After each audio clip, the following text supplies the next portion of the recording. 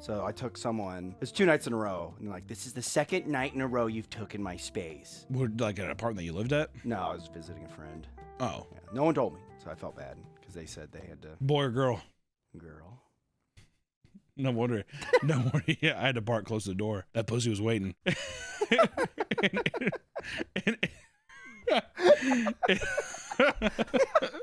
I'm just picturing Evie being like, and slinging right into the spot. It's also impressive that you went back both nights and parked in the exact same spot. That's how you, that was your lucky spot, wasn't it? Was close, it? close The first night, you're like, I got lucky the first night. I'm gonna get lucky the second night. Jeez.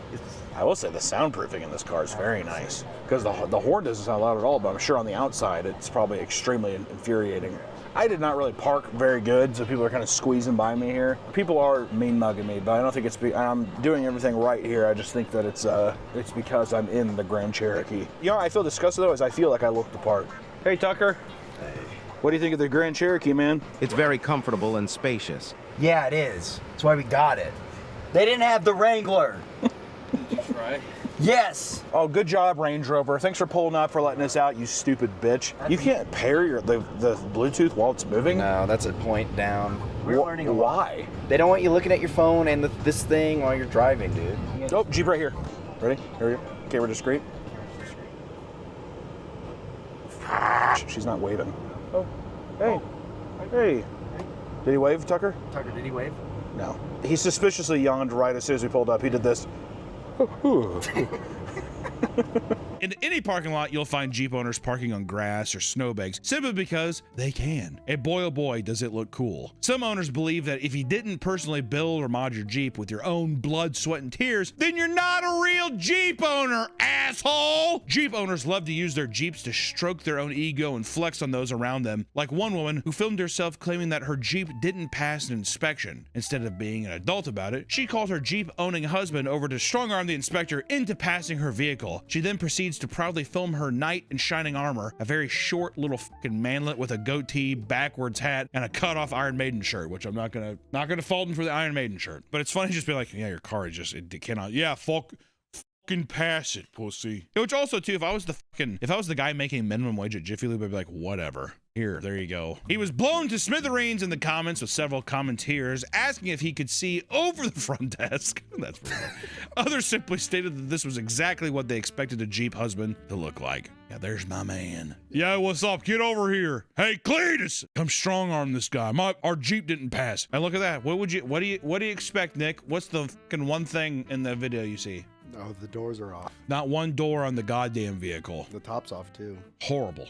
Horrible. You look badass though. You don't look badass, and I've been in one before. Like I said, my friend's middle-aged dad had that thing. It's so loud. The wind is obnoxious. I hate it. I asked my friend, one time it was like 100 degrees in the summer. She brought her Jeep to this place with the top off, and I asked her, well, why do you got the top off? It's hot. She yelled at me. She says, because I want to, Nick. Then it hurt my feelings. Was that yelling, or was that her just saying because I want it off? Well, it was, I felt Okay. All right, you're good. This level of confidence is extremely common throughout the Jeep community and causes even family members to turn on each other. In a post, a woman claimed to be a car nerd with a souped-up Jeep that she loved to brag about obnoxiously, to the point that her wife actually forbade her from talking about it. Like I said, dude, you start by eating the muff, and then after a while, you're like, that sweet water turns sour after a while, doesn't it? Yeah, I thought it was cool, but you gotta stop talking about your Jeep. Whoa. Yeah, wait, what? What do you mean? Her brother-in-law, however, had a Jeep Gladiator and would often brag about the lift and tires he had someone install for him. She was unimpressed by his inability to do the work himself, admitting she's a bit of a snob. Well, I am a bit of a elitist, I guess, but I eat mean pussy. She eats pussy. Yeah, well, it's a lesbian couple, wasn't it? Is it? Isn't that what it said? Her wife, lesbian wife, Nick. Sorry, man. Lesbians exist, dude. You gotta fucking deal with it, and they eat pussy in the back of Jeeps. That's what happens, dude. And yeah, lesbian fucking Jeep owners, unsurprisingly, can be snobs. Yeah, fucking hucking their softball gear into the back of their fucking Jeep and their hard hats on the construction site. Yeah, they probably are best snobs, but they eat a mean pussy. They got their softball gear, their hard hats, and their fucking roller derby gear all on the back. And no one's going to touch it because they know that if there's a fucking pit bull attached to that, that's a doghouse. Every lesbian Jeep owner calls their Jeep a doghouse. Are they the Don't pit fact bull? check that. Are Huh? they the pit bull? Of course. Of course. They're that pit bull with that stout little body and that big ass head. That's what they are, dude. They're a pit bull on a 102-degree day. And boy, I tell you what, that motherfucker's thirsty. Licking up a storm. When their family went camping and she learned her brother-in-law was bringing his Jeep, the woman decided to bring her own as well as a fancy camper to completely upstage him. The brother-in-law was offended and kept trying to compare the vehicles, prompting the woman to egg him on with nonchalant remarks like, "I have nothing to prove," despite being very obviously competitive about it. Things escalated when the family decided to go off-roading with a nearby group, and everyone voted to put the brother-in-law's vehicle at the front because it was the weakest and least likely to leave everyone behind. What a nightmare family. Oh, yeah. What a nightmare family. We all got Mikey couldn't. He's got a Jeep Gladiator. Can you imagine seeing this fucking stupid wagon train of Jeeps going through? That'd be sick. No. I do the wave towards them. You can't do that. We wave at each other. We don't. Oh, they would get pissed. Yeah. Oh yeah, they would get fucking pissed. You're not part of the tribe.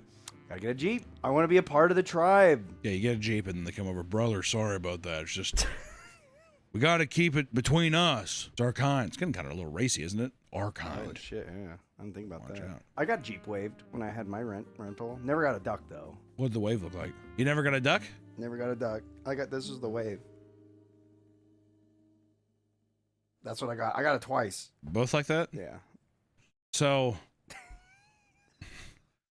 that's what you get to look forward to if you own a Jeep. Also, really old men, like decrepit, like they were. I tell you, you say that women flirt with you all the time. I have a feeling that like old gay men are probably the ones who really come out of the woodworks to really make it. There used to be young gay men. They said, "Well, I'd do anything to you." And I said, "You could." Oh wait, no, that happened to me. I got. At a wedding, the best man was gay, and he says, "I want to kiss you." And then I said, "Haha, you could kiss me anywhere but my lips." So then he started kissing my neck, and I said, "Whoa!" I meant my cock. What are you doing all the way up here? Hose yourself downstairs, mister. I've been told many times by gay men where I'm like, "Oh, I'm straight," and they're like, "Well, I like turning straight men gay. It's a challenge." And you said, "Well, there's no lock on this door. Come on in." That's what you said. Yeah. You put a doormat in front of him and everything. Welcome. We also peed next to each other and looked at my dick. That's a little more creepy. I don't know if I like that. This story's turning very dark very quickly. Did he make remarks about your cock? He did. He said, "Ooh, you packing down there." He said, "Woo, you packing down there?" And I said, "Heh," and turned away a bit.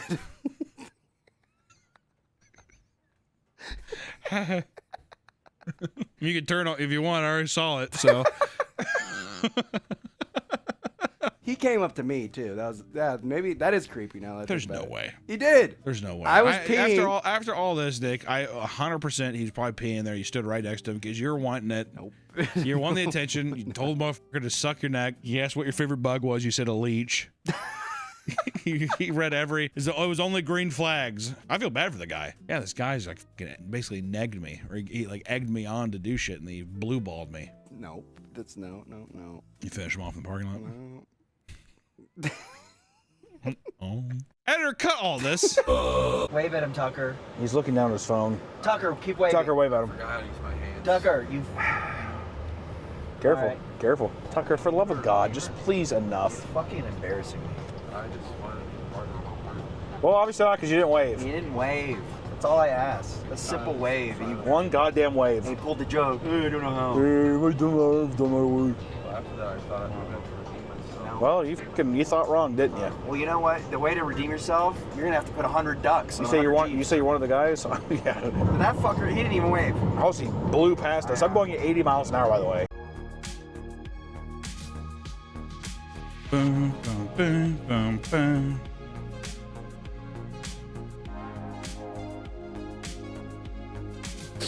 There we go.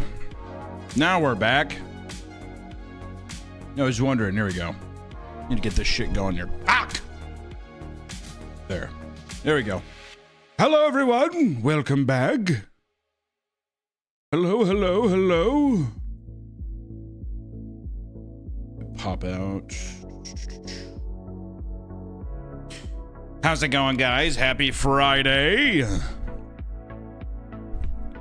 I have a very fat person problem, I feel like.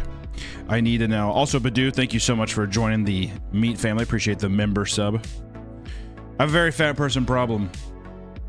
I need to know what I need to know essentially what to do for dinner.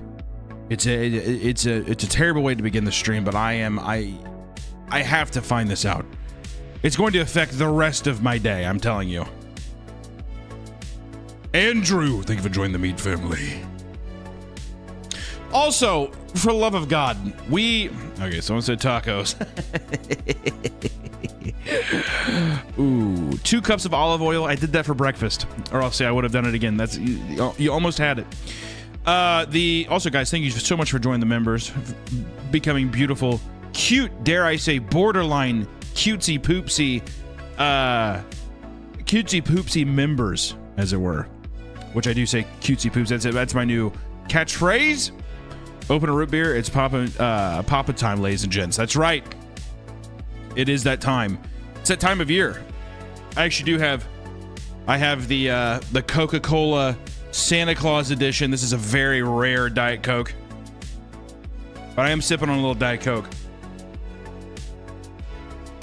Oh, beautiful. All right, dude. Let's easy down with the big fellas, dude. Like I said, I'm on the fucking Diet Coke, all right? It's gonna change everything. It's gonna change everything for the better. Being on the Diet Coke. You know what I mean?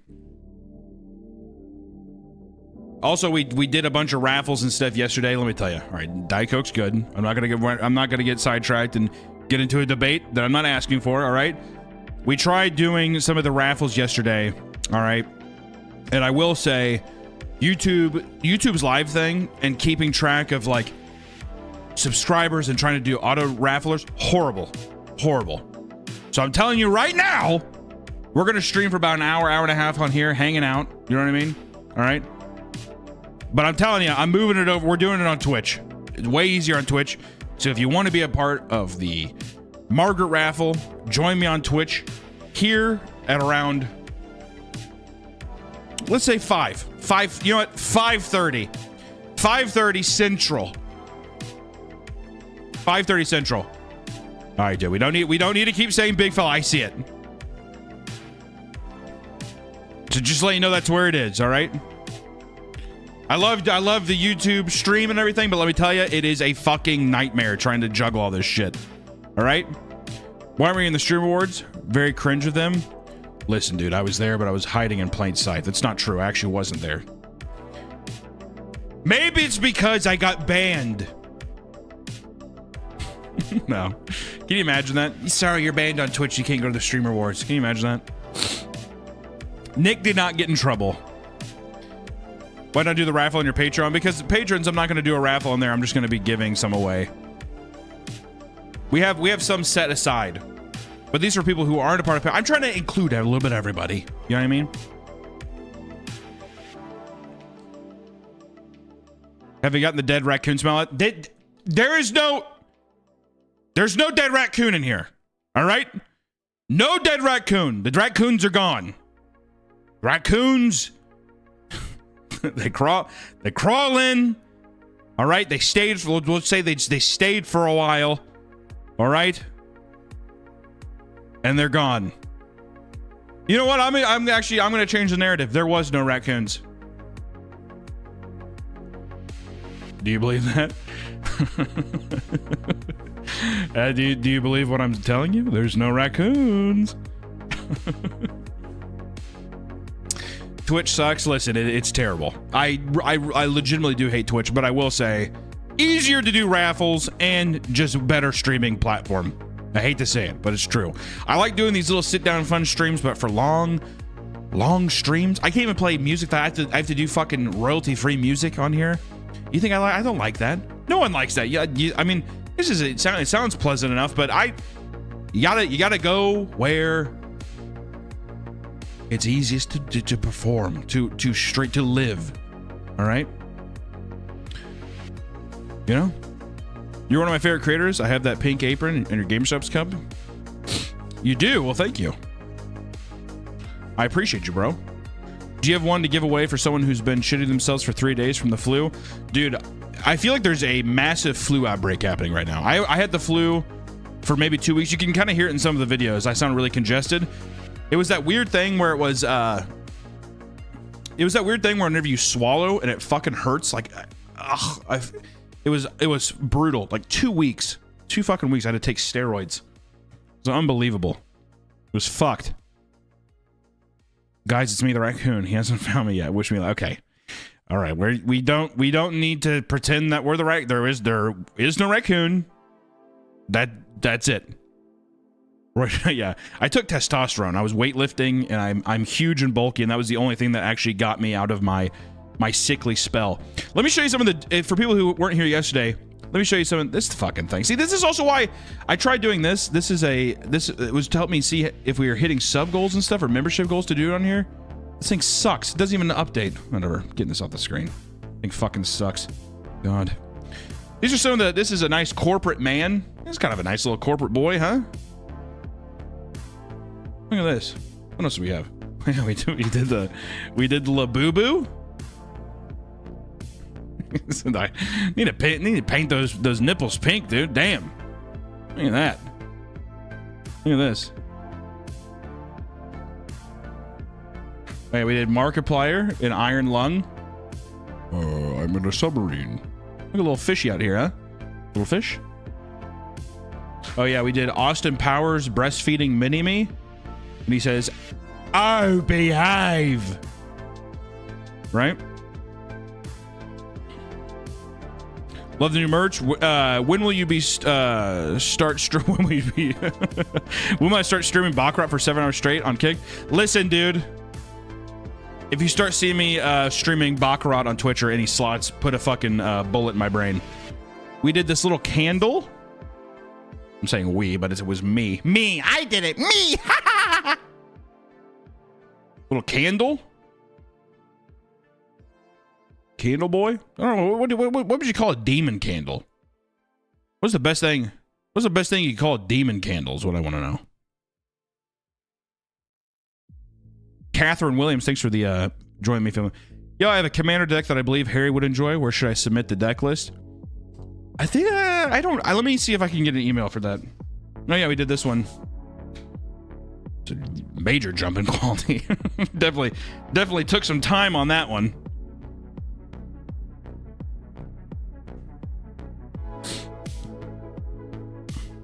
Ooh, Deathwick. That Deathwick is a great name for the candle, actually.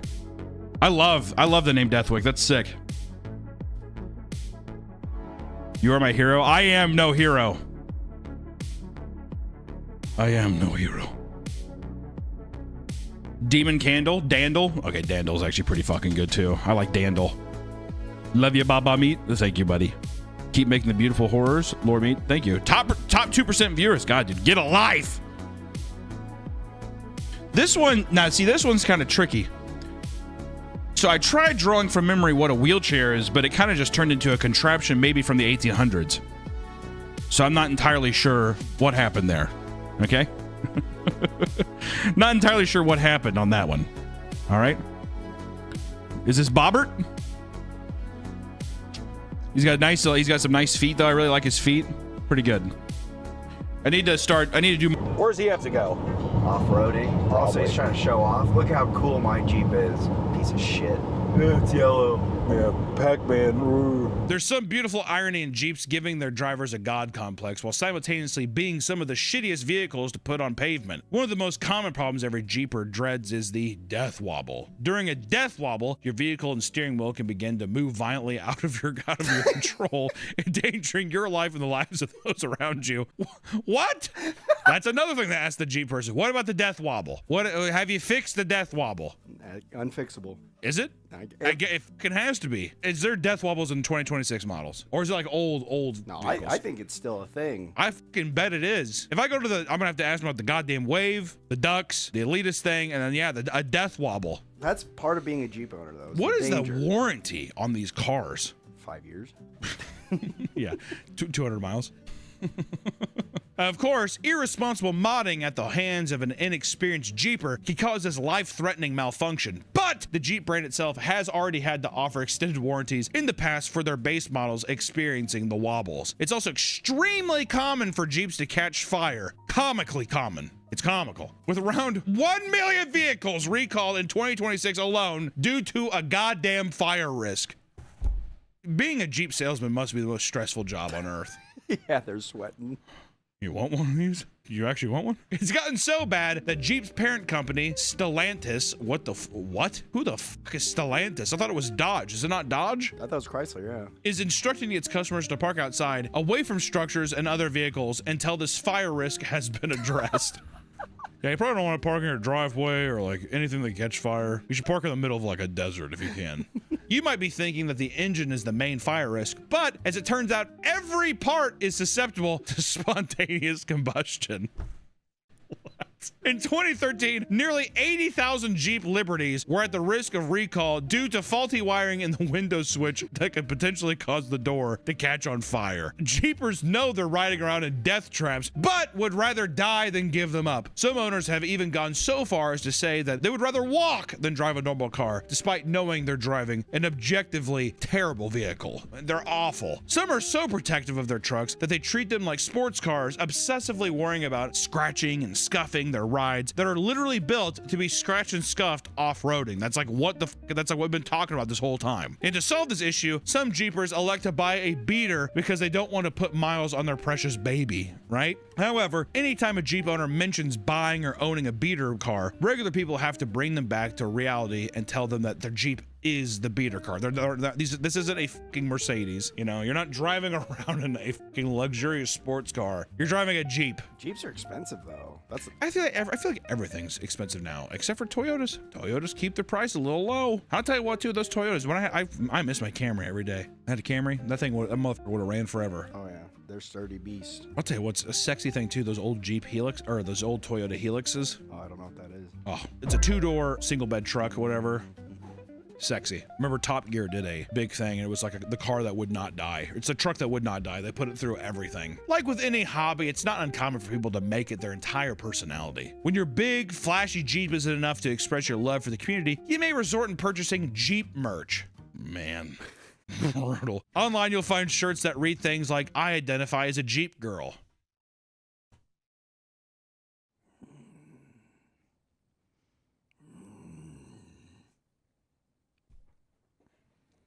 I'm into Jeep. And I'm into Jeep and I'm trying to keep. Man, I identify as a Jeep girl. All I picture is just a girl with a big old thing of skull going on her lip. Yeah, I identify as a Jeep girl. More casual Jeep owners will pass by advertisements for Jeep merch that get infuriated by how cringy they can be. One specific hoodie read, Jeep dad, warning, touch my Jeep, you get an ass whooping. Touch my daughter, and you'll never find the body. I'm keying his car. What did you say? I said I'm keying his car. No! I And wonder I'm how many sleeping people with his daughter. Nick, she's 12. Okay, never. No.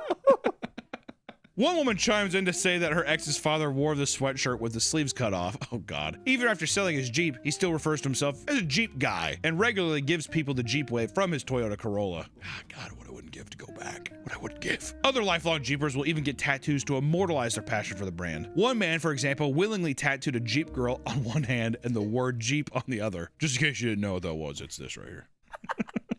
The problem with having the Jeep brand consume your entire identity, however, are the complications that arise when it's time to enter a relationship with someone who doesn't understand the lifestyle, right? Men who have been scorned by Jeep hating women in their past are the most passionate responders in these forums. In one viral post from 2011, a woman asked for advice on how to convince her boyfriend to sell his 96 Cherokee due to the thousands of dollars of repairs it needed since it broke down. And what followed in one comment was the sweatiest and most aggressive manifesto ever conceived. Nick, go ahead. Shut the hell up! You're not his wife. You're not paying for the repairs. It's absolutely none of your business what he does with his Jeep or his money. I know your type well. First, it's sell the Jeep because it's costing too much money. Then it's, no, you can't go spend the weekend with your buddies because I need you to take me shopping. Then it's, oh geez, honey, I'm pregnant. Gosh, I have no idea how that happened. You're a dream killer. You kill a guy's dream. You kill a guy's dreams. Take away his future. Tie him down with the fat mortgage and too many babies. And turn him into another miserable guy wondering, how the hell did I get here? He then goes on a tirade about how she should be researching how to make the repairs herself, handing him wrenches and holding a flashlight as he gets the job done, complete with the intermittent sandwiches and beverages. He then continues his fun little writing exercise by describing a steamy evening the couple could share after the repairs are done, going into the weird details about how the woman should screw her boyfriend's ear off after drying him off from his shower like a baby.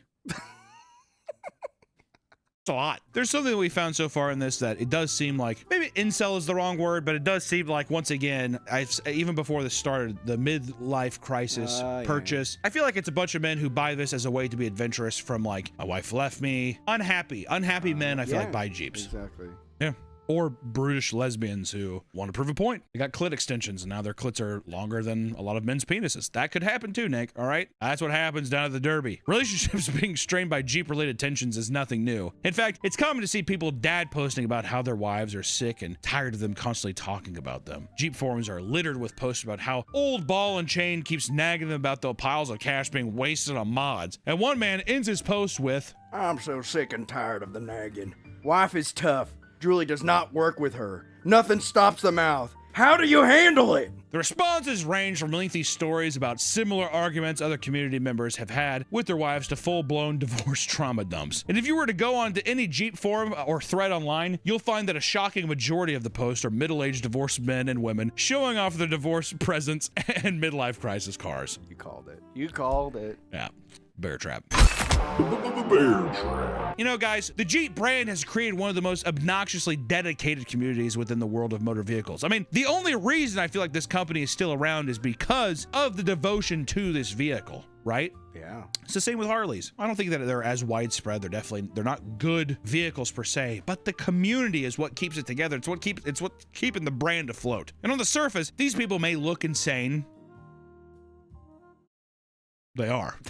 Given how much money and dedication they are willing to pour into a single vehicle. But maybe it's just a human nature to want to be a part of something, right? As always, we're talking about a crazier subsection of the community. There are likely tons of people who love Jeeps, get a lot out of the community, and don't baby rage about their wives online while turning their noses up at the occasional Gladiator driver, right? Of course. It's a snob. It's a snob of any community that doesn't represent the whole, but it is the loudest majority.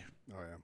Or minority. Unfortunately, until the more intense Jeepers learn to take a step back and calm down, it's safe to say the larger Jeep community will receive no shortage of ridicule. Guys, until next time, if you're driving a Jeep, keep a fire extinguisher in the backseat just in case. We will see you in the next one. Bye-bye. I was having a horrible time driving this big, gawky, fucking stupid car. But then I listened to Fancy Like That song, Fancy Like That. Vibes shake, oh yeah, shake. And I remember myself thinking, who do I respect less? And it's people who enjoy that song, not Jeep drivers. Oh, that's different. Po- I thought you were gonna say they are Jeep drivers. Let's just go. Just ended there. Bacon, and it was so. She was making pig sounds. Dude, and they're like, dude, Trevor, yes, that is so fucking tight, man. Many female students on campus were disgusted by the behavior. God, wet blankets, right? When Cornell learned about When Cornell learned about the challenge, it launched an investigation and the fraternity was placed on probation for 2 years. In addition to the probation, an in-house advisor was required to be present at the fraternity at all times to ensure that such an incident would not happen again. First off, I just want to say that's a show waiting to happen. Cornsworth, could you just let us these fat chicks? What if you hurt their feelings? Don't go out without this. Thanks, Cornsworth. No one told me that. Wouldn't that be sick? Well, I was going to say, is the guy just standing there at all times? Hey! Well, yeah, what's he gonna do? That girl is comically large. Ask her to leave, brush your teeth, and go to bed. Oh yeah, that'd be even more humiliating. You're not partaking in a pig roast, are you? Yeah, he has his measuring tape. It doesn't even go all the way around. Daniel, tell the young woman good night and have her pig hooves off the wood in this house. He's making fun of you. He's going to finish in you, and he's going to laugh about it later with Steven over there. Steven's like, He's right. Cornsworth, you're such a hawk, man. Actually, I'm not gonna lie, I love that. I would watch that show. Cornsworth, that's my sister. My bad. He's also sly himself. I didn't see her on the visitor log. Cornsworth. I like that. I like it. What would you call it? Cornsworth?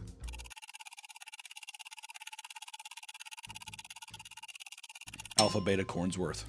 In hazing rituals, members try to humiliate new pledges as much as possible, and these rituals can take many forms, physical challenges to public humiliations. At Yale University, the fraternity Delta Kappa Epsilon was banned off the campus for hazing ritual that involved obscene chants. What do you think it was? What kind of chants do you think it was? It was probably fine. One night, students awoke to see a line of blindfolded pledgers walking the campus screaming, "No means yes, yes means anal." No means yes, yes means and my name is Jack. I'm a necrophiliac. I f dead women and fill them with my semen. That one doesn't even rhyme.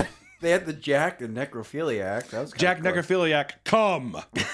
The frat received immediate backlash from women's groups on campus, and a petition was created to remove the organization from Yale's campus. What a bunch of fucking wet blankets, dude. It's a fucking joke. I would never fucking dead like chick. My girlfriend's very much alive. She's a fucking smoke show. No frat members were charged, but some students filed a complaint against Yale, and the school later agreed to make changes to prevent something like this from happening again. They got Cornsworth. That's season like 4 or 5. It's a new frat. Or every 4 years he changes. We're graduating. I just want to say I think I'm a better man because of you, Cornsworth. You boys make me very, very proud. He has one gift for him. It's like just a big busload of fat chicks. Cornsworth! He's like, have your fill. And he's like, you better eat up quick because there's no leftovers later. Cornsworth! And he takes like a huge fucking jewel pen. Because they learned something from each other. Exactly. God, this is a good show. See, exactly. Cornsworth learned how to let loose a little bit. Yeah. And he calls his daughter. I haven't been home in how many years? Sarah, I want to come home. I can't tell if this is any good. At a college in Ohio, a fraternity was banned for performing such an insane ritual that it left one of the pledges permanently disfigured. Gamma Phi Gamma fraternity was hosting a hazing ritual at their house called the Gobbler House. When the pledges arrived, they were immediately blindfolded and brought down to the basement of the home. And at the bottom of the stairs, pledges were instructed to lie down on the floor, which had been flooded with up to 3 inches of water, and told them to act as if they were swimming. Next, they were told to stand up and strip naked and listen to the president of the frat read off a hazing script. All while this is going on, other members rubbed icy hot on the pledges' nipples, back, butts, and genitals. Following that, the pledges were force-fed sliced American cheese and told to the sheep, which was just a ball of stuffing. When they were done, frat members grabbed towels, tied knots at the end, whipping the ritual members. One member, Tyler Lawrence, was whipped in the balls by a towel and immediately fell to the ground in pain. After the ritual ended, Tyler was still complaining of pain in his groin and was taken to the hospital. He was immediately rushed into surgery because the hit from the towel had caused a testicular contusion and needed to be removed. Following the incident, the chapter was put on disciplinary suspension and was later permanently banned. Which I just want to say this is one thing that we need to say at least once in the video to make sure. Frats are some of the easiest displays of closeted homosexuals. Oh, yeah. What if we just got them hard and they like, we're fucking this thing in front of us? Come out and just say it already, you know? All right, everybody come here, get hard. Let me put icy hot on your cock. Isn't that just what boys do, though? You just get naked? That's just what boys do. They get naked and they wall and they put icy hot on their buttholes and their hard cocks. And we women that look like men. We women that remind us of our dads, big fat broads. That's awesome. Is that not the case? All right, your punishment is you have to kiss my balls. Get on your knees. You have to kiss my balls. You have to drink my. Whenever they do it too, they're like looking down, like. Oh, okay, I'll drink your. The guy's like.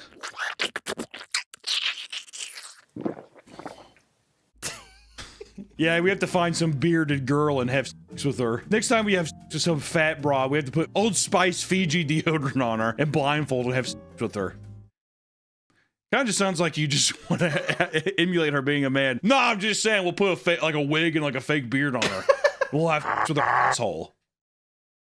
What? Can't tell if you're uncomfortable. No, the imaging is... I'm just imagining it. It's a fantasy of mine. Hazing has resulted in hundreds of deaths, and many of them related to alcohol. One death at Pennsylvania fraternity even led to the creation of a law aimed at preventing future tragedies. In 2017, Timothy Piazza was a sophomore at Penn State, majoring in engineering. Business major. Engineering a business.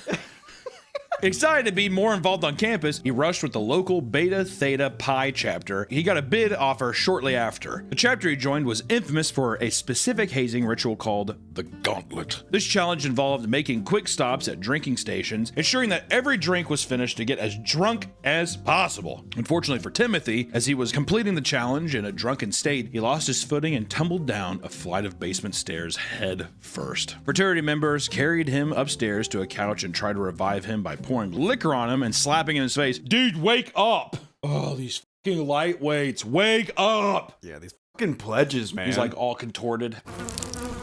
He's like wrapped up like a pretzel. Dude, these fucking... The other guy's like, dude, put some Zaza on his face. I bet that'll wake him up. You know what I'm saying? It's sick. It's like have a dead body on the fucking floor here. Yo, easy. We want to see those fat. We should have him fuck a fat girl. Yo, bring in the pig. I'm sure that'll wake him up. She'll sniff out a truffle real quick, man.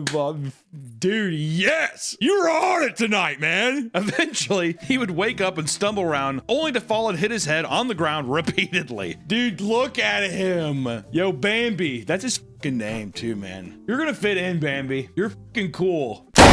Oh, there he goes again. Little soldier. Where's your other woodland friends at? Yes! Timothy had suffered a major brain bleed and ruptured spleen from his repeated falls, and sadly, he died from his injuries. It was exacerbated when Langley began to go blind in 1932. What started as Langley collecting things he enjoyed, like toys and books, slowly turned into filling the place with an assortment of junk. Not only did this include things like camera equipment or random furniture, but even jarred organs that belonged to his father when he worked as a doctor. God, dude, those old medical, like this is Dad's spleen. He's like, it's not mine, I just have it in a jar. Langley, who was unable to work or tend to himself because of his worsening blindness, was cared for by Homer. Their home was broken into multiple occasions, and in response, Langley used his obscenely large collection of stuff to create a maze that would stop intruders from finding their way in. That is, this is the premise to a horror film. Well, it's like, what the fuck was that movie? Don't Breathe? Is that what it was called? Whatever the dudes break into the blind dude's house. Whatever, which to be fair, he's doing like a Home Alone, like Macaulay Culkin thing in that movie. But can you imagine you go in and it's a maze and it's just like, welcome.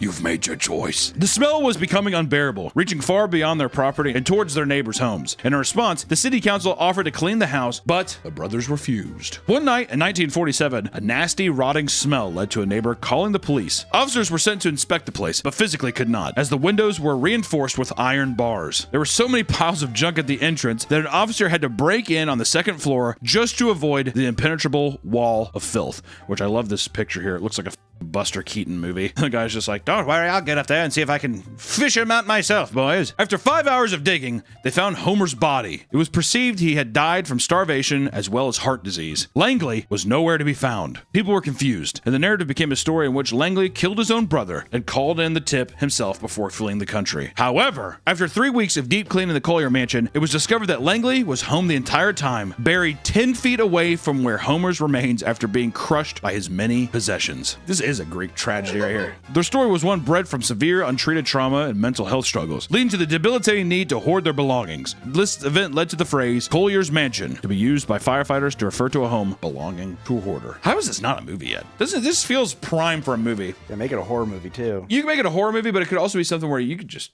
especially Hollywood, whatever, you know what they do? They throw like a ghost in there. I have to collect. What's wrong, brother? One guy gets trapped and he's haunting the place or whatever. I can't leave. Maybe that's how they stop the ghost. We can't let this evil out in the world. Stack up Dad's jar of organs.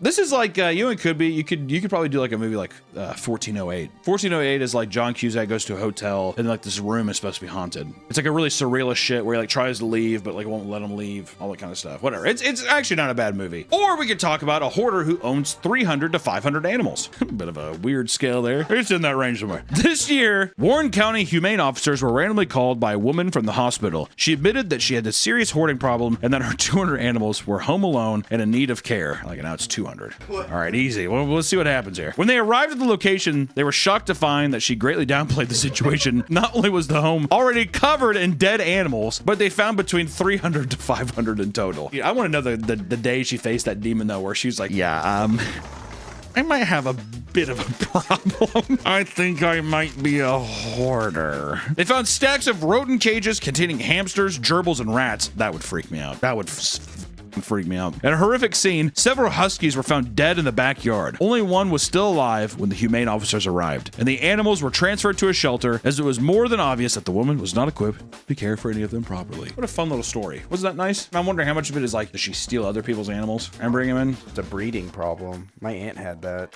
She let in like... How many members of your family are you talking about in this one too? Good Lord. My aunt, she would like feed stray cats, and they started breeding, and then she had like 30 in her house. Oh, they were breeding inside of her house? Yeah, because she's like, well, I feel bad for them. When my aunt went out of town, my mom was watching her house, and the first day she found a dead cat on the floor. Granted, they knew it was going to die. You're like, but don't even get me started on my cousin.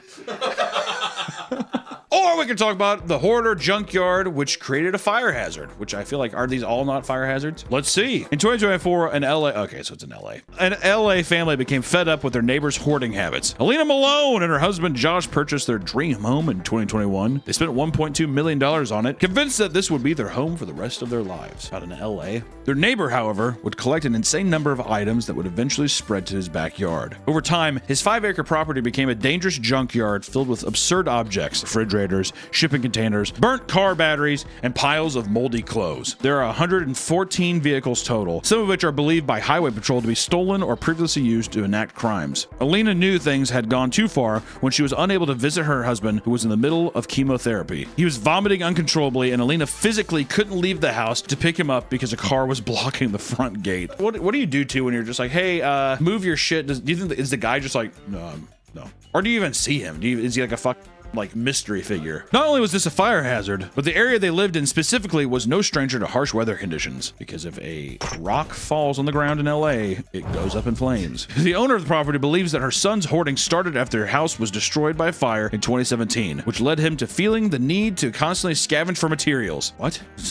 District 9? Like, what are you talking about, dude? The house is down. We need wood. We need firewood. This kicked off the bad habit. It had only worsened over time due to other possible trauma. The Malones are forced to wait until the city clears out all the numerous cars in the neighborhood yards. Only then can the LAPD enter the property, according to Alina. It seems that nobody will really be pushed to fix the issue until another serious disaster strikes. I love how that one ends of just like, that's just her life now. Forever stuck in her house. Her husband on chemotherapy is still there. You know, he's fully recovered now with a new family. He has a full head of hair and couldn't be happier right now. She's just in the gate though. She just orders DoorDash and she has to like reach to the gate. Do we just throw it? Just throw it. Or in 2022, Robert Elsie was found dead, buried underneath a pile of garbage. It's always just great when the sentences start off like that. You're like, you know, there it is. Police were called in after his neighbors noticed his mail began to stack up on his front porch. Like, what do you mean stacked up? The guy's just like, Police were called in after his neighbors noticed his mail began to stack up on his front porch. It seemed that he had trapped himself inside his own hoarded possessions, possibly dying from asphyxia. He suffocated amongst his own trash, which I guess, like, looking at the pictures here, that is insane. No! Investigators were told by his neighbors that Robert's mother passed away 10 years ago, but there was no record of this available. When one of Robert's storage units was put up for auction, the new owner was shocked to find that amongst more piles of garbage, there was a box that contained the skeleton of his dead mother. Robert decided to hide her death to keep it off record and continue collecting her Social Security and retirement payments. That's the thing too, is he was trying to swim through the trash in his house to, like, the mailman was just like throwing the checks at the door and he's like, "Did we just throw it?" Man, imagine finding you like in Storage Wars. That's how you know this show sucks dick. You didn't find one skeleton once. There's not one dead woman. And yeah, this is a crazy buy. Or in 2016, a senile Brooklyn woman named Rita Wolfenson. A senile Brooklyn woman. Take her pick. Yeah, honestly, buddy. That's all of them. In 2016, a senile Brooklyn woman named Rita Wolfenson had been inadvertently living with the skeletal remains of her son for up to 20 years. What do you mean inadvertently? He left one day. His like full corpse is just like there on the floor. Rita was not only a hoarder, but she was completely blind. Okay. Don't start me off with like she's senile, nothing else. Just because she's blind. One day she was in the hospital and needed a relative to go to her house to pick up a few things. When her sister-in-law arrived, the house had a pungent, rotting smell. She soon discovered a skeleton laying on his back on the floor. It was still fully dressed and seemingly untouched. 20 years. 20 years in the same outfit, dude. Law enforcement described the scene as being straight out of a horror movie. Rita was totally convinced that her son simply moved out and wasn't reaching out to her. A funeral was prepared over a decade after his death. So I like how she's just like, one day she's just like, I guess he's never talking to me again. Like just totally, not even, didn't even want to say goodbye. I think he's just gone. There's no way she didn't trip over that like once or twice. I don't think she just knew and she accepted it. I think that she just didn't care. I've been in a room where my dog has taken a shit and like it's just immediately noticeable. If you're blind, your sense of smell is going to be way off the charts with that. You probably can hear him like wheezing and shit. We could talk about a hoarder's house that was engulfed in flames. Jesus Christ. That's got to be like a superconductor, doesn't it? You light one match in a hoarder's house, it's gone. Barbara Verboven, these are great names, by the way. Barbara Verboven was a former member of the Greenwich Board Education before becoming greatly ill, which led to her being cared for by her 42-year-old son, Dean. My name is Dean Verboven. Why do you look so, like, suspicious? I'm Dean Verboven. The state of the home began a slow decline as Barbara spent her days glued to her bed, unable to do anything but eat, sleep, and watch TV. Preach. Fast forward to 2016. The home was in an unbearably bad state, which infuriated her neighbors. They believed it made the entire neighborhood look hideous, on top of it being a safety hazard. No one gives a fuck about it being a safety hazard. There's like some war vet. He's like sitting there like mowing his yard and he's like, making us all look bad. Eventually, state social workers were directed to enter the home and clear out the mess. This infuriated Dean. And to get revenge on those responsible, Welcome back to the Papa Meat channel. How you doing? How you doing? Come in and sit on down because today we're talking about cults. You know, cults are a reoccurring theme on this channel. I love talking about them. Like Linda at Profundity Yours, or even the cult of Costco, or even I would say Disney adults. They're all cults. But this time we're looking at a cult that's a bit more devious. Dare I say a bit more delicious. We're of course talking about the Yellow Deli cult. This is a cult that completely operates and is ran out of, you guessed it, a deli to basically fund their communal lifestyle, their habits. It's a big deli. It's a big deli family, but they're a cult. Like Subway. Subway cult? Was Jared the leader? Jared's doing something.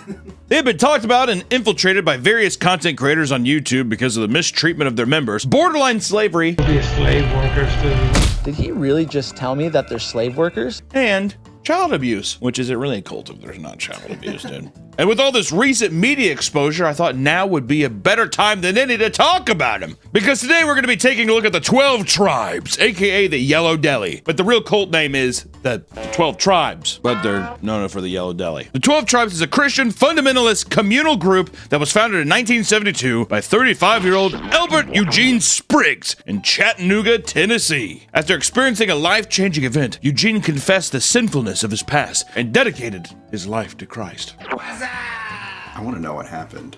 Eugene doesn't even want to talk about it. He's like, I'm squared away with the big guy upstairs. That's all you need to know about. Like, what'd you do, though? Squared away with the big guy upstairs. All you need to know about. Though he was soon disillusioned with modern Christianity and the ever-growing counterculture movement during that time. Seeking a return to authentic faith, Eugene wanted to create a community that embodied the values of the early first century Christian church as depicted in the book of Acts. He got pretty Puritan pretty fast, all right? He's just like, they had it right hundreds and hundreds of years ago. Why are we singing songs with guitars now? Go back. That's when he decided to, A, change his name to Yonek, the Anointed One.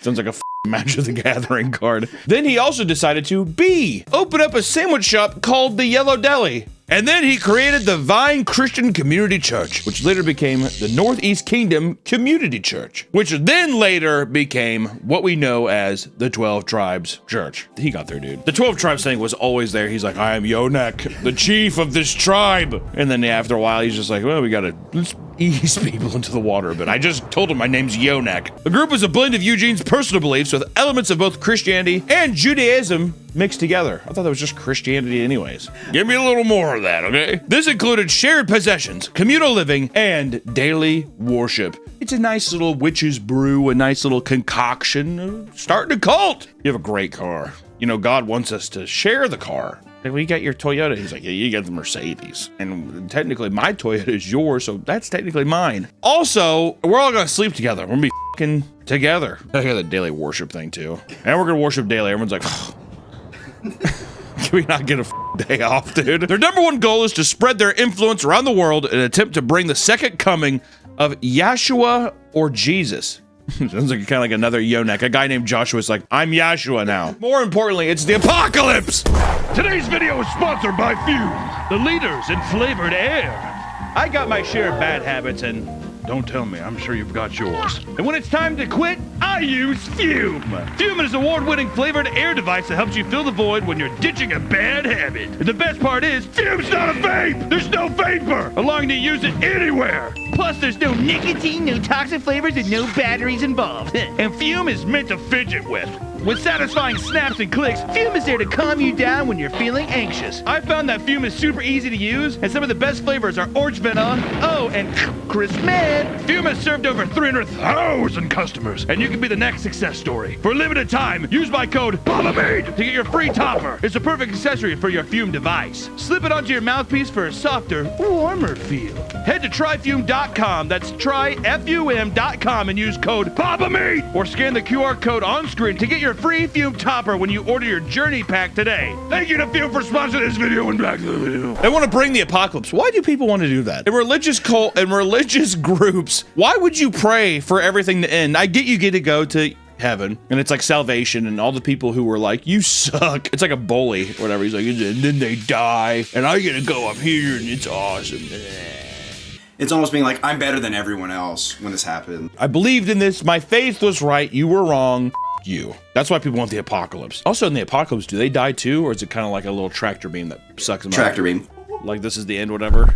In order to do this, they have spent several decades appealing to youth and enticing them to take an interest in joining their community so that they can restore the 12 tribes of Israel as prophesied in the Bible.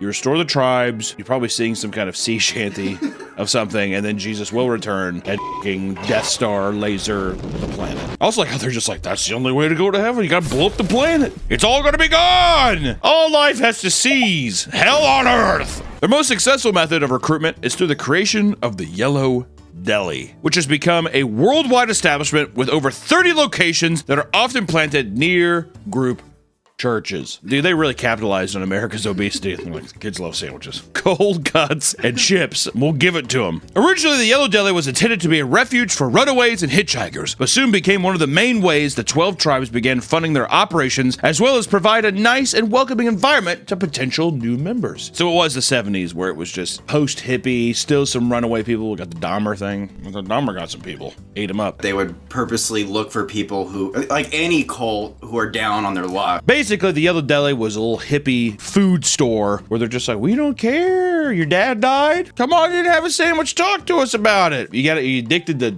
weed because it's the 70s.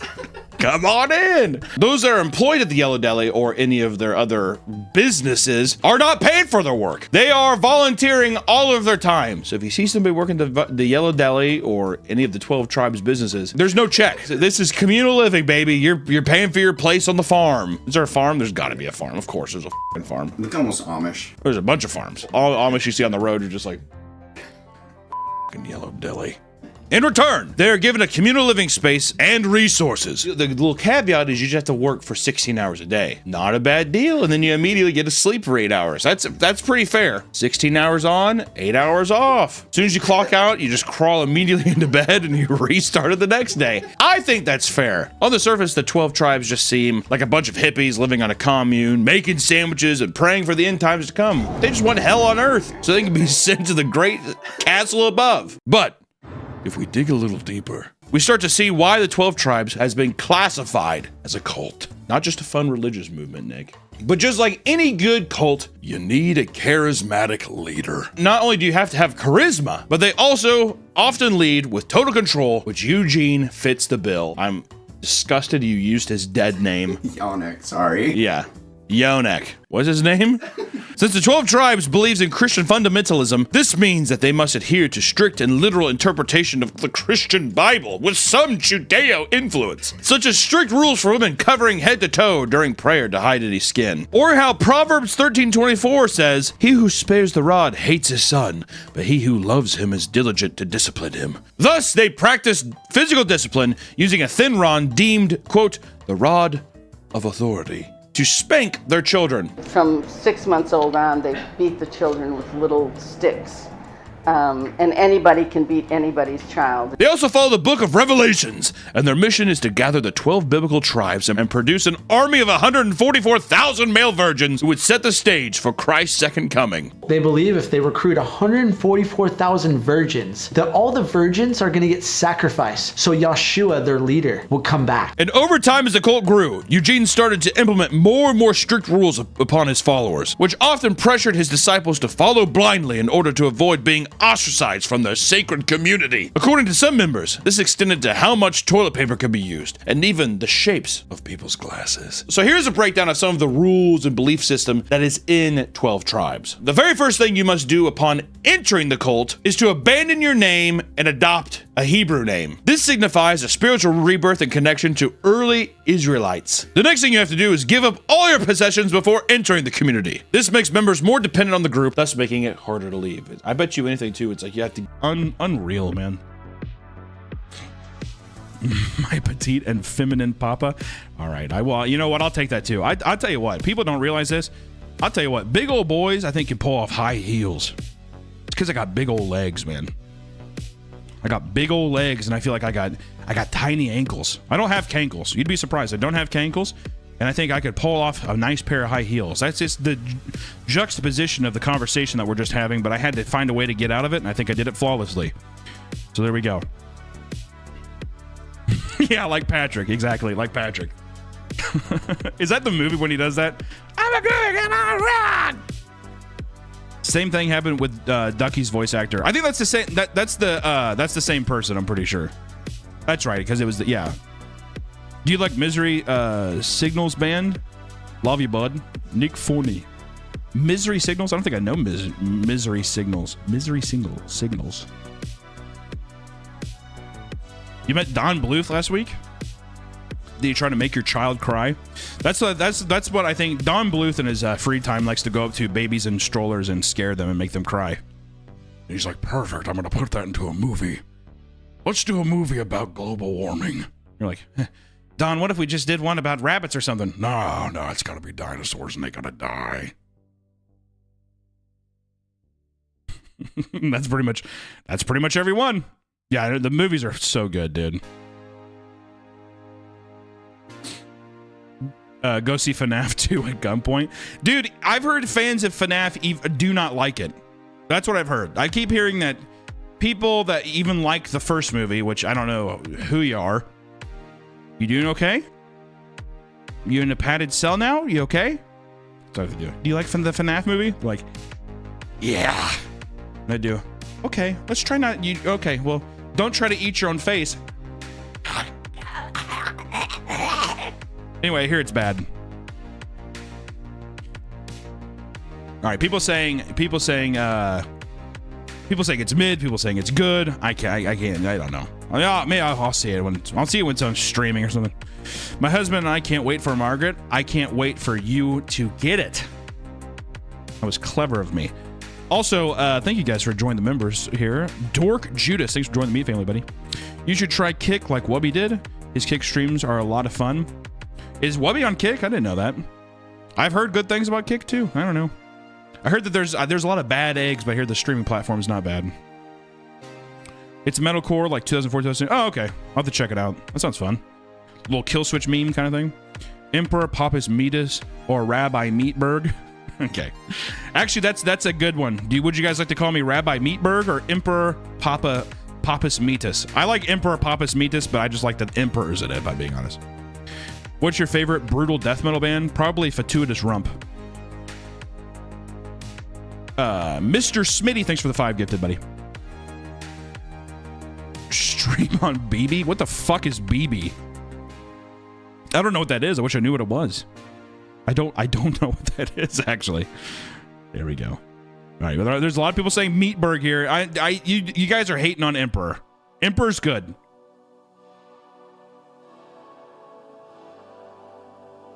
Emperor Papa's Meatus goes hard. It does though, doesn't it? And it fits well. I feel like I could pull off a nice the big Pope hat and the deal, and I'd have the fucking little incense burner thing. Actually, let me get that.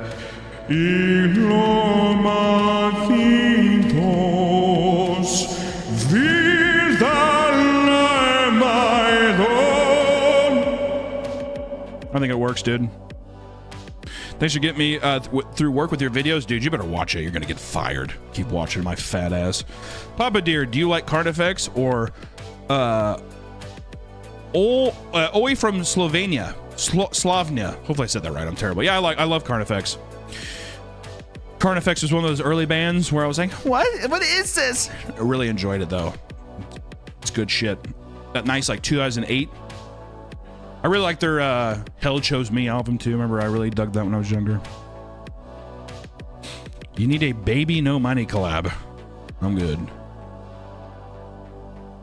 A little heavier than Kill Switch, but with the vocals sound like you. Ooh, I like that. What a shocking surprise they short-circuited and collared your content on Twitch. It is odd, isn't it? It's so unlike Twitch to be so quick and restless with their banning, their ban spree. Which is why why tonight, why I'm telling people, once again, for people rolling in now, we are doing a subathon there. I'm not banned anymore, but I do think it's funny, and I was going to stream the day I got it, but I didn't because I'm lazy. Sorry, sue me. Don't do that. But we're going to be doing a Margaret giveaway over there. So if you guys like watching streaming content, if you're sick in the head, then feel free to go over there and follow me. And we'll be streaming a long time, playing all kinds of stuff, playing games. All right? Can I put Margaret in a jar? Ban him, please. All right. And first off, can I see who liked this? I want to say I read that comment. It said, can I put Margaret in a jar? And almost instantaneously, there was thumbs up on it. Why do you people do this? Why do you people feel the need to do this? I don't understand. Rock of Love Season 3. It's in the new year. So I think we're going to do Rock of Love Season 3, and I think we're going to do Secret Lives of Morbid Wives Season 3 as well at the beginning of the new year. I swear. More donkey content. I was thinking about in the new year. I don't know I don't know if people would like it or not, but I was thinking about doing something that's like I don't know, like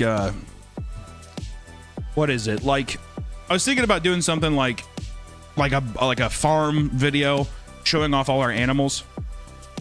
The donkeys are by far my favorite animals. All right. Do you like any Psychobilly music? I don't know if Ass Jack counts. I like the Ass Jack, the Hank Williams Sons stuff. But the donkeys are my favorites. But I'll tell you what's a close second is I love ducks, man. Ducks are very, very, ducks are funny. Love my ducks. Love ducks. Oh.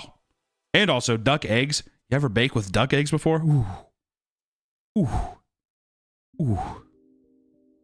Baby. Blueberry muffins with duck eggs. Oh, baby. Ah, hey.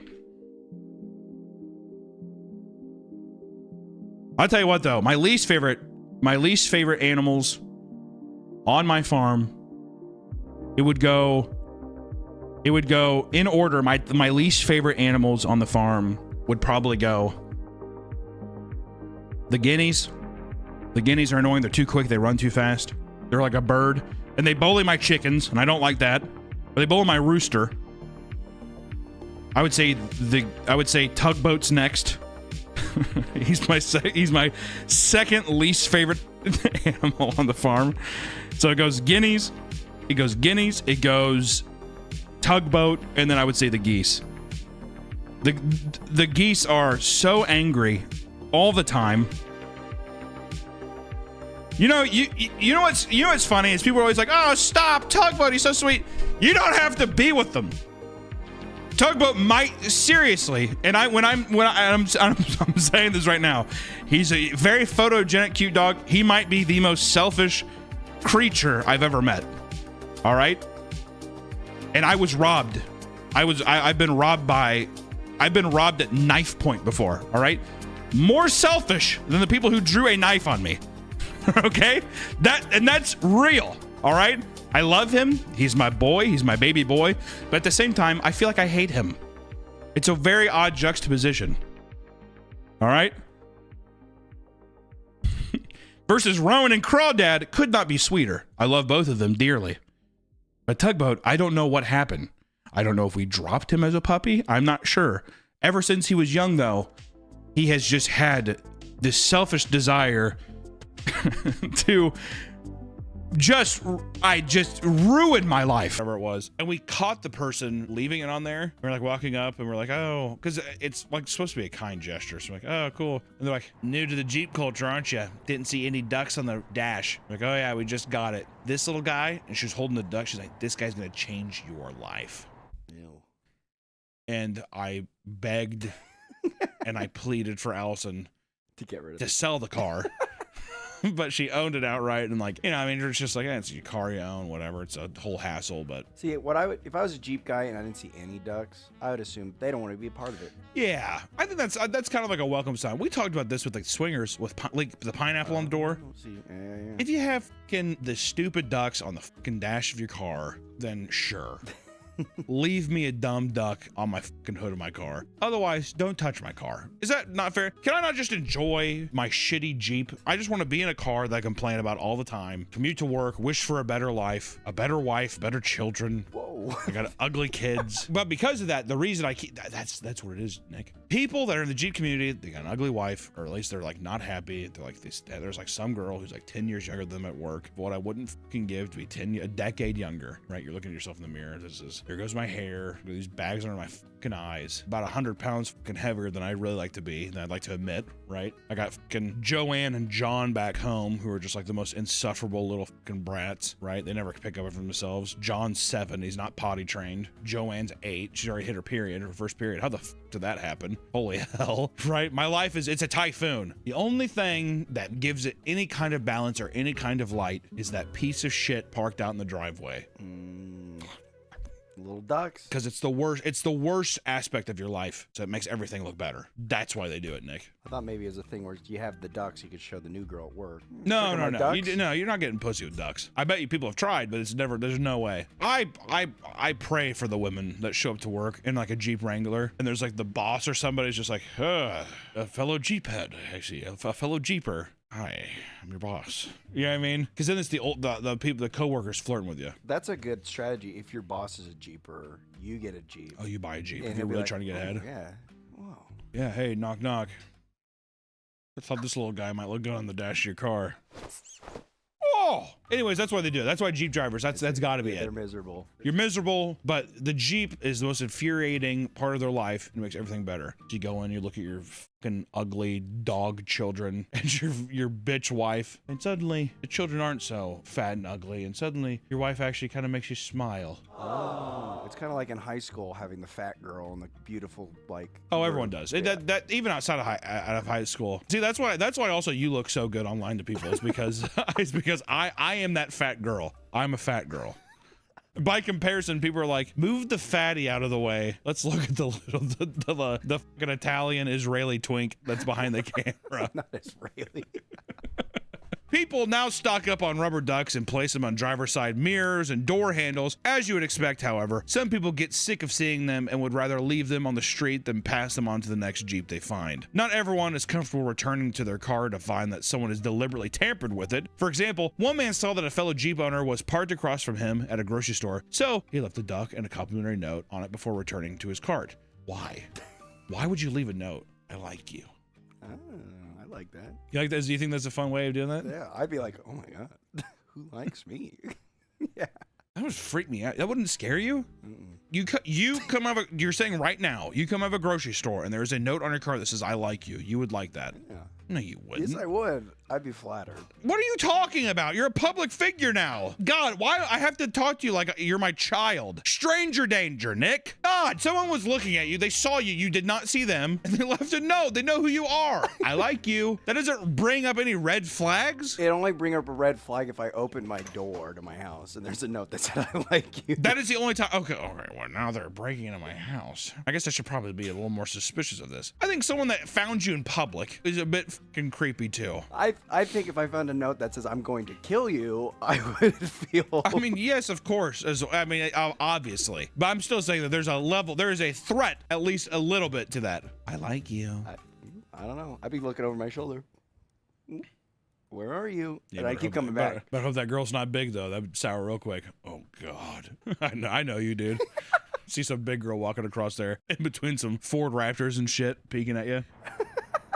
I know for a fact you'd be like, oh God, get that monster away from me. He saw the woman returning, so he got ready to see her reaction, and to his surprise, the woman looked uncomfortable and used a tissue to dispose of the duck. Like a socially awkward weirdo, he took it personally, and he decided to confront her and ask why she did that, to which she nervously responded that she was worried that there was some sort of tracking device on it. That's pretty, that's fair. Yeah, oh no, fair. you can't say anything. No, now. I can't. You can't say, you're out of this conversation because you're the fucking guy in the Jeep now. You're trying to rationalize the notes that you're leaving people, aren't you? I'm never. See, that's what it is. Well, personally, I think I would actually be very flattered. Yeah, right. She rushed back into her car and drove off in fear, leaving the man to stew online about how the sensitive female ruined a nice moment, and how everyone with a Jeep should be aware that the duck Jeep movement. I won't know. Okay. If you're gonna... you got to keep it brief because you're cut off on this subject. You've already made your stance. You can't back down. If you backtrack, I'm gonna be pissed. No. Okay. Look, as a woman, already. I'm a man. I feel flattered if I'm complimented. As a woman, you got to be scared. Like you've got to be scared. That's a good quote. As a woman, you've got to be scared. As a man, I got to be flattered. And there it is. What's more insufferable, a Jeep Wrangler driver or a Subaru Outback? Subaru. I hate Subarus. They do feel a bit more pretentious, don't they? My mom had one, and the engine exploded while we were driving in it. So her heart was too pure. My mom was freaked out on the highway, had a car full of children. How did she react? How did she react when the engine blew up? Oh my God. Oh my God, what do I do? Do I pull over? Do I keep going? What do I do?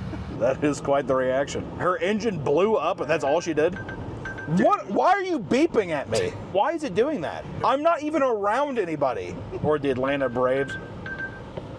What do you want? Is it, wait, up here it says 45. Is it because I'm going 5 over? Yeah, you're speeding. Oh my God. What a fucking snitchmobile. Hey, by the way, you're going too fast. Yeah, maybe I fucking want to go fast, Jeep. Suck my dick. Proud owners of Jeeps are similar to bikers in that they don't just stop and give a nod or a wave to their peers. They will sometimes meet up and go out on the town together, or even take part in large-scale Jeep meetups. Some events are restricted to large parking lots, while others will fill up entire freeway exits and infuriate locals, only strengthening the already obnoxious stereotype of the Jeep owner. Some people live for these events, which sometimes have specific themes like Disney or even specific colors to the events. One very popular way to design your Jeep is after the vehicles from the original Jurassic Park film from 1993. It's also become so popular that there are entire meetups just for Jeepers who drive this one design, which I'll be honest, I wouldn't mind seeing. I was gonna say, could you imagine going off-roading with those? Yeah, that'd be cool. Also, rip Sam Neill. Yeah. Or is that the black? Probably shouldn't do that. Do the peace sign. Do the Jeep wave to Sam Neill. Put my foot up. Yeah. Sam Neill's eating some Jeep pussy in heaven, man. Yeah. And boy, the waters are sweet. I got teary-eyed when I saw that. Really? Yeah. Well, I saw him trending, and I was like, oh, what's going on with Sam Neill? Clicked it, dead. Couldn't believe it. He's only like 72 or something. Yeah. Event Horizon, man. In the Mouth of Madness, man. Possession, man. He said he was going to get back into acting, too, back in April. Jurassic Park, man. He's going to get in the new Jurassic Park. I don't care for that. I would have cared for anything else but that. But Jeep owners simply love the social aspect that the community brings, with some going as far as to park at the far end of a parking lot if it means staying close to their fellow Jeepers. One man took a picture of himself doing just that to prove his allegiance to the almighty brand. I don't know. I don't like traps like that. Why not? Because it's a forced interaction that is not organic. It's a shark in the water. So then if I do drive a Jeep, then it's like, well, yeah, then the cocksucker that parked all the way in the back is just like lurking around the parking lot and I'm gonna take my time getting back to my car. You know, I don't want that. Who wants that? Who would want that? Oh, they're lonely people. These are I guess lonely probably older people, yeah. like the old uncle. If you're looking for someone to talk to, but then at the same time, I don't know, stay online freak. I'm kidding. The Jeep community will often attract new members by making it seem like owning a Jeep is all sunshine and rainbows. However, despite what any Jeeper might say, there's plenty to criticize about the niche community, as we've already pretty much done so far. While most Jeep owners are quite welcoming, there are some elitists who act snobby despite owning the exact same vehicle as everyone else in the community. A big appeal of owning a Jeep is its off-road capabilities. While many owners take advantage of this feature for things like camping, others simply use it to be obnoxious and park wherever they please. These are called assholes. I love when people fucking put notes being like, way to park like a total fucking idiot dumbass. Put that in their windshield and the guy comes out. Oh, they don't care. Oh, they look around though. They crumple it up and throw it on the ground. But I know for a fact, Nick, a little note can do psychological damage all day. He's gonna be stewing on that shit. He's gonna be sitting in his recliner just like. I've gotten a note. You've gotten a note for your parking? I didn't know that, like, when you go to someone's apartment, that, like, the covered parking spaces are taken. Because those around him failed to call for help in time. All right, I guess we'll call the cops. Hello? Dude, even the Huzz and the Zazza's not waking him up. This is, like, fucking serious.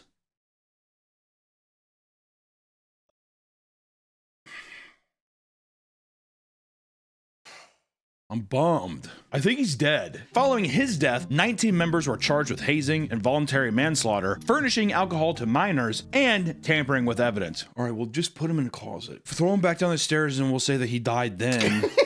Put him in his bed. Maybe he died in his sleep.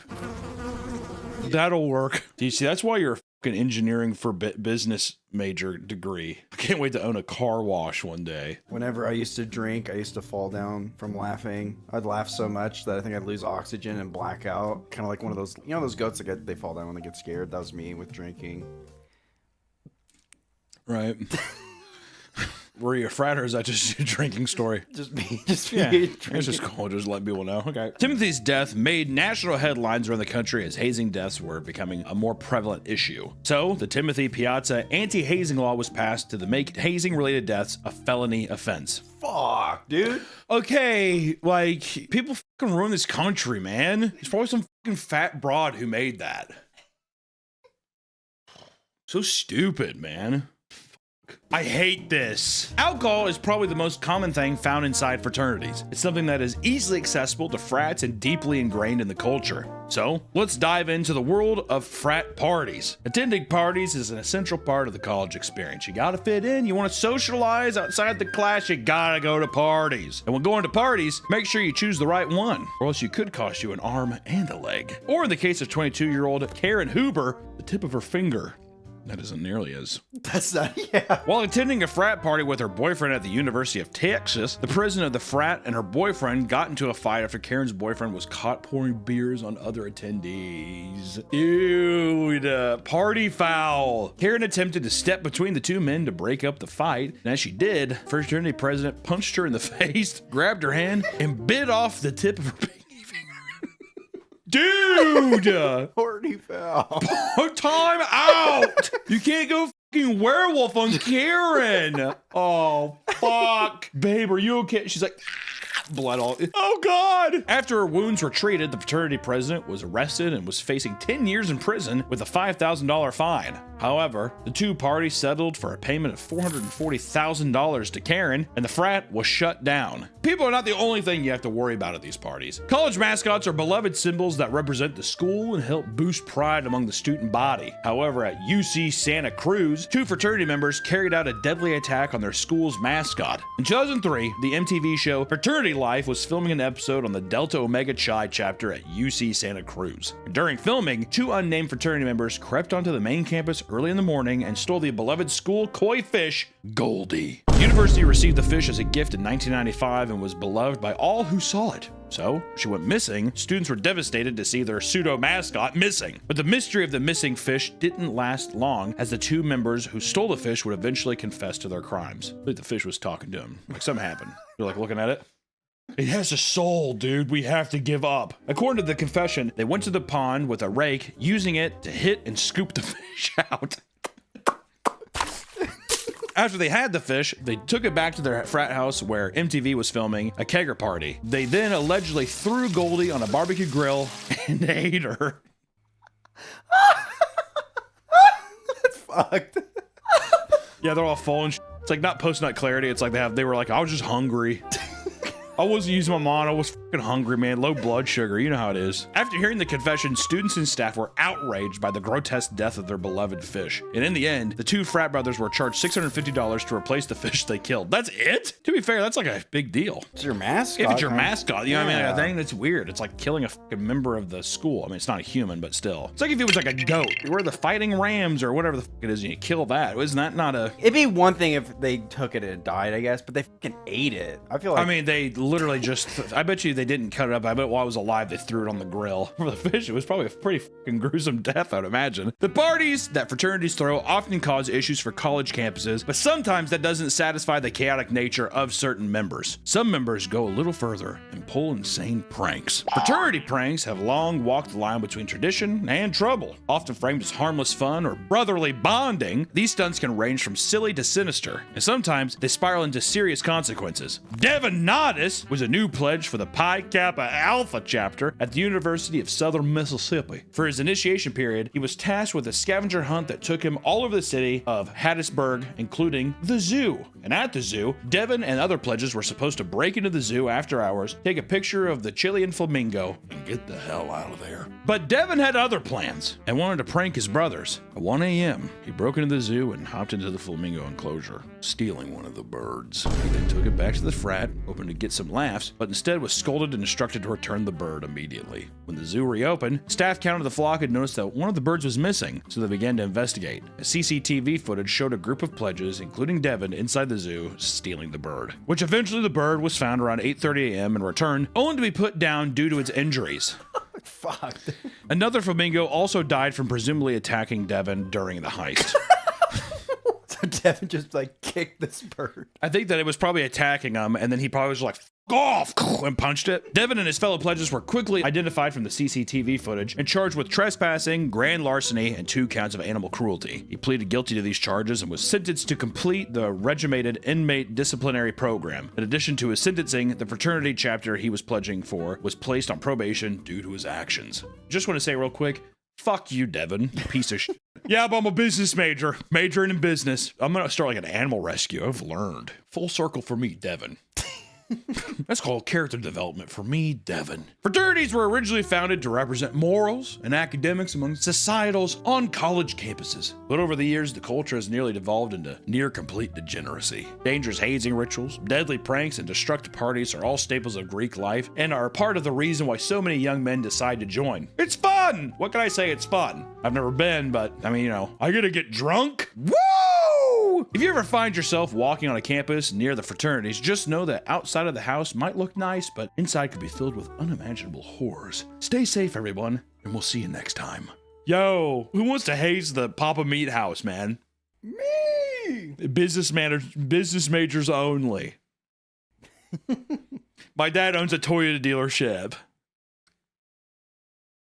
Well, take one of his cars. He decided to burn down his own home before they could arrive. All right, Dean. Okay, Dean. I'm Dean Verboven. Dean was killed in the process, either from a self-inflicted wound or being trapped in his hoarder den and unable to escape in time. Barbara, however, made it out with only a few injuries. How the f did Barbara make it out, dude? What was Dean hiding in there? His birth certificate, that's it. I'm Dean Verboven. You go in that house, I'll kill myself.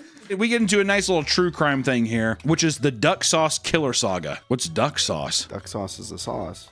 Is that just a normal thing? Duck sauce? In a strange story from 2022, a hoarder murdered an innocent delivery driver over his strange desire to collect duck sauce. I really feel we are in the end times somehow. One night, a Chinese food delivery man named Z110 was shot to death in Queens. New York again, buddy. Police began to investigate the murder. After talking to the staff of Great Wall, the Chinese restaurant, they discovered the existence of a suspicious customer named Glenn Hirsch. One day, a man named Glenn Hirsch ordered takeout from Great Wall and became infuriated at the lack of duck sauce given to him in his order. He was denied a refund, which sparked several months of intense harassment towards the staff. The 50-year-old disgruntled customer was known to destroy employee vehicles and slash their tires. And in one instance, he confronted the owner and pulled a gun on him over duck sauce, dude. God! Glenn asked the owner how his car is doing before saying, "Remember me? I will kill your entire family." That's a direct quote. Remember me? Quack, quack.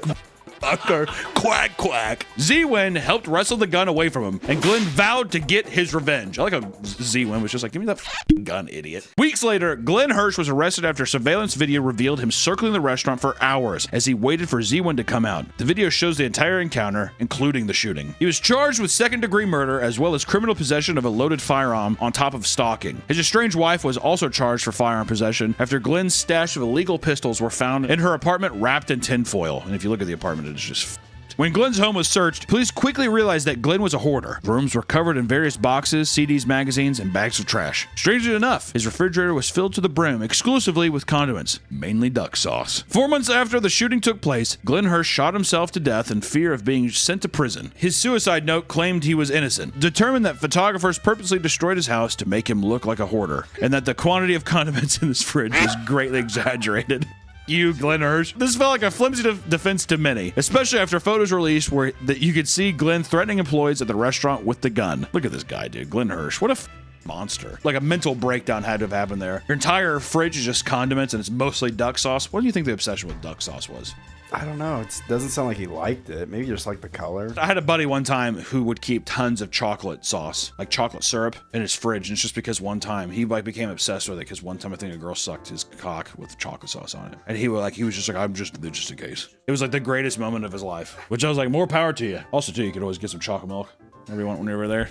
Very nice. We've talked about some real stuff, but we got to talk about the industry, media, cable television's effects on hoarders, and the beautiful show, one of the greatest television programs of all time, which is the Hoarders TV show itself. And we got to talk about probably the best episode. I mean, if you've seen one episode of Hoarders, you've kind of seen all of them. Every house is different, unique. No, I think everybody just has newspapers and, empty boxes of cereals. But there is one that stands out above all, Nick. You are right about that. Which Hoarders, if you don't know, is a very popular TV show that delves into the lives of hoarder families in an attempt to clean up their homes and help them treat their hoarding disorder. I don't think it ever works. It's kind of like intervention. He's been clean for 2 months. Motherfucker's back on like air duster.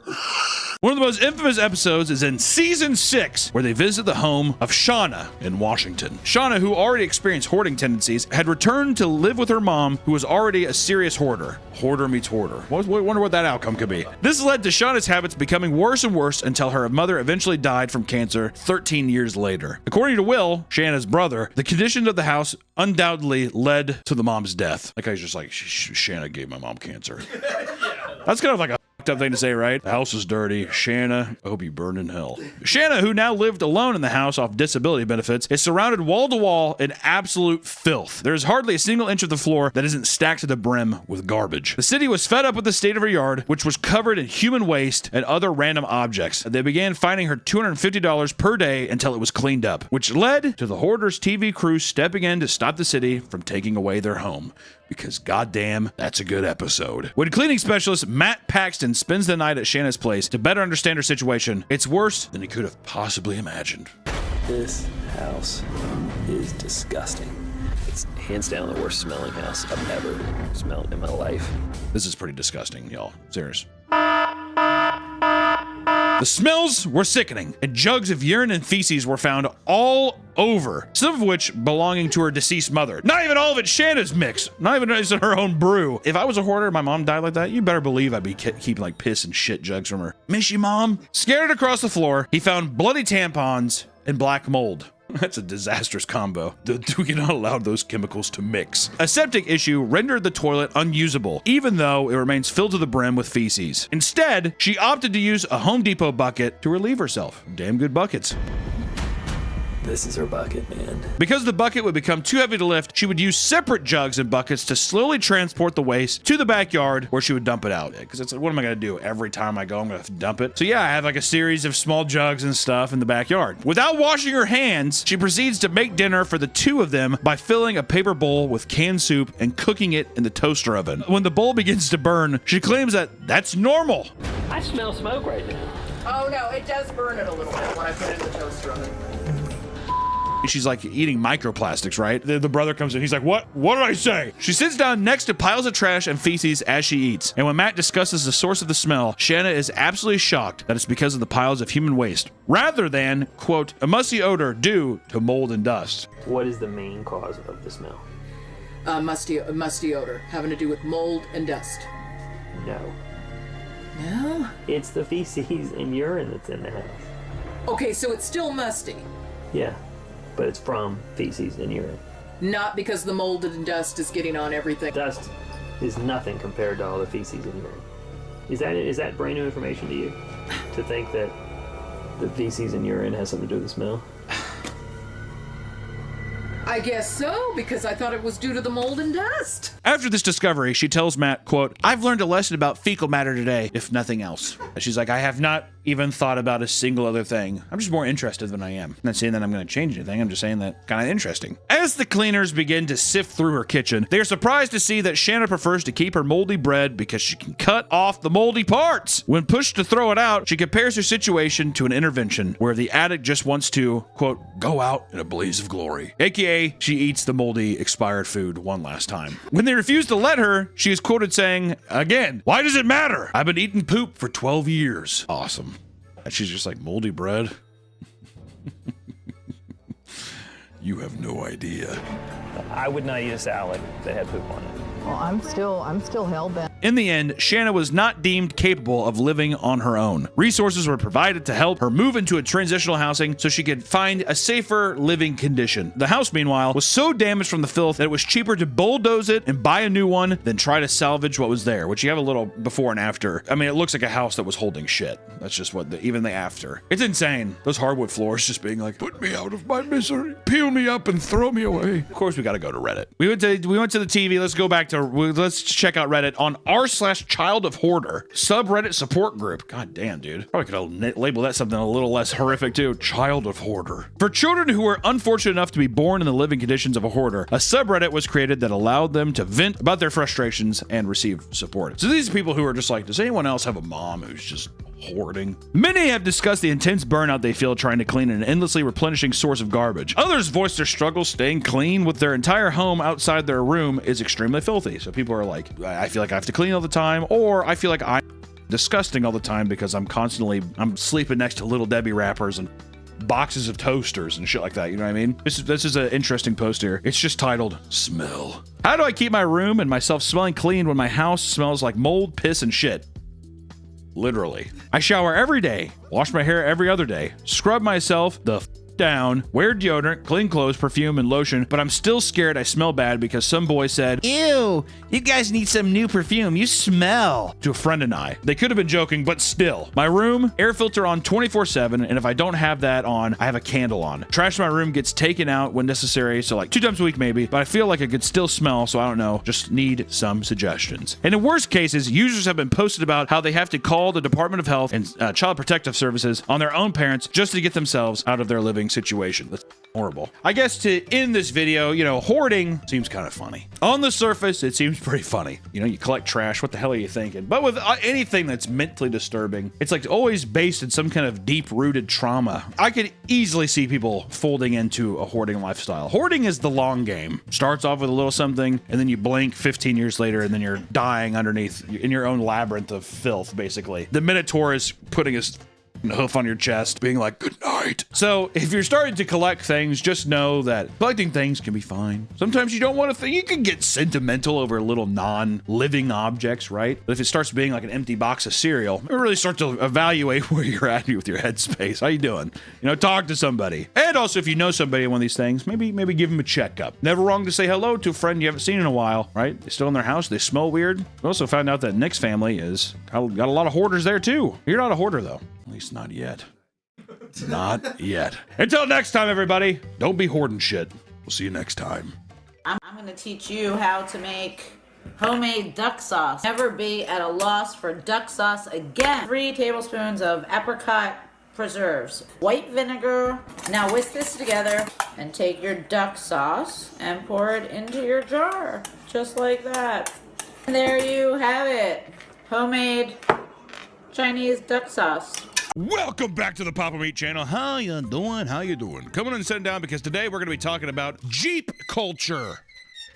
Whether it be for smartphones, consoles, or more, brand loyalists are out there, okay? And nowhere more intensely is that diehard devotion found than in most vehicle spaces, right? You have Ford fans, you have Chevy fans, German manufacturer fans, Japanese manufacturer fans. But there's a different breed when it comes to the Dodge area, the Detroit manufacturers with Jeep, which I want to preface this right at the top. I don't like Jeep. I like the design of a Jeep, but I don't. I think the Jeep peaked in the 90s, maybe even the late 80s. I remember the blacked out Jeep at the beginning of Goonies, driving on the beach. That's a fucking stud. That's also when they cared about making it. My wife purchased a Jeep Patriot in 2016. Might have been the worst vehicle we've ever owned. My 1993 Toyota Paseo ran better than the brand new 2016 Jeep Patriot. They're fucking terrible. The dealerships are like the places where you're supposed to go to like get your car fixed. Awful. Nobody knows. I think that they hire people who purposely just don't know how to fix a car. Because I took that fucking Jeep across I don't even know how many states. Nobody knew what they were doing. I think the radiator is bad. What? I know that's just people trying to get a little extra money, but still. Yeah, my mom had a Jeep and got stolen. Well, that was the worst steal you could do. I think it got stolen twice. Okay. That's somebody trying to make the Jeep seem more valuable than what it is. Also, I'm pretty sure, fact check me if I'm wrong on this, Jeep is like rated the lowest. It's rated like the worst car or brand to buy, I think almost every year. I could be wrong. They're pretty bad. But just know, not a fan. Fucking dude, the flies in here we have got to do something about the flies. We've talked about the divide between Harley riders and sports bikes before, but their obsession with their brand of choice doesn't hold a candle to the average Jeep lover. If you've ever encountered a Jeeper, there's no way that's what they're called. Jeeper Creeper? Yeah, I was gonna say they're that close to creeper. What are you? I'm a Jeeper? Sounds like a racial slur, doesn't it? Get out of here, Jeeper. Doesn't it sound like that? Many of them will make their passion for their brand their entire personality while simultaneously ramming it down your fucking throat. Now that's true. You know what I don't find cute, Nick? This is gonna be a lot of my personal opinion this episode. Ducks. No, not the ducks yet. We'll get to the ducks. I have personal stories with the ducks. I hate when I see the Jeep and they have the door off. Put the door back on the vehicle, all right? This isn't a fucking African safari. You're going to Walmart. Pull in, they're just like, what's up? They hop out. I've heard a guy say that there was no one else around. And he said, what? He got out of his vehicle. What's up? He's talking to you. He was not talking to me. I was all the way down there. I was down the alley. He wasn't making eye contact with me. What's up? I think that's just what he says when he gets out of his vehicle. It doesn't matter how inconvenient owning and maintaining a Jeep can be. A true Jeeper will always shout their allegiance from the rooftops. What did I say? In fact, Jeep owners will go to ridiculous lengths to keep their cars running, despite their unreliability, just so they can stay part of the culture that is so important to them. And with that psychotic devotion comes all sorts of strange traditions, social events, and behaviors that have caused all sorts of interpersonal turmoil. So, buckle up as we go off-roading into the weird and wild world of Jeep culture. We're out and about, we're out of town on work, and I have to rent a car, so I decided to rent a Jeep. I fucking begged and pleaded for a Jeep Wrangler. I'm like, I can't. And look at that. There is 3 of them back to back. No, seriously, look, 3 of them back to back. Bam, bam, bam. And they put me in the Grand Cherokee, which does make me think, they're like, if you haven't had it before, you can't handle it. So far, I mean, let's say this is the newest model, they said. Little button to close the... Put your fingers in. Put your fingers in. Kind of a delay reaction. Let's take a look. I mean, first off, I don't know. I feel like it looks like an old woman's car. I feel like my grandma would drive this. It does. You can't off-road in this, can you? No. No wonder you're fucking laughing stock. I mean, look at that. Those were way more. Looks like a goddamn combat vehicle. It does. It looks like Secret Service too. Look at this. 3 of them. Nice stitched leather. I wouldn't mind doing a little fucking hog wrestle back here. Oh yeah, you got enough room. USB-C charging. Now let's try. I want to see this though. Put myself in the captain's wheel here. Fuck. Goddamn, a dwarf drove this before me. I'll tell you what I don't like though. This fake wood panel accent. Oh yeah, this. I don't care for that. Let's see. You gotta do this. Is it squeaking? Yeah. Okay. It's not really. Horn's not that bad. Where the fuck is the push to start? Well, the key's right here. Okay. But do I? That's the radio. Oh, press brake and push button to start. What the fuck is the engine button? And press button to start. Just any button? And press button. Start engine button. Where the fuck is the start? Am I high? Oh, that's where. Why would you put it there? Why would you put that there? Oh, Nick. Wait, do I have to manually click this for the rear? If I put it in reverse, will it? Okay. I was gonna be like, I have to be like, okay, hold on, guys. Let me click. I gotta say already though, that pissed me off. I mean, it's slanted. It's borderline hidden. Also, I'll say this too, give me a fucking, What is that? Our shifter is like a fucking, it's a Keurig volume knob. Cool. All right, let's see how she drives a bit. I kind of want to give it some fucking gas, dude. When you have a rental car, you can do whatever you want. You can't get in trouble. It's not your car. True. That's true. Which I will say, from what I found in my own life, usually you either get your Jeep when you're in high school and you start your craze there, or it's a midlife crisis purchase. I've known 3 friends' dads that traded in a perfectly reliable car, like right as soon as they turned 45, they bought a Jeep. The ones that you can get the doors off. The loudest, bumpiest pieces of shit ever, crammed. Everything's made out. I wish it was 3D plastic. It'd be stronger. It's like fucking Zip. I think Ziploc makes the plastic for all their accessories.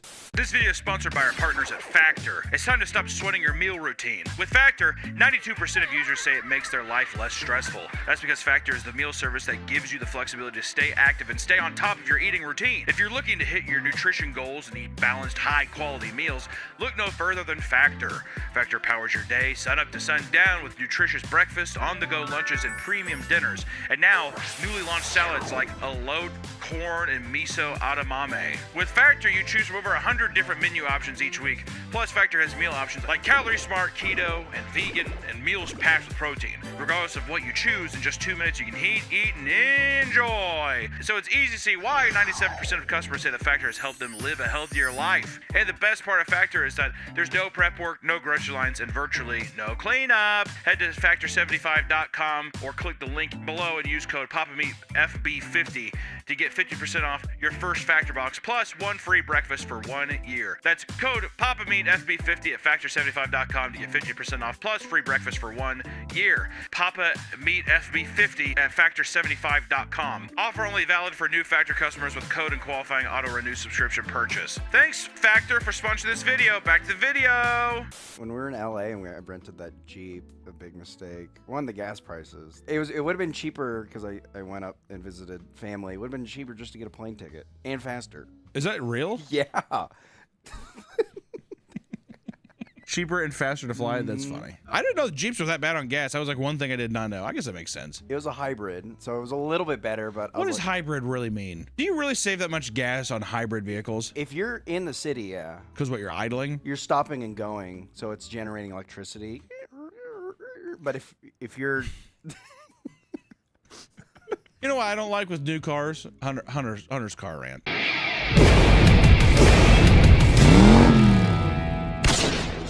You know what I don't like with new cars? And I'm sure that there is a reason for it. And here's the thing. I complain, I don't look anything up, okay? I like to complain.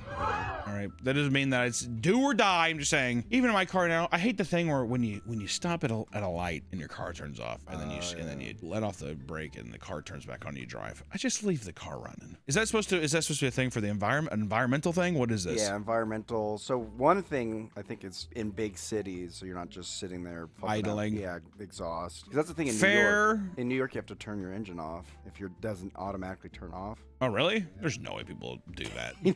There's no way. Listen, it's probably a good thing. It's just, it's annoying. I hate having to keep going on and off, on and off, on and off. Psychologically, it's breaking me. Is it? I'm a cracked egg by this point, driving to the fucking grocery store. There are many quirky traditions in Jeep culture you might want to read up on as you exit the dealership. One of the most well-known ones is the Jeep wave, the not-so-secret handshake that Jeep drivers use to acknowledge each other. This can range from a casual 2-finger wave to, for a rare few, a waving foot with a doorless Wrangler. I've never seen a foot, but that's crazy. Yeah, but I could imagine it. The door's already open. What's up? Oh, you don't take your hands off the wheel. Exactly. If I saw that in real life, I'd speed up. Try to clip his leg. Yeah, break the fucking leg right there. Yo! fucking fly. You think such a simple and casual tradition wouldn't have so many rules, but it's actually the source of a lot of debate and discussion. Newer Jeep owners have noticed an implied hierarchy that determines not only who gets to wave, but who can initiate it. Many believe that drivers of older and more modded Jeeps are more deserving of respect than a stock model driver, who should be expected to initiate the wave to their more experienced brethren. This internalized hierarchy runs so deep that one man compares it to saluting a high-ranking officer. Others will even wave from 4 lanes over out of pure respect despite the other driver not being able to see them. One, who cares? For our video. A wave? We're starting it with a wave. God. Have you read this document? No. Oh, God. Here we go. It's going to be one of these days, isn't it? It's going to be one of those fucking days. Oh, Jeep to the left over there.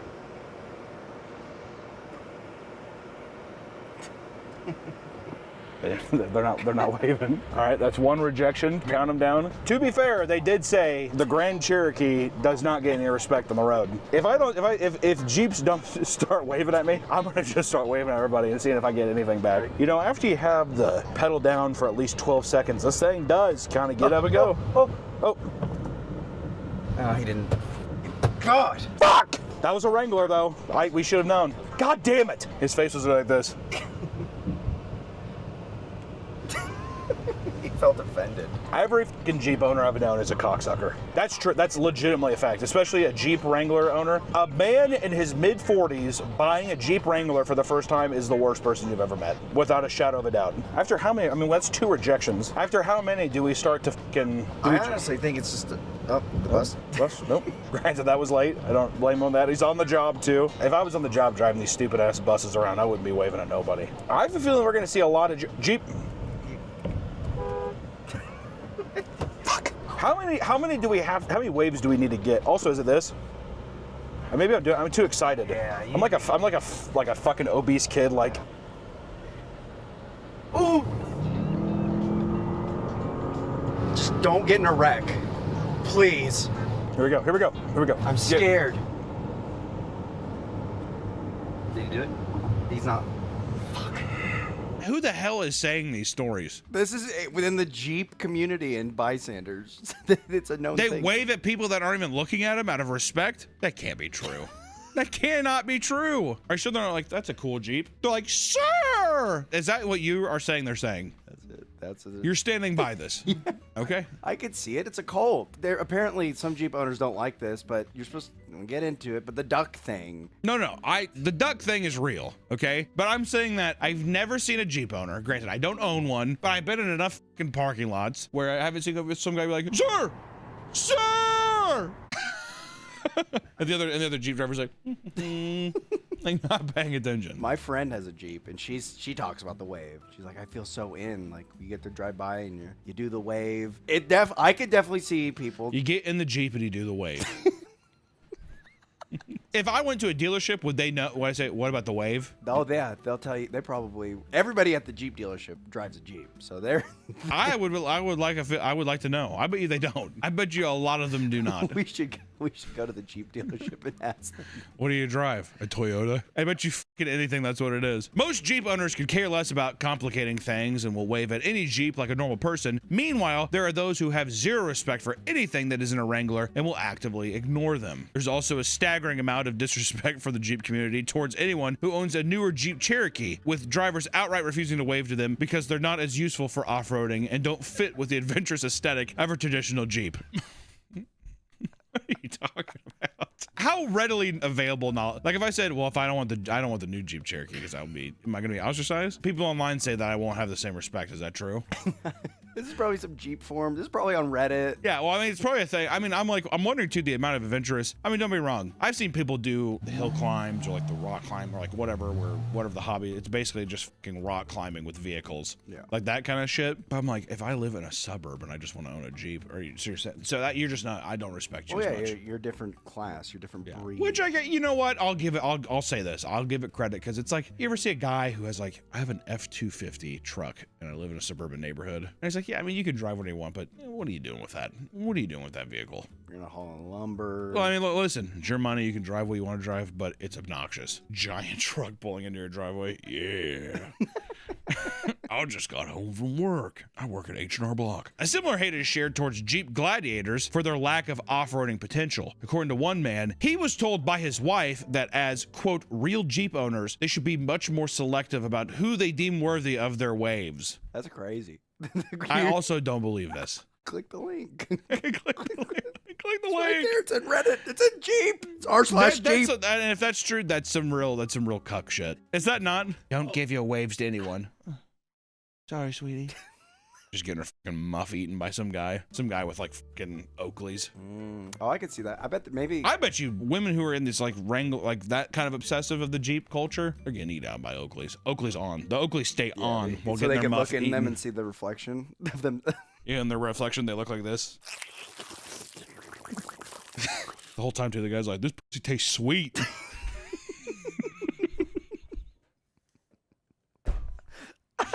Yeah, why your pussy tastes like Gold Peak sweet tea? Diabetic. Yeah, that's how you can tell. That's how you can tell a woman's diabetic or pussy sweet. Yeah, it just tastes like peppermint. I feel like I'm in Candyland, candy cane forest. The back of the Wrangler, fucking hitting all the ducks with your feet. Oh, they're definitely deep fucking in the Jeeps, all right. Oh, man. Well, I feel like you have something to prove. Yeah, exactly. Car sex is never fun. It's too cramped, whatever. I feel like if you're in a Jeep, you got all these extra ways to do stuff to where I feel you got something to prove. Well, you can take the top off, get a lot more Top the top room. off, you got She can- bars you yeah, can hold she can on. grab Okay. I didn't like. He did a squatting motion that I'm not going to reference, but that was brutal. But they're definitely go-getters. But I can tell you, it's bad. I feel like it's bad. You think there's a lot of swingers in Jeep culture? I feel like. Oh my god, yeah, of course. Well, if you're in swinger culture too, you gotta like arrive with people being like, oh, because first impression's everything, right? So if they're looking out the window, I think Derek's here. He pulls around a whited out Jeep, no doors on it. He's in all black with white Oakleys. Yeah, he has the wine coolers. Just turns into Catch a Predator again. And the alcohol? Yeah, I got tropical wine coolers. Those look refreshing. Is he the bull? Is he the bull? Probably. I mean, honestly, why not? What?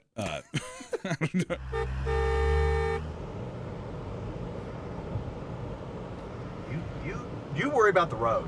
I'm worried about the Jeep drivers. That's the car telling. That's Jarvis telling you. What the hell was that? Jeep in front of us. Jeep in front of us. Do I flash my lights at him? Yeah. Oh shit, wrong one. Look at all these Jeeps. Watch right here. Ready? Oh, careful with camera. Oh. Didn't work. He was looking over here. Ready? Here we go.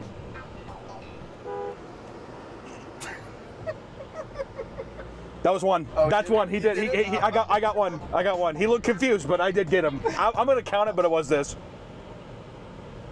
Like, there was some hesitation. I can't keep honking though. That feels like a cheat. Yeah. That was a honk. I don't know if you want to deduct that. Shut up. Nah, he's a coward. He's hitting his brakes. He didn't look like he was all there, if I'm being completely honest.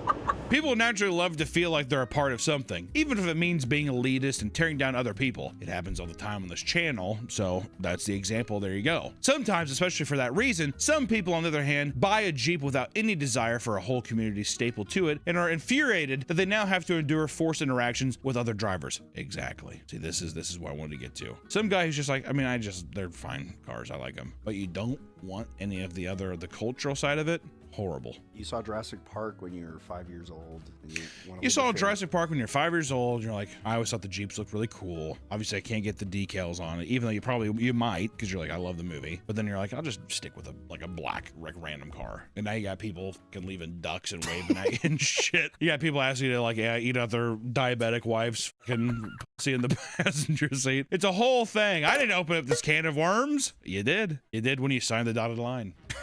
Do you get rid of your Jeep at that point? Oh, I'd sell it immediately. I honestly, after the first, I'll wait. When we get to the duck section, I have so much to talk about. Okay, here we go. Another tradition in the community is leaving rubber ducks on strangers' Jeeps. What started as a playful and kind gesture eventually turned into a popular part of the culture. And when I say that this is the realest thing ever. Look at any Jeep in the parking lot. There will be ducks on the fucking Jeep. It's on the dashboard of the Jeeps. So do these people, do they have like a box of ducks? Yes. That they just hand out? Yes, they do. They keep them in the car. Maybe not a box, but like in their glove. I mean, like a couple, right? To where they're like, oh, here you go, Jeep. whatever. The first, like, and then my wife owned a Jeep Patriot. We walked out of a store one time and we were like pissed because I didn't really know about the duck thing, but we're like, who the f is like, what the f is this? You know, because it's like someone like leaving something on your car. You're like, don't touch my car. Yeah, exactly. Whatever. Found out that this is like a Jeep thing. We came out of a grocery store again, like the following week or whatever. It's just a little fun thing to do with my buddies. That's all it is. Oh God. Insulin. I need insulin. Band. Oh yes. For those that don't know, I have a band and my stuff is on Spotify.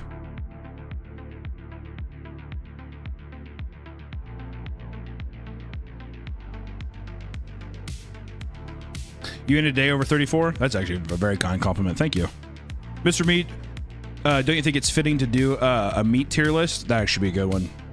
I'm actually curious, what would be your top meat tier list? If I'm being honest, I love me some nice Wagyu. But at the same time, it's very hard for me to not love a night. Like I'd probably, this is how I'm a trashy man, but I will say a pork chop. I'd probably take a pork chop over a steak. I'll say it. Horse meat, Nick. When we were in Japan, Nick ate so much horse meat he couldn't get enough. It was unbelievable. My wife was devastated. She was like, "You're gonna be looking at my fucking horses, like licking your lips, dude." Yeah, dude. I'm glad that pork chop's getting the love it deserves. I love a pork chop. Pork chop, mashed potatoes, and some applesauce. Get the fuck out of here. Get out of here. I will say too, bison's good. Bison burgers. Oh baby. Ooh, baby. Band name, Beat Thy Meat. No, it's Cask. It's Cask because Cask, it's just a nerdy, I love the story Cask of Amontillado. So literally it's called Cask because of that. And also because I'm a rotund man who holds liquor. Alcohol. There you go. Baked salmon with lemon and garlic butter. I gotta be honest, I do not care for anything garnished with lemon. I'll say it. No. I'll say it. I'll be the man. I will say it. Love your content, but what can I do to get a bad dragon tentacle signed by you? I want to put it on display at your recruiting office. Okay, first off, that makes you think, what are you recruiting? Who are you signing up? I don't think that there's I don't really know what kind of I don't know what you could answer that would be good here. All right, a signed dildo. Also, dude, if you're talking about putting it in a fucking recruiting office, 100% you put that somewhere. All right, I don't know. Dry aged steak. It's too many steps. Yo, Pop Meat, love your stuff. Glad to catch a little stream for once. Is a Twitch ban permanent? No. I'm already back. So you're gonna stream on Kick too. Keep being cool. Thanks, buddy. What's your death row last meal if you ever had to have one? I think I said this before. I forgot what I said. We did a death row video actually, food tier list thing. That was pretty good. I'd have to go back and see. I don't know. I need to think. I'm pretty sure pork chops on there. I love pork chops, man. Pork tenderloin is pretty good too. I'll be honest. See French. Thanks for the 5 gifted memberships, buddy. Rack of lamb. I don't think I've ever had good cooked lamb, and I'm too nervous because if you fuck up lamb, you get like some kind of like brain disease or something. I'm in a metal power violence band called Cabaret. Cabaret. It's Cabaret. There you go. Planning a tour. Do you know any good venues in KC? Love you, mans. Depending on your venue size, there's Record Bar is like a good smaller one that's really nice. That's where like 200 Stab Wounds plays, or like Havoc, those kind of guys. If you're a little bigger, Truman is really nice. All the ones in Kansas though are better. Like in Lawrence, in the KU town, is going to be much better. You can go like Bottleneck Bar, all that kind of stuff. Lamb is pretty gamey. Oh, is it kind of like deer? Deer's kind of gamey too, like that. I don't know. Gas station pizza review. Dude, there is a Midwest gas station called Casey's that has some bomb pizza. It's to me, I don't know if other people feel the same, but to me, it's all about the crust. If you can't get the crust down, if the dough is not good, you don't got good pizza. Which shows how trash I am, because I'm like, I could get by with some really mid sauce. It's got to be the crust. Hey, Hunter, you make me laugh Week to week? Oh, I appreciate you, man. Oh, yeah, nah, dude. Appreciate you, bro. Binge watch Cream Crew. Almost crashed my 18-wheeler laughing at Tom and Don talking over each other. Oh, yes. The good old days. Ball against the wall. Paralytic Parsley, thank you for the meat. Join the meat family, buddy. Oh, I love Casey's Pizza, man. I know you're an MTG guy. Do you play 60 card? Yeah, well, not anymore, actually. It's been forever since I've done any kind of constructed. Usually it's just cube and draft, and then I do Commander for the channel, but that's really about it. D&D game with the crew? Never. I can't do it, dude. I cannot do it. I just can't. I don't know. I have so much respect for people that can do it. I cannot. Excited for Lorwyn? Oh, dude. Get me there fucking immediately, please. Have you done the Casey's flip? What's that? The Casey's flip. What does that mean? Luna! Thank you for joining the meat family. If you're doing doodles on the stream, could you draw my profile pic in the weekend style? Much love. What does your profile look like? I can't see it. It's too tiny. And it won't let me pop it up. I'm sorry. I can't. Nick Scratch and Sniff win. Love your stuff. It just smell like cum. Thanks, man. Check us out if you got a chance. Will do. Cabaret. You got it, bro. Jesse, thank you for joining the meat family. Logan, thank you for joining the meat family. Fint flop at Casey's. If I would love to experience a fint flop at least once. And I think anybody in this chat who says that they wouldn't, I think you're absolutely lying. I think if anybody said that they would not enjoy a fint flop at least once, you're lying. If it's that good, you're sitting there and you're standing flopped over, it's got to be amazing. You should make a Meat Candy VHS tape. I've tried doing it. It's hard finding VHS shelves or people that actually make it. It's a dead business. Can you see my girlfriend, Aaliyah stinks? Oh, Aaliyah, gross! You smell disgusting. Fuck! Could you say hi to my fiance, Sadie? Hi, Sadie. She started watching recently. We absolutely love your humor. Hi, Sadie. Congratulations. You'd enjoy meth too? It's just a bad idea. Listen, dude. Why not at least once, man? If you guys, be honest. If you guys, and I want absolute honesty here. 110% honesty from every single one of you. If there was a video of me without my shirt on, I know, disgusting, fint flopped over outside of a gas station, would you look at me differently? Or would you say it was just an off day? Would it be a pro or con if you saw me, it was just one time?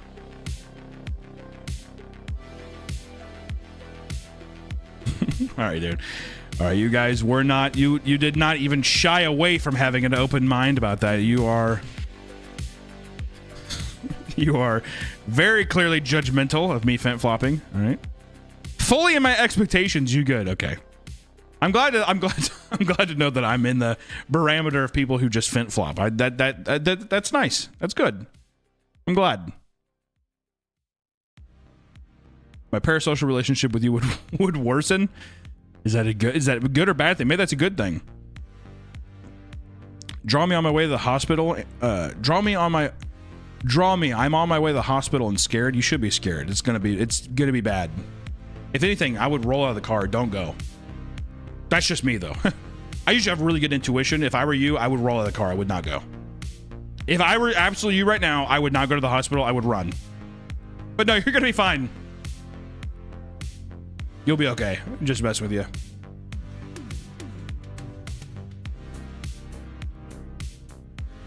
Fint floppers love hospitals. Well, that's how you get the magic.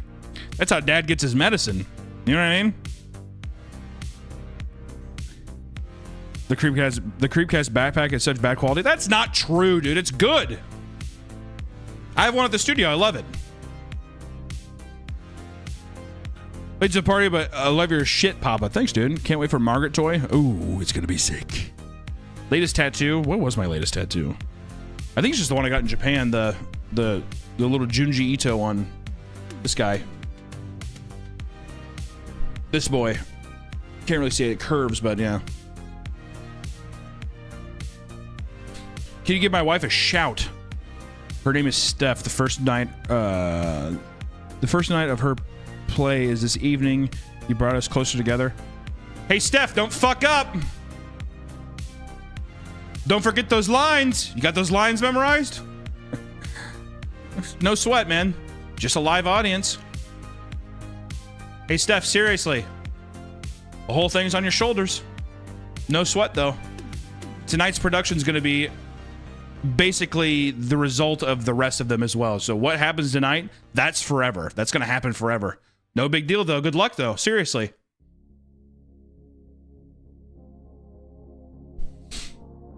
They don't give you shit at the hospital. My boy, my boy Zach's on. He's just like, he's talking about getting beaten. They don't give you shit at the hospital. Come on, dude. Come on, dude. Margaret Dildo coming. Okay, no Margaret Dildo. You say hey to my boyfriend Ross. Hey, favorite Smiling Friends character. Also much love. Probably Charlie. I like Charlie. Can you tell my BF to not? Okay, I'm not to go to the gym so we can hang out. To not go to the gym. You like these? You're like a fat king. All right. Also, I'm not gonna keep talking to other people who aren't here. All right. This is not a game we're doing. All right. Hunter, you and I seem to have the same sense of humor and opinions. It's nice to relate to someone so much while also laughing my butt off. Thank you. You don't know me, man. You don't know me. You don't know the kind of beast I am behind closed doors. I'm here, talk to me. I'm not talking to you.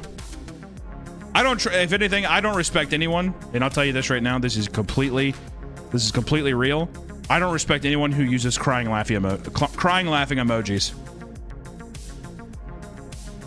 I don't know if that's petty of me. I cannot respect anyone who uses crying laughing emojis. At what point have you ever actually been crying laughing? Can we at least say that?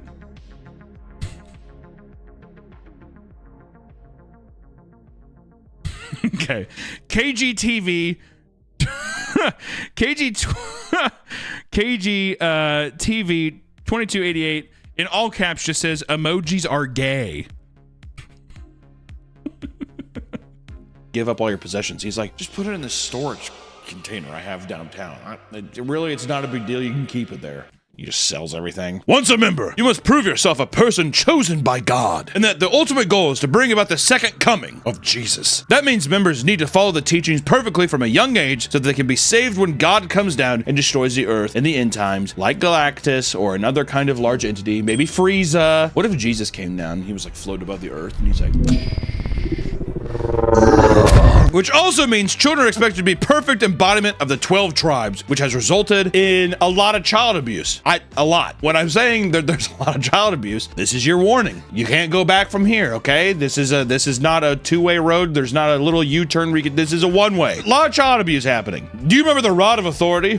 Well, that is a sacred item in every house within the 12 tribes community. If you're in the 12 tribes, you got a Rod of Authority. Yonek also forces isolation from society. Because followers of the 12 tribes work and live together every day, it was very easy to create dependency on following the rules and staying in good standing with the rest of the group. The 12 tribes pushed their members to cut off from the outside world. Yonek would give sermons and encourage people to only communicate to those inside the community, as everybody else was not to be trusted. It's an evil world, and our Father has saved us out from this wicked and perverse, this miscreant generation.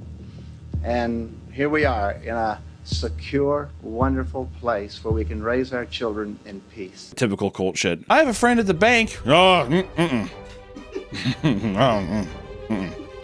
Hey, I wouldn't talk to him. This is extended to doctors as well, as the 12 tribes have rejected modern medicine and technology in general. Instead, members were told that their ailments would be healed on their own depending on the strength of their faith, which coincidentally has caused a lot of stillbirths within the community. That's odd. Does it seem like a bit of a coincidence, maybe? You're not praying hard enough. And the guy's like, I feel like my stomach, I have real bad pains.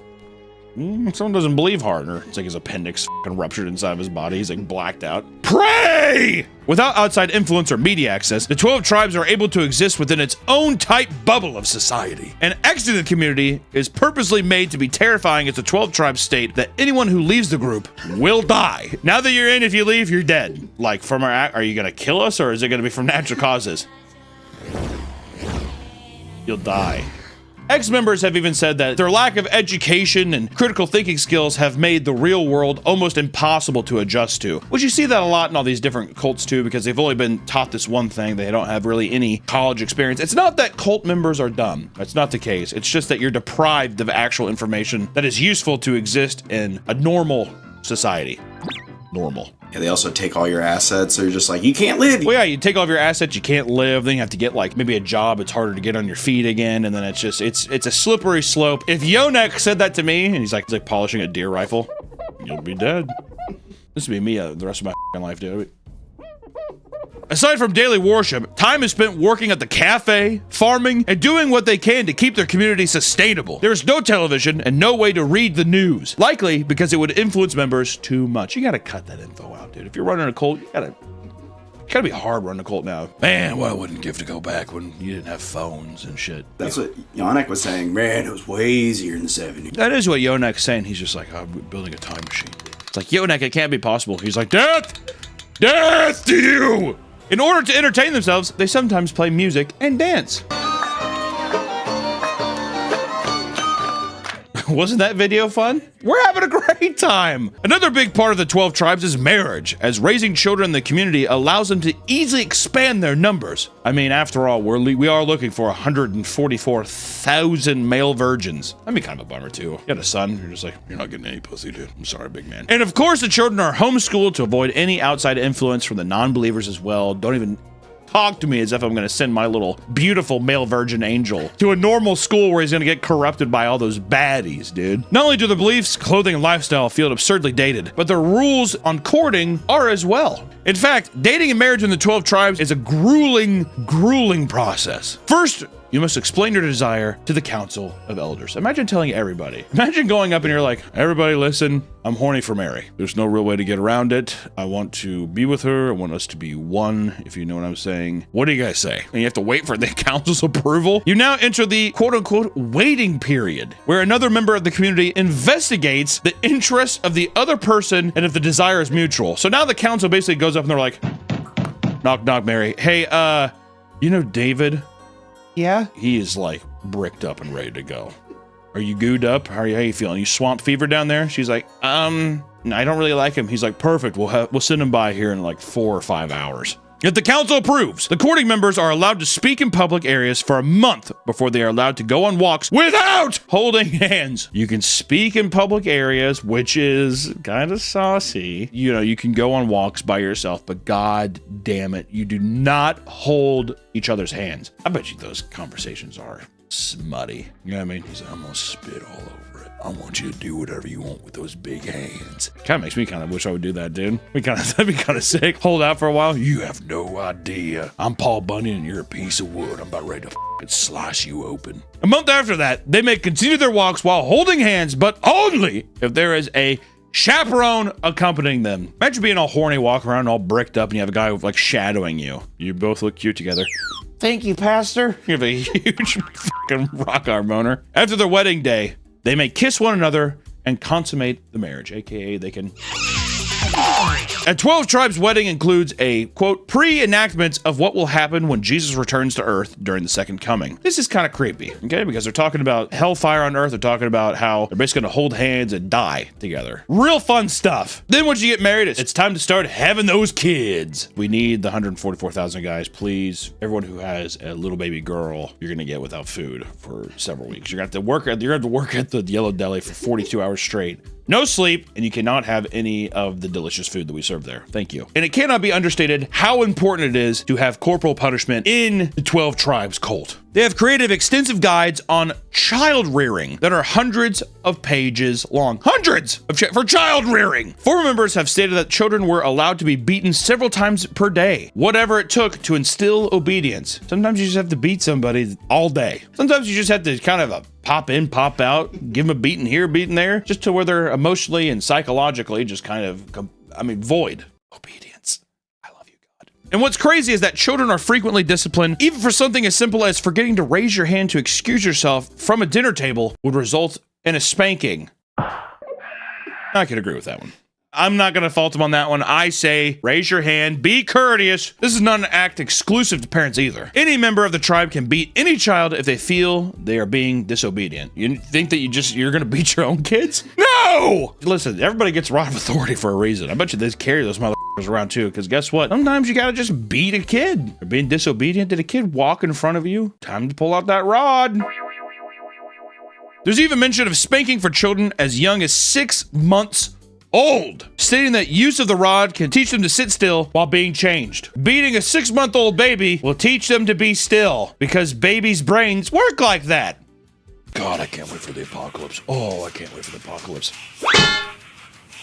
Stop moving! As a child, you cannot even play pretend without receiving a beating. According to a forum member, this is seen as entering the unseen realm, which indicates you are being influenced by Satan. You want to play as Iron Man? You're talking to Satan. You deserve to be beaten. One ex-member told reporters that his childhood was hell. He would be beaten bloody until he was on the verge of collapsing. He stated that his only goal as a child was to stay alive till the next day. My God. Another member stated that she would be beaten sometimes for up to 4 hours, and then she had known other members for being beaten for 8 hours straight. Do you hit children with bamboo rods? We are always gentle with our children. How do you have that much time on your hands? Exactly. You're making cold cut sandwiches, and all of a sudden you're like, oh yeah, I'm gonna take a quick 8-hour break and beat the shit out of my kid. And not only are the children physically abused, but they are often manipulated emotionally to break down their self-esteem and gaslight them into thinking that there's no hope for them outside the 12 tribes community. Just cute, cold shit. This has been a problem dating all the way back to 1984 when police raided their compound over rumors of child abuse. The police did raid, they took all the kids, and then they had to give back all the children to the abusive 12 tribes community because it was like an unlawful raid. Now we're gonna go into their controversies. That's weird, they have controversies, right? And let me tell you, the list of controversies goes on and on and on and on and on. Which, you know, rampant misogyny. They believe that women should be 100% subservient to men. Their rules are reduced to bearing children and physically disciplining them. Advocation of slavery. My boy Yonek believed that the Bible sanctions the act of slavery, meaning it is completely acceptable. He is quoted as saying this, quote, and I quote, this is a quote, "Slavery is the only way for some people to be useful in society."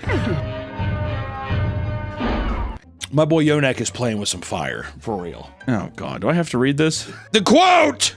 Quote, this is a direct quote from Yonek's teachings. "It is horrible that someone would rise up to abolish slavery. What a marvelous opportunity that blacks could be brought over here to be slaves so that they could be found worthy of the nations." Yonek was not a fan of MLK. Let's just say that. Yonek, if you haven't noticed by now, not the greatest guy. Dare I say, not a good guy. I mean, there's anti-Semitism in the 12 tribes, and then they're known for being very anti-Semitic based on their belief that Jews murdered Christ. That's odd. That's crazy. The white nationalist cult that runs a yellow deli they don't like Jews very much, okay. Even child labor. An Inside Edition hidden camera investigation revealed that child labor laws were being violated. In one instance, 12 minors were working in factories and farms. We gotta get those 16 hours in somehow, dude. We gotta get it, man. Yeah, how much ham we have to cut for all of our locations. We cut a lot of ham. And more child abuse. In 2013, RTL journalist Wolfram König infiltrated the German commune in Bavaria. During his short time there, he recorded 50 beatings and presented the footage in a film documenting the experience. Because of this, German police raided 2 separate communities and removed 40 children in order to prevent further child abuse. They were temporarily put in foster homes. What's crazy about the 12 tribes things, always how these cults somehow make themselves worldwide somehow. How the f do they get all the way over there, dude? They're deli. They're a deli. It's easy to just be like, we're a delicious deli. I don't know. How's your day going, by the way? Well, I don't know. Like, my mom's really sick. You know, we have like a group that talks. You know, you get sucked in that easy. One of the weirdest forms of recruitment was during the Grateful Dead tour during the 80s. They had a crazy, not gonna lie, okay, I hate to say it, but the bus is really cool. I have never heard of this. It seems like they have a shit ton of money. They don't pay any of their delis, and they probably charge it's like a art house. It's like kind of, you know, like you do an art district. It's like none of your art friends or like any of your cool friends like, oh, I don't want to go to Red Robin. I want to go to someplace local. And then they upcharge the out of you and you're like, that was pretty mediocre. Oh, it's good stuff, man. That's how they get the people in.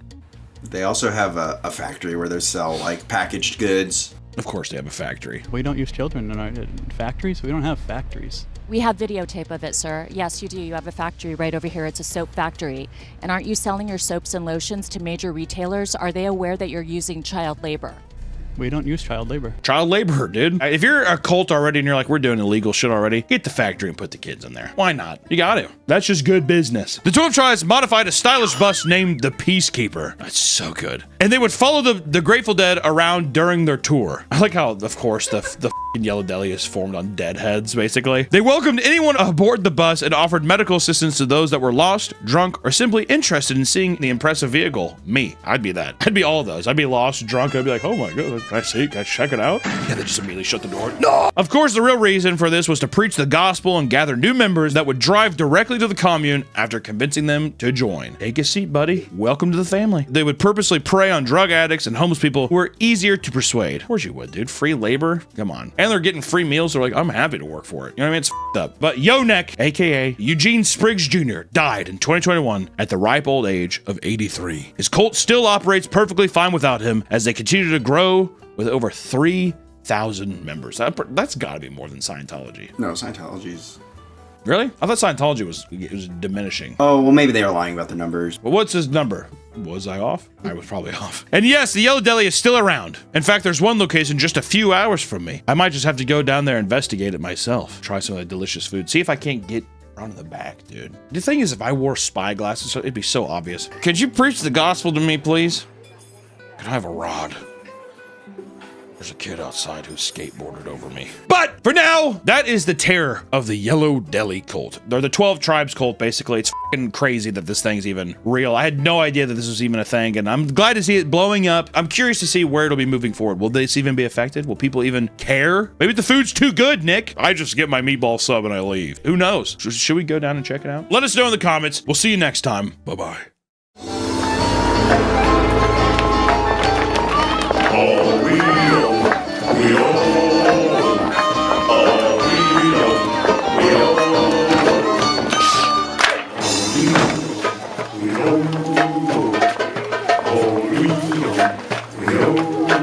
Welcome back to the Papa Meat channel. How you doing? How you doing? Come on and sit down because today we're going to talk about fraternities. As the summer winds down, the fall air begins to blow in. High school seniors get excited to start a new year and head off to college. Going to college gives us numerous options for socializing and choosing whom to hang out with, right? One of the most popular routes for male students is joining a frat or fraternity. These organizations on surface appear modest and draw in wealthy members to fund their events and parties, right? Or hang out, maybe have a couple brews. However, in recent years, numerous disturbing and insane stories have emerged detailing what it's really like to be a part of Greek life. But in order to understand how it got that way, we first need to learn what are fraternities. Which buckle in.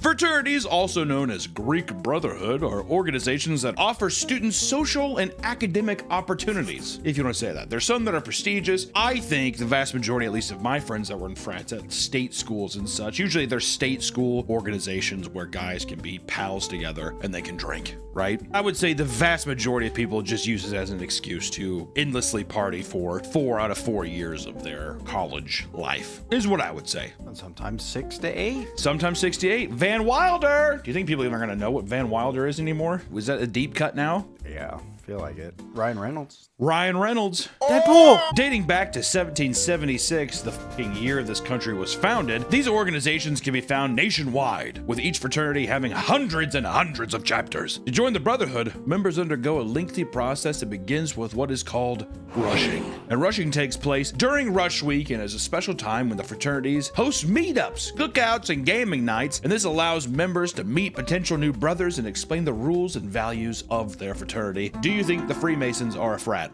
The ancient frat. Following Rush Week, the fraternity will select people they believe will fit into their organization and conduct both formal and informal interviews. And after all that's complete, potential members will be sent a bid that contains an offer to join. That's not all. New members are also expected to pay dues. These payments can range from $2,000 to $1,000 per semester to maintain their membership in the fraternity. This doesn't include other fees such as housing, food, clothing, and various other charges that differ from chapter to chapter, from frat to frat, blah, blah, blah. Some fraternity houses are huge and luxurious with things like private chefs, cleaners, and game rooms, all which add to the cost of being in the frat. These are Nepo baby frats. And despite criticism of paying for friends, I don't do that. All of my employees, I don't pay to have friends. They would hang out with me on their own. Yeah, that check didn't clear for last weekend. Some fraternities such as Sigma and Alpha Epsilon, Sigma Chi, and Lambda Chi Alpha have over 280,000 members nationwide. And once you accept your bid and pay your fees, you officially join the organization as a pledge. And during this period, you undergo further evaluation to determine if you're a good fit for the Brotherhood, right? You're part of basically a fucking army at that point. Yeah, a little soldier. Sigma Chi, yo, Illinois chapter, nice to meet you. Michigan chapter, dude. That's so sick. I go to a state school. I'm a business major. Hey, what do you major in? Business, mostly. Plan on taking over Pop's Chevy dealership when I get out of here, so trying to get, just a little bear trap for that later on. Any man going to a state school, they're a business major. Or it's psychology. Women, psychology, men, business. Or philosophy. I've seen some guys do that too. To be like Jordan Peterson. And I'm like, where do you work now? They're like, I'll work at a car wash. I work in my dad's car wash. Traditionally, this phase was meant for learning and bonding. And however, over the years, it has developed a bad reputation due to a new ritualistic practice called hazing. Which is primarily why I wanted to make this video, because we cover a lot of weird stuff on this channel, and hazing is one of the most cruel and weird pieces of culture known to man. It's also so oddly accepted. Being a slave and basically being tortured is accepted in a modern day culture. Hazing is a common ritual in which new members are subjected to humiliating activities such as embarrassing stunts or eating gross foods, or Limp Bizkit. It's not just a band name. Why don't you look up what Limp Bizkit is on your own? Play with your friends. You taught me that. However, some frats go too far and push their new pledges to the absolute limits. A Sigma Chi frat was suspended after forcing drugs on a new pledge during a hazing ritual. You like being drugged by your pals? By your brothers? Come on, dude. Do you want to be your brother or not? He's like, there are demons and shit hovering over him. He's like, on his back. Do you think they're doing ayahuasca? I like to think that they're doing ayahuasca. I also like to think that they're just like, here, I dip this menthol cigarette in bleach, smoke it. Dude. Won't that make you blind? I'd do anything for the Brotherhood. Oh, his eyes are just completely like black. Oh! One pledge was forced to stay inside the fraternity for a week as a part of his ritual, and at some point, some other members of the fraternity strapped him down, blindfolded him, and force-fed him cocaine. Dude, that's so sick, and we have to go to the game later. I'm meeting Chelsea at the game and we're getting fucking zooted at the game. Give me some of that Zaza. At the time of this incident, the frat was already under disciplinary suspension for previous drug-related incidents off campus, and members of the fraternity reserved rooms at a resort under the name UCF Finance Club. And during their stay, police responded to multiple reports of fraternity members engaging in loud, rough sex and smoking weed. Dude, I got so fucking high. I'm tanked, bro. After the hazing ritual was reported to the university, the chapter was shut down entirely. But some fraternities get creative with their hazing rituals in order to work around their university's anti-hazing policies. At Zeta Beta Tau, new members had to compete in a strange challenge as part of their hazing, coined the pig roast. Do you want to guess what that is? The pig roast. If I had to guess before. Pig roast almost makes it seem it's like an Eiffel Tower where they like tie somebody up and butt fuck him and shove their cock in his face too. Pretty close. Let's see how close I got. Coined the pig roast, this competition pitted each member against each other with the goal of sleeping with the fattest woman they could find. Fat chicks. Should have saw it coming. Dude, ew, you want a porky pig? That's fucked up, dude. There might literally be nothing I hate. Well, I hate a lot of things on this planet, but one of them, add it to the list, is any man who goes to a state college. I can't stand it. I went to state college. I can't stand Jews. So it perfectly lines up. Planets are aligned. The challenge began with the frat sending out a group of pledges to local bars and parties to pick up women, aka fucking porkers. The larger they were, the more points that were awarded to the pledge. It was encouraged to sleep with as many women as possible so that you could stack up your points, right? In the event of a tie, whoever slept with the biggest girl won the competition. Members also got additional points for finding ways to humiliate the women after the exchange was over. Hey, Kelly? Yeah? You want to watch Barnyard? Does that count as points? They're like, no. He's like, has sex with the hottest chick. Dude, you're so fat. Am I zooted, guys? Is the huzz sitting right next to me or what? What do you think they were doing to humiliate them? Just f***ing them and then calling them fat ass or like Porky Pig? Probably. I know there's also the walk of shame where as soon as she walks out, everyone's like standing there like, oh my God, ew, you're fat. Maybe that stuff. Maybe that stuff. Or he's just like, hey, remember when I said I wore a condom? You should go kill that fucking thing quick. Dude, 2 points for Bryce. He fucking rules. I almost got pig roasted in high school. By someone who's overweight. It was A big fat girl. She's like, man, I'm so horny. And then she opened up her glove compartment. She's like, I have all these condoms. And then threw them on top of me. And she's like, and I have a morning after pill just in case. And she wanted to f me. And I was like, You said, sorry, no fat chicks? Yeah, I just pretended to sleep. Yeah. As soon as the big girl starts talking to you at the bar, you're like, oh my God, why aren't you looking at me? Well, then my fear was, well, what happens if she like saw this as an opportunity? She's like, I'm gonna get mine. Are you saying that she's going to take advantage of you, Nick? Well, that's what, then I thought, what would She's too big to fend off. Help! I hope the sleep tactic works. She was our DD, but she was more drunk than I was. Dude, college, am I right? Dude, she was our DD, but I thought she was drinking cherry limeades and eating Little Debbie oatmeal cream cakes. But actually, it was just birth control and Budweiser. Her big fat leg comes over and you're just like, oh no. That's also such a guy mentality though too. I guess I gotta do it. No saying no to this. I won't tell anybody though. This fat girl will stay my secret. Also, I should have saved this for the end of this segment. Anyways, once you got done sleeping with someone, pledges were required to come back and describe the event in detail to confirm their points. It was sick. And it was, I opened it up and it was like, and it was just like, that's a mature response to that. Emojis are gay! I say it to my grandma. I'm gonna grab her old fucking hand like that. She's like, crying, laughing. I grab her face. I just fucking go to sleep forever. I give her one of those.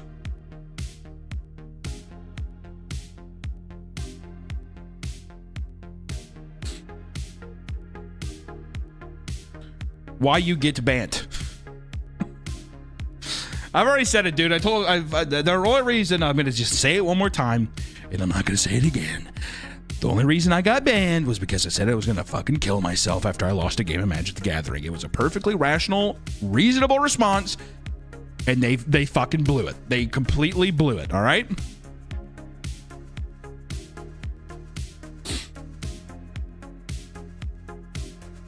Are those Prisma colors I see, Hunter? Come on now, upgrade to Holbein wax plus oil. Is it better? I honestly thought Prisma colors were the best. I did a nice little, I showed earlier, I did a nice little Prismacolor thing.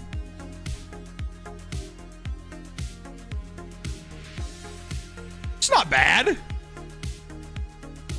I didn't have a pencil sharpener, so I used the colors until they got kind of, I used the colors until they got a little, I don't know, till the pencils got a little bare, I guess, you know? All right, dude, it's not gay. It's cool.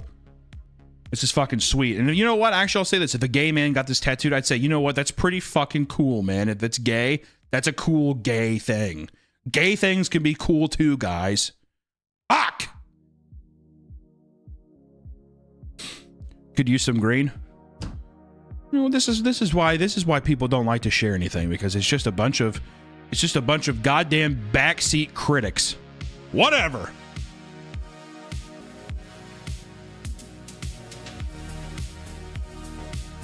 Please make a K-pop Demon Hunters parody. What would I say?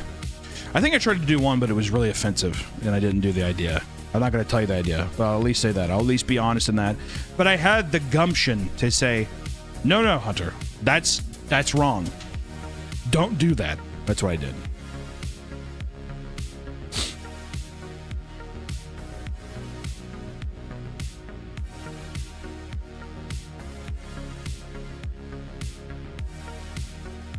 We want Winslow. I see a lot of comments lately, people being like, why doesn't he use the puppets anymore? One, takes a lot of people to run these puppets, but also you don't understand what is going on behind the scenes. I have something planned that I think is going to be really fucking cool, and all the people who are bitching right now, ooh, you're going to eat your words, and you're going to have to act like you don't like it because you already said that you're all bummed and everything. You have no idea.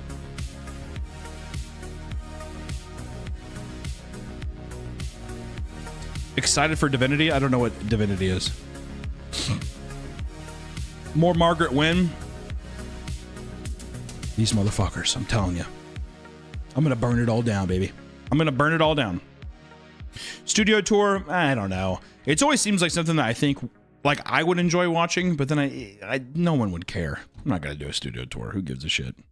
There's some rooms, and we got some stuff in some rooms. That's about it. So he reads the comments that he sent him money. You didn't send me money, bitch, so shut up. I like your sweater. Thank you. Appreciate you. See, you're all saying studio tour, but then it's like, it's the same kind of people whenever they sit there and they're like, I would love to buy a print of that. Then I do all the prints and then no one buys a goddamn print. All right? Did you guys get banned on Twitch? I got banned on Twitch.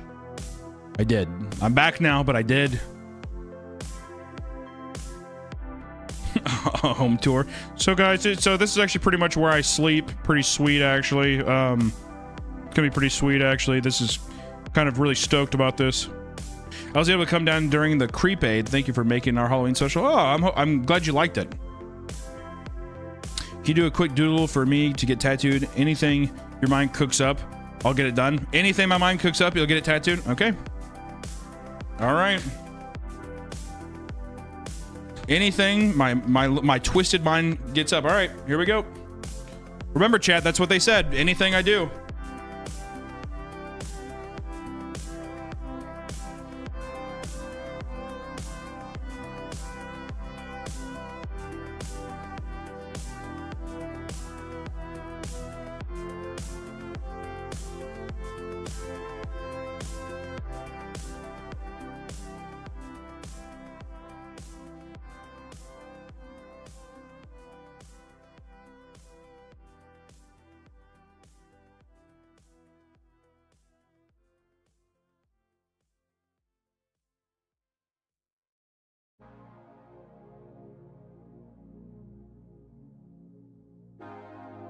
I'm kidding. I'm not going to do that. All right. That's a joke. That's me palling around. I was going to go with it, but no. I'm just joking. I'm just palling around. That's just me palling around. We're just joking. But no, seriously, you have to get that tattooed now.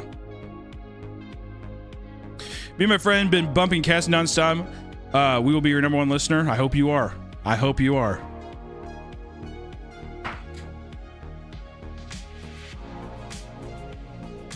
He wasn't joking, though. I was joking. That is a joke. If anything, I'll finish what I was going to do. Because you guys have a... You know what? I'm going to finish what I was going to do, actually.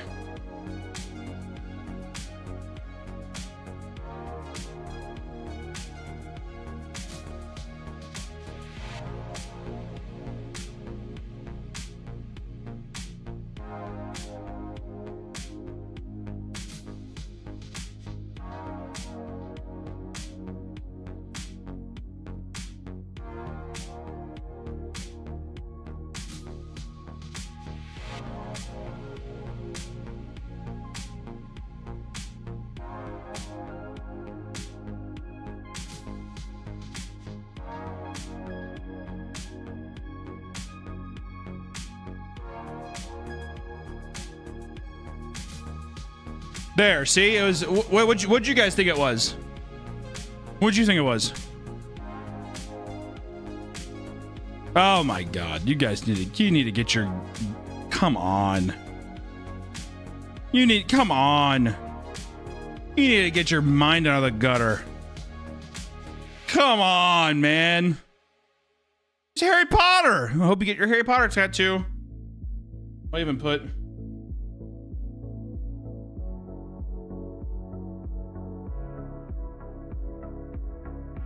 I'm Harry Potter. There you go.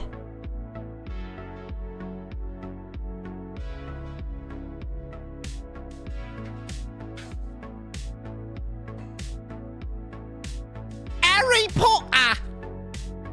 Love your stuff. Love Margaret. I'm staying at Ed and Lorraine Warren's house and museum overnight next weekend. Might be all BS, but still kind of cool. Oh, yeah, it is cool. Why not? It's a piece of history. Piece of paranormal history. And also they're con men. So if anything, I would make sure I would count all of your money in your wallet because you might wake up and it might be gone. I don't know. I'm cramping. Oh, God. Fucking go complain about it, dude. You know what? I'm cramping, too. It's because that Fiesta Bowl I ate earlier.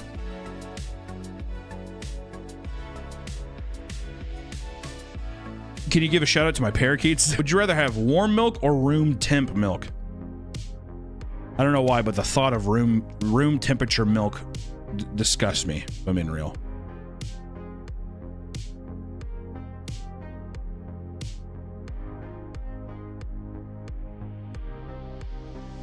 Okay, you can't just say cold. That's not an option. Warm because that is in coffee at least. Yeah, exactly. I don't know. There's something about room temp milk where I'm like, this has definitely gone bad. It feels like it would just immediately go bad.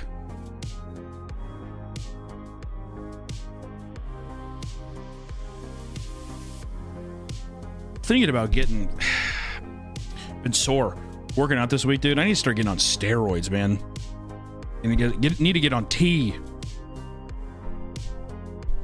You need to start getting on testosterone. You know what I'm saying?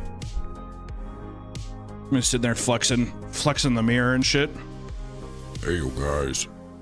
My name's Papa Meat. This is my voice. 2 months on tea. This is what I do. I do that deal. I'm sitting there flexing. Got an amazing horseshoe fucking tricep popping like crazy. Hey, I'm Meat Gator. This is my voice. 8 months on tea. Give him one of those.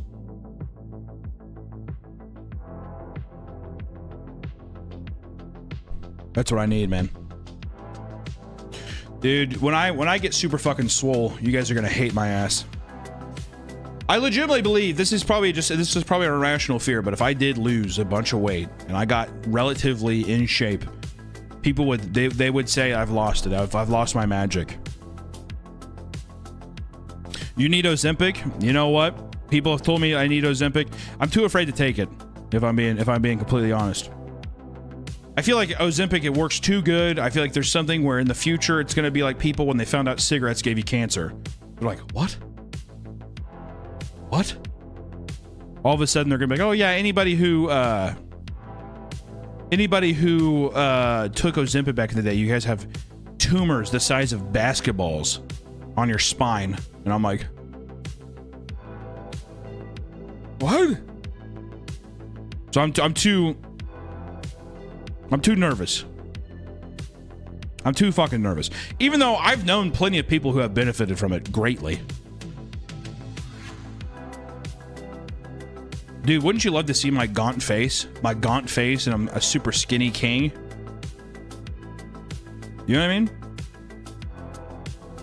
I mean, already, look at this. Look at this crease right here. That is just full on tit. That could be gone. That could be nothing. That could be buff pec. Think about that.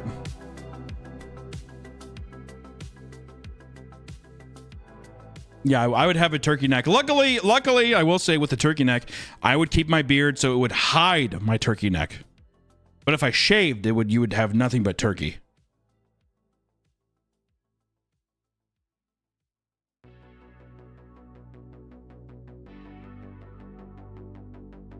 Losing weight will also make you shorter. Oh, bro. I can't be a short king. I'm probably who's the tallest person in this chat? Be honest. How tall? Who thinks they're the tallest person in this chat? I'm 6'5". Is anyone taller than me? I'm 6'5".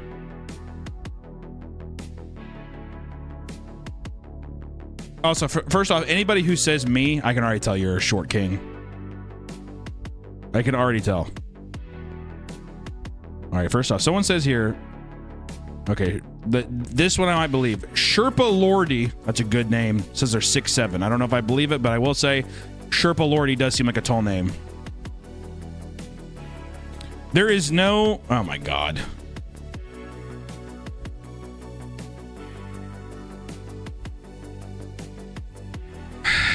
I just realized it was just it's just the fucking 6'7" meme. God damn it.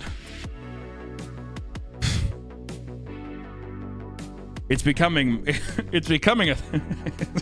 thing that is it's inescapable. It's inescapable. It's so stupid. And don't fucking hit me with a smiley face, dude. That's fucked up.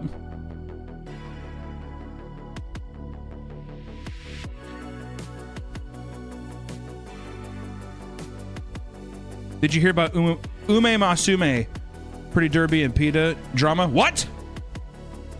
Are you gonna make a video about it? There's drama between. Do they realize it's a cartoon?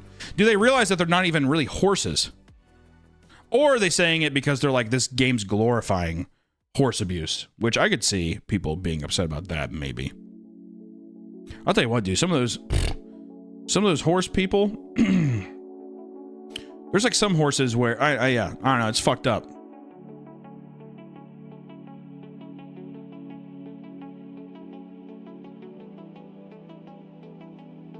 Oh, it's very that, yeah. All right. It's weird. Yeah, I don't know. It's I don't know. It's PETA. The bad thing about PETA is I feel like there's a lot of good that they try to do, but they're just so fucking like, I don't know. They do things too clumsily and like just too aggressively to where it's hard to have any empathy for them. You know what I mean? No one likes animal abuse, right? It's so weird that in a world where this is very telling of PETA. In a world where you could have somebody, a regular person, a child even, get shot in the face, and there will be people who are like, oh, I'm so upset. But if you have somebody, but then if you told those same people would be like, oh yeah, that's sad. We live in such a fucked up world. If you told those same people that like a dog had its mouth taped shut, there would be, I mean, it would be hellfire. You know, if you told the same person, you can tell people that a child drowned, they'll kind of be upset. You tell them that a dog was slapped in the head, they will freak the fuck out. Those same people also say, PETA, shut the fuck up. That's how you know. That's how you know that there's just no empathy. There's no empathy. No fucking empathy.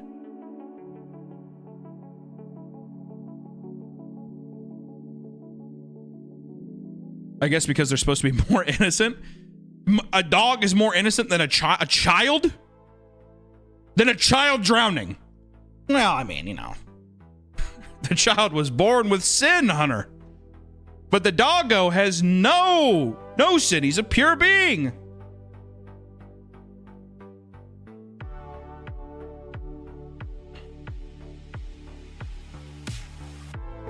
What if it's an evil child?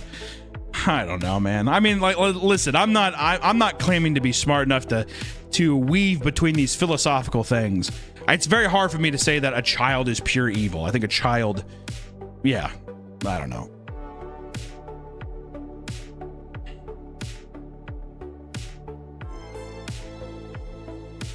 What if it was baby Hitler? All right, well, we can let baby Hitler drown and not really care.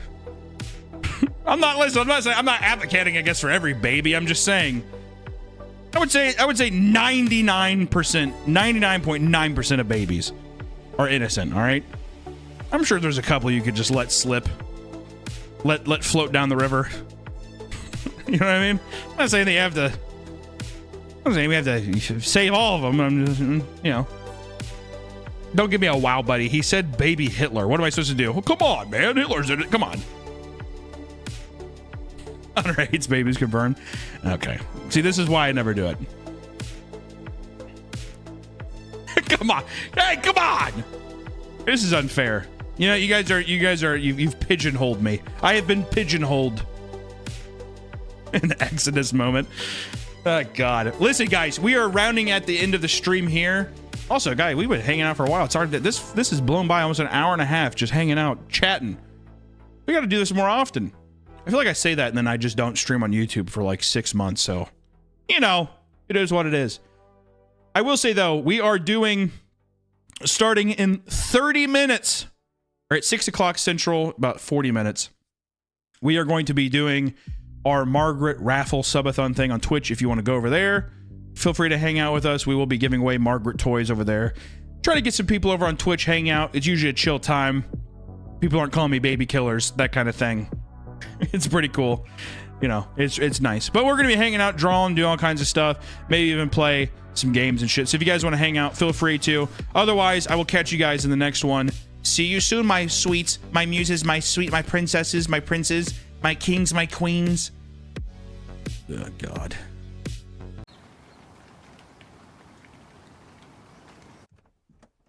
A knock on the door this time of day? Who could it be? Winslow, we got a package! Ooh, let me see. Okay, just hold on here. Let me see. Okay, God, just give me a second. This thing's oh my God. What? Winslow. What is it? I think this thing might be haunted. No, haunted? Did someone say haunted? Hey, who the hell are you? I'm Zach Baggins, ghost hunter extraordinaire. Oh, is this spooky? Here, let me see that. Don't touch my box, man. Get off me, man. Come on.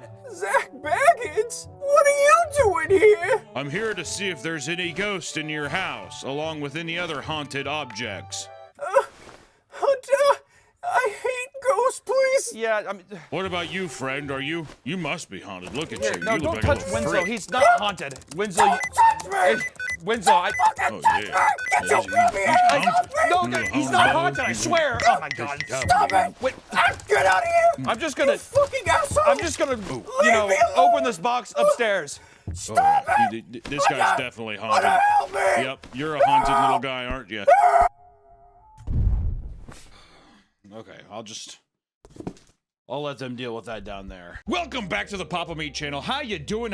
Come on in and sit on down because today we're talking about one of the most cursed objects of all time. If not the most cursed object probably ever recorded, I would say. Today we're talking about the infamous, the diabolical, the evil Dybbuk box.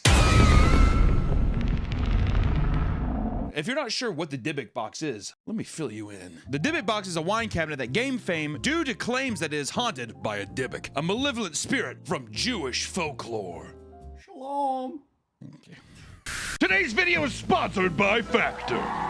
If you're like me, it's tough navigating through a busy schedule and starting to eat healthier, start little better habits. I don't have time to worry about portion sizes, calorie counting, and eating enough protein.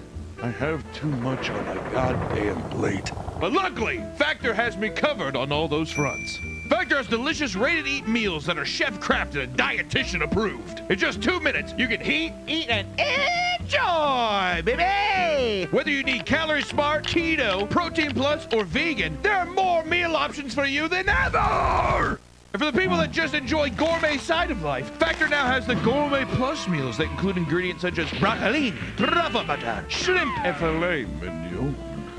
And with over 35 options to choose from each week, you're sure to find something you like. Factor even has one-on-one nutrition coaching for those like me that are looking to be better every time they sit down to eat, baby. Come in, coach. I'm ready to play. The best part of Factor is that there's no prep work, no standing in grocery lines, and virtually no cleanup. Just scoop, plop, and throw away. Living La Vida Loca. Head to Factor75.com or click the link below and use code PAPAMEAT50 to get 50% off your first Factor box and 20% off your next month of orders. That's code PAPAMEAT50 at Factor75.com to get 50% off your first box plus 20% off your next month of orders. Thank you to Factor for sponsoring the video, and back to the video. The term Dybbuk comes from the Hebrew word cling. In Jewish mythology, a Dybbuk is a restless, often evil spirit that possesses and clings to the body of a living person, typically seeking to complete unfinished business or exact revenge. According to legend, there are only 10 Dybbuk boxes in the entire world. These boxes are believed to contain the concentrated evil of the 20th century, and it is said that opening one can unleash the dark forces into the world. AKA Pandora's box kind of mythology. They all kind of tie together, world mythologies and religions and stuff. But that is essentially what the Dybbuk box is. It's an evil box, and the Dybbuk box that is known to be from the movie The Possession, or Zach Baggins, whatever the hell his name's downstairs yelling at my computer. They made it really popular. It's become a huge haunted attraction, and from a lot of cases, there's been a lot of just weird cursed shit going on, a lot of documented stuff too. But I'm curious to see the origins of it. I mean, where did it even come from? Who was its first major owner? Well, let me tell you. The story of the Dybbuk box, as we know it, began in 2001. Why can't I forget that year? When a man named Kevin Manus purchased the box at an estate sale in Portland, Oregon. The box reportedly belonged to a 103-year-old Holocaust survivor who had escaped Nazi-occupied Poland. According to Kevin, the survivor's granddaughter warned him that the box contained a Dybbuk and that opening it would bring terrible misfortune. So he bought it. He bought the box anyways. What a weird thing, dude. If I was at a garage sale and some guy's like, if you open the box, is it here where the spooky stuff is there? I would, actually, you know what? I would probably like, give me that fucking box, old man.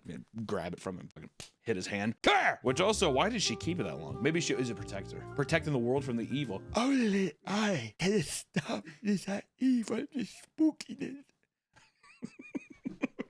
Ignoring this ominous warning, Kevin purchased the box and immediately opened it when returning home, which I love that. Just some like blind old Jewish person being like, it's spooky, don't open this ever. And he just goes home and he's like, which in Kevin Manus's defense, he thought it would be a good gift for his mother, which is kind of funny. Like I could see myself gifting my mother a cursed box, thinking it's funny, being like, look at this. And she's like, oh my God, look at it. It's a nice box. I love it. And I'm like, it's haunted. You know, it has like a little bit of character to it, right? But inside the box, Manus noticed a couple of very odd and peculiar things, such as 2 locks of hair bound with string, a dried rosebud, a strange black cast iron candlestick holder with octopus-like legs, a golden wine goblet, a granite slab with the Hebrew words Shalom inscribed on it, and 2 1920s era pennies. I say that's the concoction of a mad alchemist, dabbling in satanic rituals. Do Jewish people have like satanic stuff? Yeah, they believe in the devil. Is there a hell? I thought Jewish people didn't even believe in heaven. Whoa. I thought that was true. Like they don't believe in like a heaven or so Judaism is the original, and then Christianity is the fan fiction that adds on. Okay, first off, Nick. Yeah, I'm gonna believe you because this is coming from a guy who was raised in a cattle farm in Missouri. I don't know. I don't really have any Jewish friends. I wish I did. Clashing some ideologies. You're not Jewish, Nick. You're just Italian American, which is the worst. These objects that Kevin found in the box, seemingly random but potentially laden with symbolic meaning, added to the mystery that surrounded the box even. And on Halloween, Kevin gifted the box to his mother, which is that's a fun Halloween gift, right? Nice vintage trunk or box or whatever, and then it's even haunted. And you're like, oh my God, what a spooky gift. Yeah, what a day. Whatever. Abracadabra. You ever hear that song, Steve Miller Band? Oh, no. Oh, man, such a good one. And after Kevin's mom opened the box for the first time, she reportedly felt an evil presence and experienced a cold breeze emanating from the box, which, depending on where she was, she might have been a little spooked out by the story, so that might have just been mental. But also, immediately after that, she suffered a stroke. Back to back, cold breeze, stroke. And this is a quote from Kevin, and he says this. I found my mom sitting in a chair beside the cabinet. Her face had no expression, but tears were streaming down her cheeks. No matter how I tried to get her to respond, she would not. She could not. It turned out that my mother had suffered a stroke. She was taken to the hospital by an ambulance, and she ended up suffering partial paralysis and losing her ability to speak oh my God, and losing her ability to speak and form words. Oh, no, I must have had a fucking stroke too, trying to read this. Don't put that in, editor. Fuck you. When I asked her the following day how she was doing, she teared up and spelled out the words, no gift. I assured her that I had given her a gift for her birthday, thinking she didn't remember, because she's a dumb c***. Just kidding. But she became more upset. Okay, yeah, don't put that. She became even more upset and spelled out the words hate gift. I laughed and told her not to worry. What a weird way to end that quote. No again. No again. Hey, again. Hey, again. Oh, you're so silly, Mom. Yeah, Mom, stop. You're silly. All right, I'm going to leave this curse box on your chest while you go to sleep, okay? There you go. She's like, looking at it right on her chest. Despite her distress, Kevin still did not associate the stroke with the Dybbuk box because he's an idiot, and instead dismissed it as a tragic and very odd coincidence. He decided to keep the box in his furniture store, unaware that his decision would lead to a series of increasingly disturbing events. He gets a box from a distressed, borderline senile Jewish man, puts his mother into a stroke, and then now puts his box into a public furniture store. Kevin, he's a bit of an odd duck, if I'm being honest, all right? And this is really where we see the paranormal activity begin. The ball has begun to roll. The little Dybbuk box that I'm going to name. What's a good Jewish name? I was going to say Matthew, but that's more like Christian. Deborah? Isn't that the Demon King from Dragon Ball Z? I'm going to say, we're just going to say Dave. That's a good one. David is a biblical name from the Old Testament. There you go. David. Boom. David the Dybbuk Demon. David the Dybbuk Demon. I like that. Okay. Over the next 2 years, Kevin Mannis and those around him experienced a range of terrifying phenomena, all seemingly linked to the Dybbuk box. The most immediate effect was the onset of intense, reoccurring nightmares between him. I don't know how else to say it. Talk about stands 10 toes down in business. I don't know if you've ever seen my dog before. His feet, when he stands, his feet are bent like this. When my dog stands, tugboat stands, he does this. He stands and his feet, it's not, he doesn't stand 10 feet. He stands like a malnourished snapping turtle. That's how he stands, all right? That's how it happens. Hunter, bring him out. I'm not bringing that son of a bitch on this stream. I'm not bringing that selfish bastard on the stream. Absolutely not. Draw tug, please. You know, Allison draws tugboat really well. If anything, maybe I can get Allison up here and she can draw him. Subway pilot. Wow. Thanks for joining the meat family, buddy. Any plans to do more meet and greets? We'll have to see you and Wendy at Anime Matsuri. I don't know. It's really nice meeting people, but I feel like by the end of those weekends, I've done, the last convention I did was, it might have been Anime Matsuri. I think Anime Matsuri might have broke me a bit. I went to Anime Matsuri because one of my voice actor friends, Jacob Takahashi, he does a lot of, he goes to that event every year, so I went. And it was never ending. Like, the line was too long. I was just tired. I felt, and by the end of it too, you want to be nice with everybody. I'm fat. I get exhausted. So then by the end of it, I sat there and I was just like, I feel like by the end of it, I'm like, I feel like everybody hates me. Cause I'm like, okay, thank you. I was dead by the end of it. Okay, thanks. Oh my God, thank you so much. So then I feel bad because then you don't want that to be your first impression with somebody. I don't know. Then it's a whole word of mouth thing. I get two in my head where they're just like, yeah, that fat fuck. I was waiting in line all day and he barely even said anything. I feel terrible. I feel terrible. So I've decided I'm not doing any more conventions. But all right, don't say all ran through. It's not. All right, I'm not getting ran through. That's not what's happening. People aren't running through me. All right. But it's a thing now where if if I'm out and about and you see me, I'm more than happy to stop and say hello, all that kind of stuff. You know, I don't mind sitting there saying a quick hello. Do I want to sit there and talk for 10 years? No. All right. I love chatting. Hey, how you doing? Hey, I like your stuff. Oh my God, thank you so much, buddy. Shake hands, maybe take a picture. That's it. That is how little social battery I have now. All right. Okay, little convention lizard, that's got to exist, dude. A convention lizard has got to exist. That has got to be a thing. Prostitutes that go to like anime conventions, they're dressed up and they're just like, you want to take it? How is that an L? All right, the guy spamming an L, get him out! I want him gone!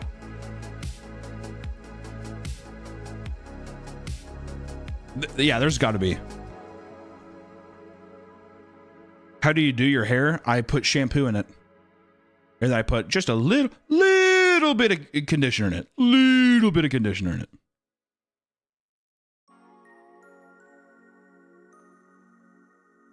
Can't wait for the Mario video to come out. I'm finally able to win back my wife's love. You know what, dude? I wish you all the luck with your wife's love. I hope this Margaret figures does wonders for you. I'll tell you what, though, this Margaret, I'm telling you, I'm so fucking stoked on it. I'll show it again, just because it's a new stream. I know we did it a lot yesterday, so if people, this is a rehash. Let me show you what it looks like again.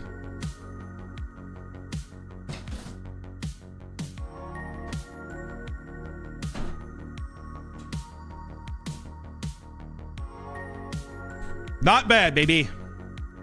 Whip it out. Okay, let's ease you down. We're not gonna say whip it out. Little Margaret figure here. Also, I love this little detail in the box of like the actual picture of the toy. This takes me back to whenever I used to buy Spawn figurines, and they would have like big boxes, like a big the Spawn the Violator character, whatever. There's like a 6 Spawn car that was made of him, and they had photos of the actual car on the outside. I love it. That's great. And it's on this side too. It's on the other side, so you can. The whole idea was that if you wanted to, you could put it on your shelf like this. It would all be something. Or if it was side, you would still see her hands. You know, and then of course on the back of the box, we have her oven top. Just how fun is that? Really enjoy that.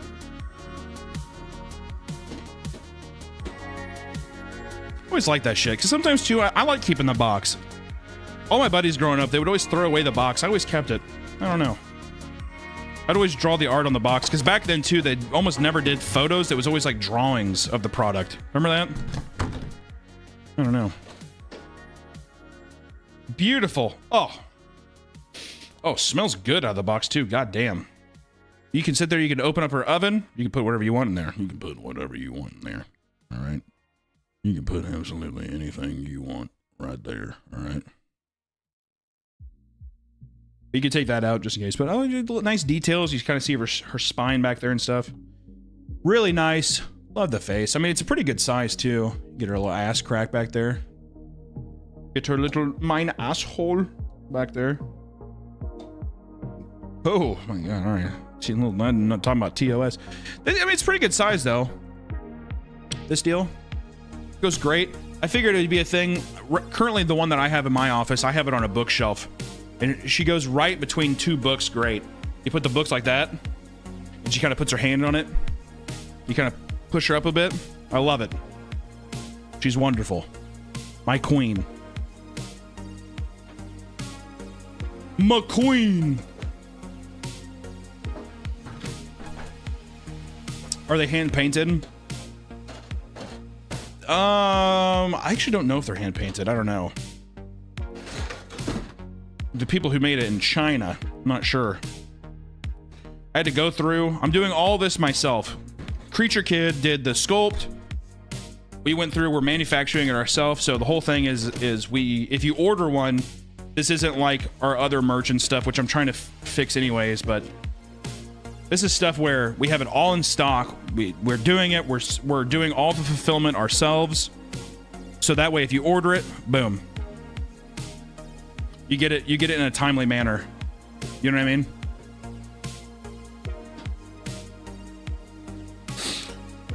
Where do you order it from? I will drop the website soon because it'll be its own website.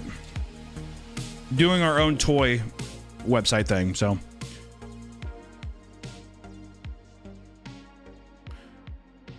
Would you ever sell these at Hot Topic? You know, a lot of my buddies who do more commercial, like put stuff into, I have a friend, I won't say his name, I don't know if you, whatever, but he had stuff in like Target and Walmart and stuff, and he was like, dude, I wouldn't even fuck with it. You have to do so much shit. You have to like sell so much stuff, but also like if you put something in a store, they only do it in certain locations. You have to go through like these echelons and tiers, and I never know if it's actually worth the headache. You know what I mean?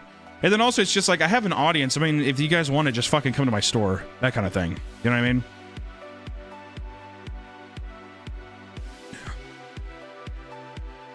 Can you tell my friend Alpine he sucks? I hate him. Thank you, Papa. Alpine, you have a really shitty friend.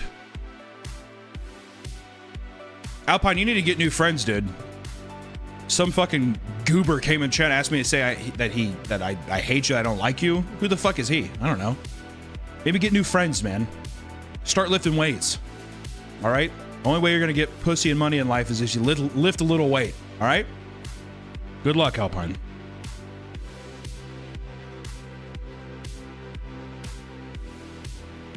Any plans on making plushies? I have so many people say that they're not interested in plushies, and then people are like, I love plushies.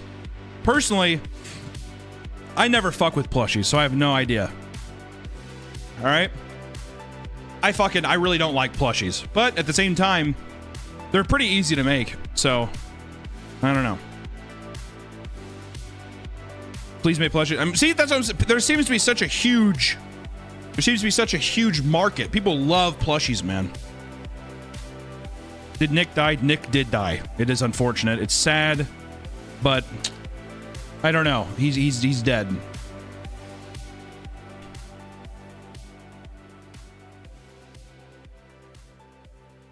Bum, bum, bum.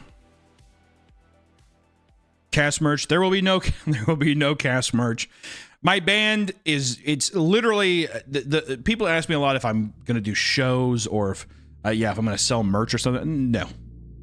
It's him and his family members. Not only did Kevin have nightmares, but every member of his family as well, who probably worked at the goddamn furniture store, started having terrible nightmares. Like they're all bags on their eyes. Anyone else having horrible nightmares every night? It's like you, dude. Every time I come into work, you're always just like, I had the craziest nightmare last night. And Nick, it almost looks like he has like fucking 2 leathery fucking Dolce & Gabbana bags under his eyes at all times. He's just like, so I didn't get very good sleep last night. It's unbelievable. Which in all these nightmares, Kevin described one of the dreams he had. And in this dream, he would walk with a trusted friend, only for the friend to suddenly transform into a hideous, demonic hag that would then beat him. Which does sound scary. Don't get me wrong. We're starting to get the hag thing, because I'm pretty sure the hag is also supposed to resemble the Dybbuk, which the Jewish people, you can figure out what you mean by hags and old women being demons. That's up to you. But to me, it also read as like a sexual fantasy dream between him and his friend. A little bit. You're a straight guy. Your friend transforms into a woman, beats you, probably because you're having sex with him and you think it's wrong. And he's beating you as, you know what I mean? You're like, I'm not gay, I'm so confused. What am I supposed to, what am I doing? I've had reverse dreams where it's girls that turn into my best friend who suck my dick.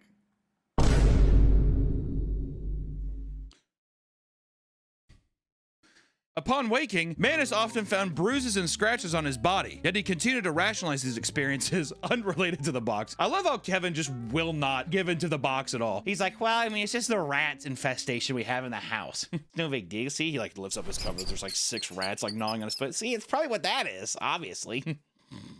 Goes back to sleep. In addition to the nightmares, Kevin reported feeling overwhelming fatigue, nausea, and a general sense of unease whenever he was near the box.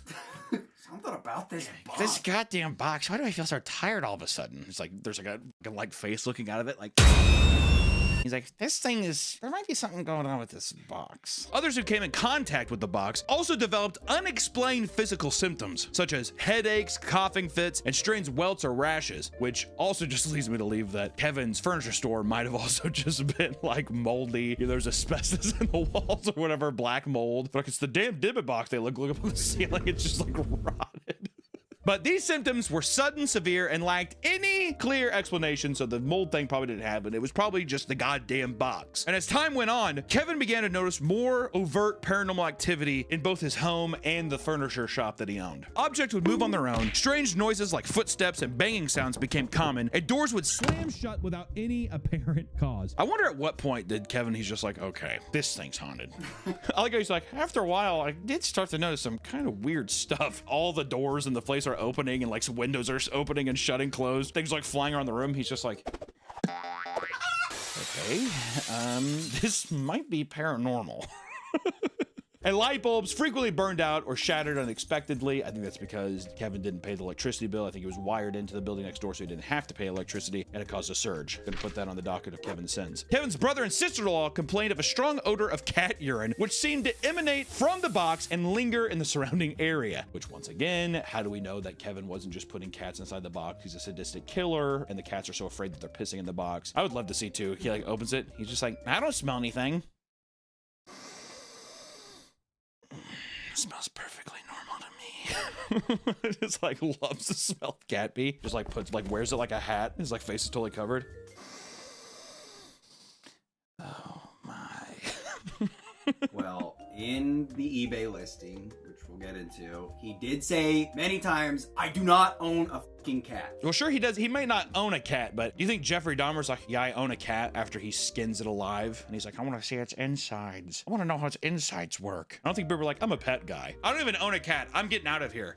Like stands up and his whole belt is made of like sewn together cattails. And out of all of this stuff, right? Out of all of these responses to the horrible things happening in his life with family members having horrible dreams, cat piss that he definitely killed the cats from, I'm almost positive. Things just going awry. What does Kevin decide to do? He decides to pawn it off to his girlfriend. True love. Imagine dating someone. Imagine if you're dating this person right now, imagine your significant other being like, telling you all these horrible things about these boxes, right? And all of a sudden he's like, so I brought it to you. I want you to have it. And you're like, what do you mean? I'm not gonna fucking take it. Are you kidding me? Thank God she's smart. She's like, I'm not taking this, and she gave it back. So good for her. But after enduring 2 years of torment, I don't understand. Why don't people throw this stuff, kind of stuff away, you think? It won't let you. I can see that probably. It's like tempting you. I can't throw it away for some reason. I'm drawn to it. But Kevin endured this kind of trauma basically for 2 years until Kevin finally decided to get rid of the Dybbuk box by listing it on eBay in 2003. Dude, eBay, wild, wild west back then, dude. Bid on it now or buy it for the seller's price? Which one? It's like shows the demon like crawling out of it. Did you ever buy like Yu-Gi-Oh cards? No, I never trusted eBay. They were always. I bought like the Egyptian god cards before they were they were printed. fake. Yeah, they were fake. I know, like back, especially like back eBay back then. I don't think that they had like the verified seller thing yet. So it was just everything was just. It was really popular, but I remember everything just being dog shit. But in the product description of the Dybbuk box, Kevin goes into great detail about how cursed the object is, and at the end of it all, he wrote, help me. I can just imagine there's a guy too, like on his web browser, like his like glasses down, and he's just like, I don't see why I couldn't just take that off his hands. The listing attracted the attention of a museum director named Jason Haxton, who did not initially believe in the supernatural, but bought it out of curiosity for $280, which there was a bidding war between him and someone else. So, and I think the price started at $100, and he's like, God damn it. He keeps like having to like up his bid. Especially like 2003 money, you'd be like, fuck, man. Your son's like bitching at you to buy him like a PS2. And he's like, I got the goddamn Dybbuk box, son. I'm sorry. I gotta help this guy. Yeah, I know you want to play Tack and the Power of Juju with the rest of your friends, but you'll have to wait. Unfortunately for Jason, though, he quickly regretted his purchase, not because of his obese son wanting Tack and the Power of Juju. That was later down the road. This is for different reasons. From the moment Jason received the box, he was plagued by what he described as a tidal wave of bad luck. Jason experienced severe physical symptoms, including stabbing pain, hair loss, and full body welts and hives. God damn, Jason. He's like, son, you win. His son's poisoning him. We can get Tack and the Power of Juju. His obese son's eating like a fudge sickle. He's like, glad you finally came around, Papa. Jason also began having nightmares of a hag, similar to those described by Kevin, and reported seeing large, dark blurs in his peripheral vision. His health deteriorated rapidly as he began coughing up blood and experiencing bleeding from his eyes. My God! Good God! I like to imagine, too, he's like just as skeptical as Kevin was, so he's just like, son, I got you, Tack and Power the Juju, please. He's just like, but I want the Devil May Cry 3, Father. And you did not give me that. There's a couple quotes from Jason here that I think are pretty interesting. The day it arrived, I put my hand on it, and it almost feels like the thing is collapsing into a liquid state. What does that even mean? What in tarnation is happening? I'm guessing it was heavy? I don't know. It's weird. I guess. I don't know. To me, it makes it seem like a bubble bed or like a water bed. If it's like a liquid state, you'd be like, whatever. I feel like a knife is coming into my gut. I'm paralyzed in pain. When I go to bed, I have terrible dreams of a hag that seems to come with the box. All I knew is I got this thing and I got very ill. I don't know what happened and I still don't know. Well, thank you for that, Mr. Inquisitive. Jason's just like, I don't know what's happening and I'm not going to look into it. I don't know what happened. I read the eBay post that said all this stuff would happen. Well, yeah, it's like, what the f do you expect it? He's like, I don't know what is going on. My son keeps getting bigger, but I don't buy him cosmic brownies no more. He's like, foolish father. I bully kids at school who bring me them. But desperate to rid himself of the box's influence, Jason sought the advice of a rabbi who instructed him to place the box in a gold-lined wooden container to neutralize the spirit inside. I don't know why that would work. Let's just put up a little info thing of maybe why that would work. Well, there you go. Love Don't you say Jerusalem. And following the rabbi's advice, Jason's symptoms did start to subside over time. But the fear of the box's power still lingered in the back of Jason's head. I think he kind of knew. He's like, I think I want to get rid of this. So he decided to bury it in a military-grade safe in Missouri, where it remained for several years. And you're probably thinking, wow, that's the end of this story. I mean, this is where it's buried underground. The demon is even buried literally underground in Missouri. That's the end of the story, right? How I wish that was true. Oh, what about this? Is this haunted? Hey!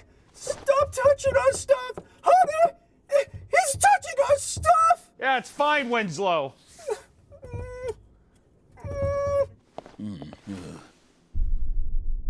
What about this? Is this haunted? I feel a dark energy coming off of this item. In many ways, yes and no. How much do you want for it? I'll buy it off you. Please be careful with that. Winslow, stop doing that.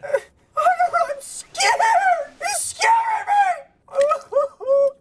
Oh, leave me alone! I hate ghosts! I hate them!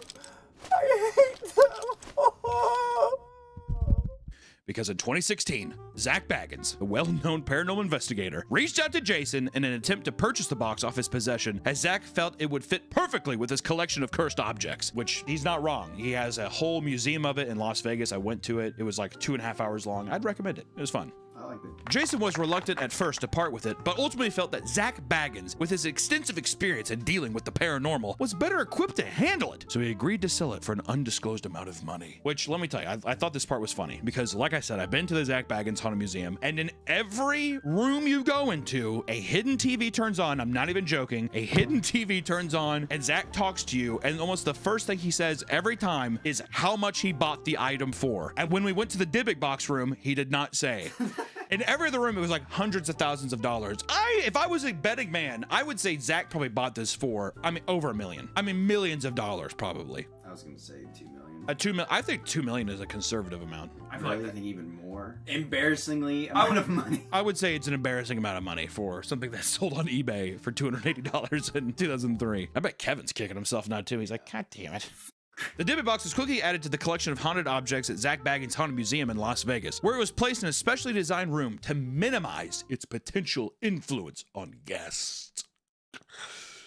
Whoa. The box immediately became one of the museum's most infamous and talked about exhibits. And shortly after the Dybbuk box arrived at Zach Baggins Haunted Museum, Baggins and his team began to experience strange occurrences. One of the most alarming incidents involved the sudden appearance of mysterious protruding holes in the walls surrounding the box. I don't even know what the hell that means. If there's visuals or something to represent that, that would help. But that, if someone told me, out of everything so far, I've been like, oh my God, that's kind of creepy, right? And then Zach, of course, Zach is the guy to be like, black holes are forming in my fucking museum. I hate for you to pay a ticket to come see it. I mean, we gotta get people in there, but we gotta get you to pay GA. All right, can you pay GA for me? These holes seem to materialize without any clear cause, leading some to speculate that they were results of an unseen force trying to escape from the box. Dybbuk David wants out. Dybbuk David wants out. Dybbuk David the demon wants out. Zach also reported that many visitors in the museum who came into close proximity with the Dybbuk box experienced intense feeling of dread, anxiety, and nausea. And that couldn't have been from the prices of having to get in there and being in there. Because let me tell you, the feeling of dread, anxiety, and nausea is what I felt in that goddamn heat box. There was no AC in the Haunted Museum. It's in Las Vegas, Nevada. It's a goddamn oven in there. And also, they had to put in like a water fountain area because I'm pretty sure people, you're walking through in every room, they're like, people keep blacking out in here. And it's just like a bunch of obese people falling over. And it's like, probably because they're getting fucking dehydrated, walk around this fucking long ass labyrinth. They're boiling alive. But it makes for great footage.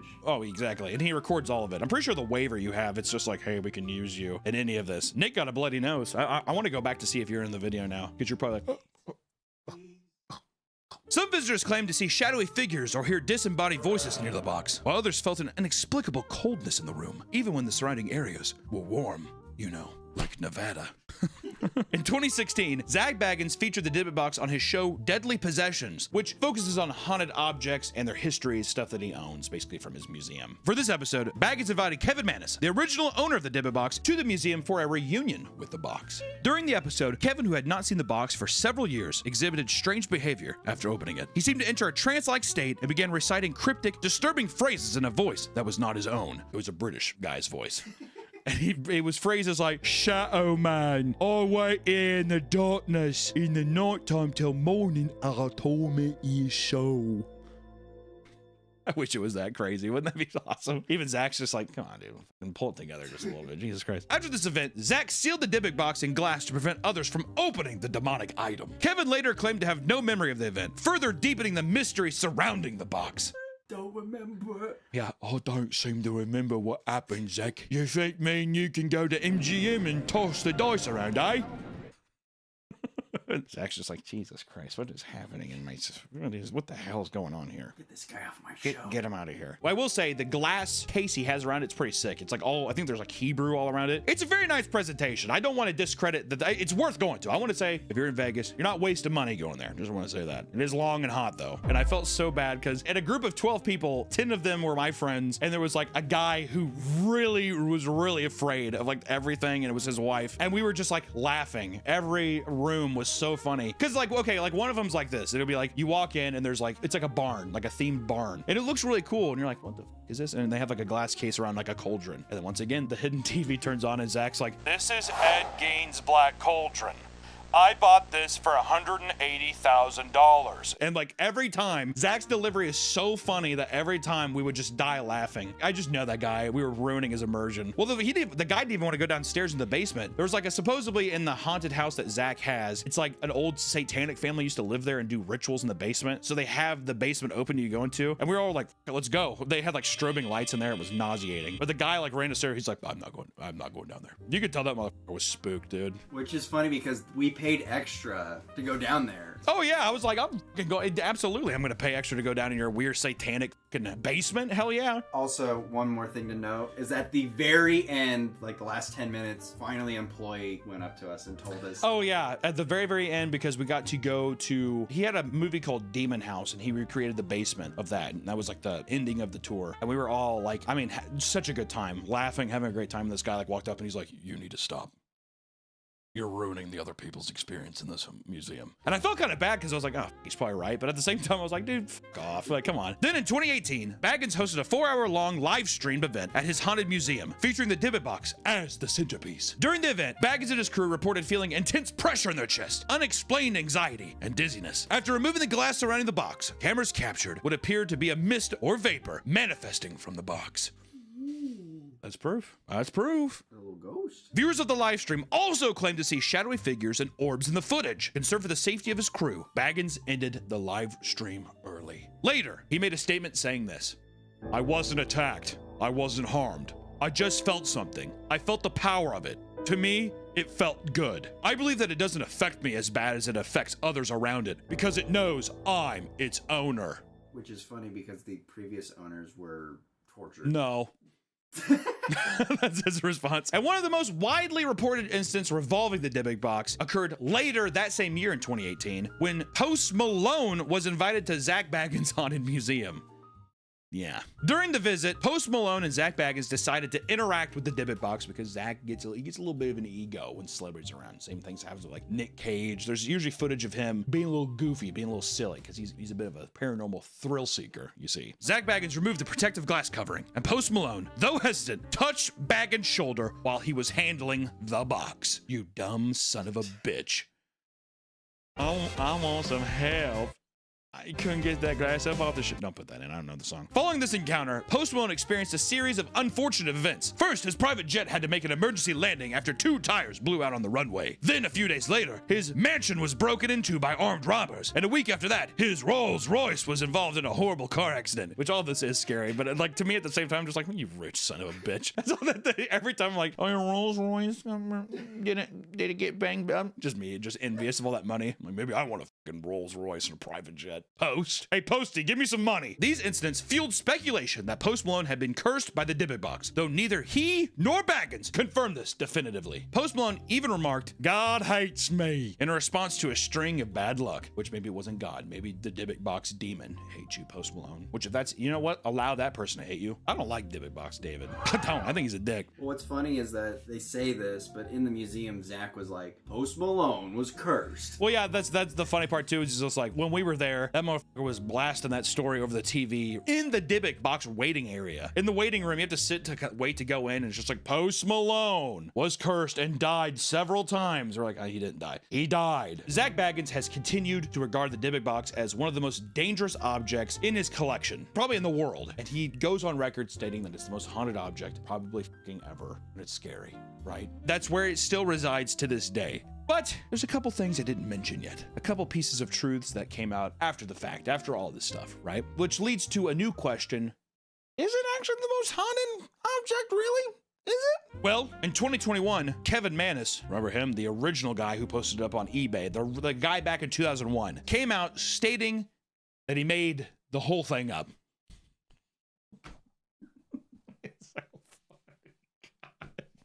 Yeah, I made it up. I'm sorry. At least he waited like 20 years. Like, imagine he like messages the guy right as soon as he bought it. Dude, this thing's not haunted at all. Fuck you. Jason's like, Kevin Manis is a creative writer, and he wanted to create an interactive horror story in real time. He wanted to have an actual living horror story that someone got to experience. He confessed that the carvings on the box and the items inside were of his own making, and that he had crafted the narrative to post on eBay as a creative project. There was a time when I didn't do anything creative. I pushed papers, and I made a lot of money pushing papers, and I absolutely hated it. And then one day, my head split open, I unzipped it, and I was an artist. And from that point on, I made my living artistically. I want to make that really clear. I would not give my mom a demonic box. Here you go. Which is actually so ahead of its time. This is stuff before even like creepypastas. There was like Ted the Caver, of like people using internet-based stuff to have interactive horror stories of people stumbling upon it and believing it's real. It's actually kind of sick. Kevin even said this about his box. The carving in the back of it is my carving. The stone was in the box is something that is a signature creation of mine also. Make no mistake, I conceived of the Dybbuk box, the name, the term, the idea, and wrote this creative story around it to post on eBay. Kevin also revealed that he conceived the idea of the Dybbuk box during Yom Kippur, the Day of Atonement, while praying and asking forgiveness for his sins. But ironically, after revealing the hoax, Manis experienced a series of personal misfortunes, including his car breaking down, his girlfriend leaving him, and the deaths of his mother and 2 friends within a week. Now that feels, see the weird coincidence that he was talking about before when he was making up the story? This feels like the tragic coincidence now. That is. Or maybe it's Dybbuk Demon David coming for his revenge. How dare you say that I'm not real? David, stop! Not Dybbuk box David! These events led some to question whether the Dybbuk box might still hold some residual power, even if its origins were fictional. John Michael says, what do you say to people who continue to believe in Dybbuk boxes even after you've revealed that you were the origin of Dybbuk boxes? I don't know. What do you say to people who believe in Santa after they're 10? I don't know. Yeah, I mean, he said the story is fake, but what if it's actually haunted? Yeah, I mean, he made the whole thing up, but what if it actually is, though? It's a big coincidence. It could be just a major coincidence, guys. Because it's just like, you know, he made up the story, but coincidentally, it was already a haunted thing. Skeptics have long pointed out that there is no precedence in Jewish folklore for a Dybbuk to inhabit an inanimate object. Dybbuks typically in folklore tradition have only ever possessed a human being or something like living. There would be no reason for it to be inside of this box, like to possess that box. Traditionally, a Dybbuk enters a living person's body and cleaves their soul, causing mental illness and speaking through the host's mouth as a separate personality. Maybe that's what happened to Kevin's mom.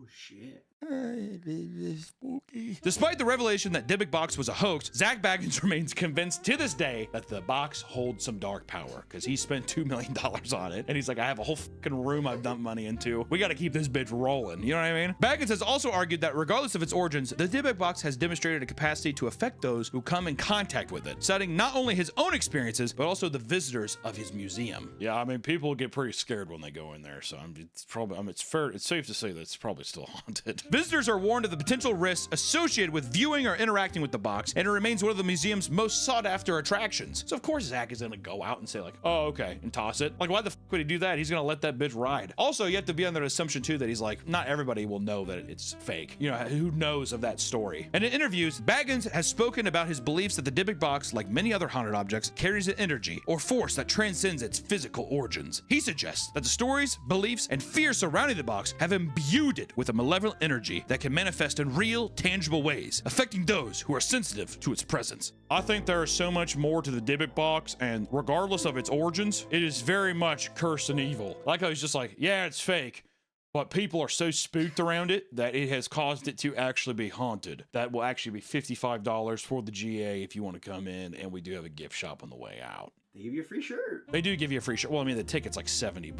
Yeah, we did do the special. And we did the special. I mean, so it was like $70 for a fucking $8 shirt. Deal alert!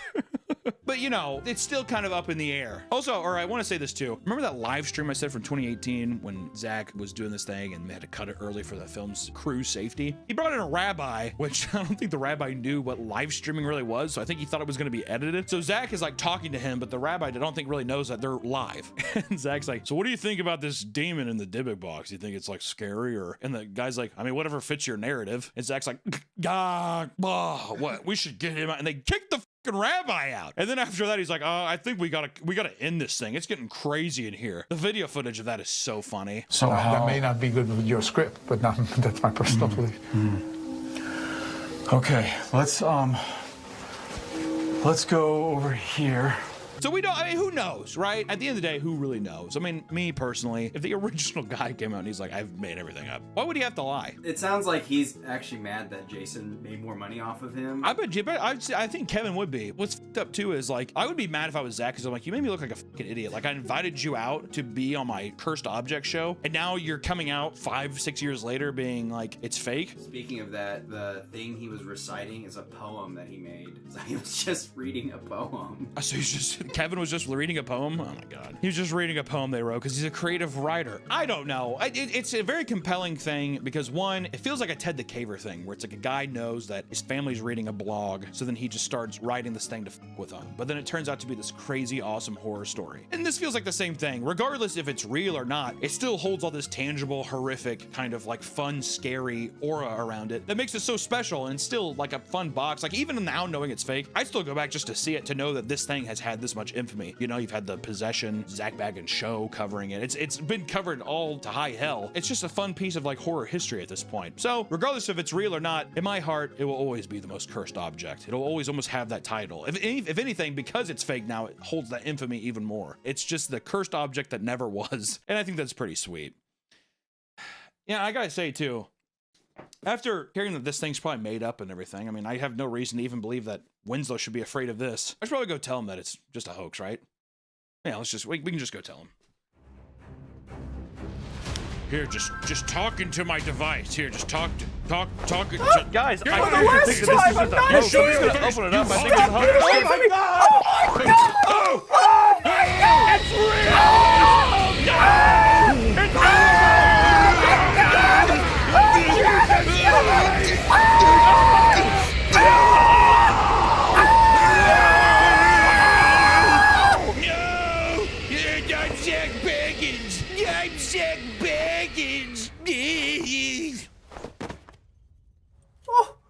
Oh my God! Winslow, I guess that box was haunted.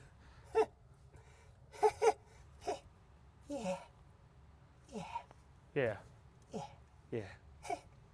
Yeah. Yeah.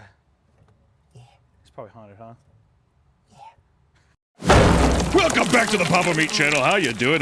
Come on and sit on down because today we're talking about disgusting people doing disgusting things. You just don't have to worry about it. It's not safe. Kevin is living on top of the bomb. I mean, he doesn't even understand. That is very dangerous, my friend. Ah! The spring is right around the corner. You know, getting things nice and organized, throwing out some of the unused junk, which I'm a hoarder. I mean, if you look at the back of my room here, I have a dog. My dogs haven't been up here in how long, and I have a dog bed.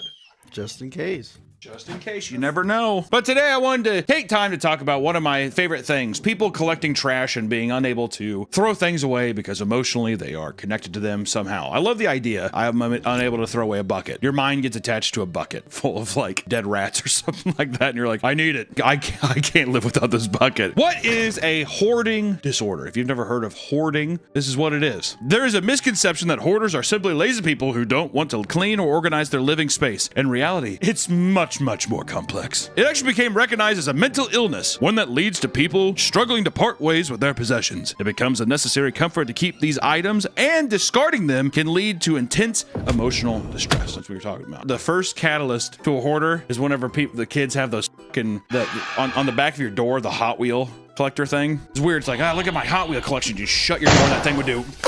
I swear to God, that is the starting point to emotional stress collecting. I gotta fill them up. Because then, if anything, I remember I was like talking with this friend of mine. And I was like, you have 3 of these. There's like 200 slots on the back of them. He's like, I don't. So he just started putting all kinds of shit. He'd find like twigs and rocks from outside, break them, and like put them in the thing. It felt like a I was like, all right, man, cool. Mom, come pick me up. Many feel the need to hold on to their things as a way to feel like they have a sense of control over their lives. People experiencing dementia, OCD, or depression can sometimes find themselves experiencing these same tendencies. Maybe you're depressed. Better hold on to some of this stuff. Over time, however, this comes at a cost of their own personal health.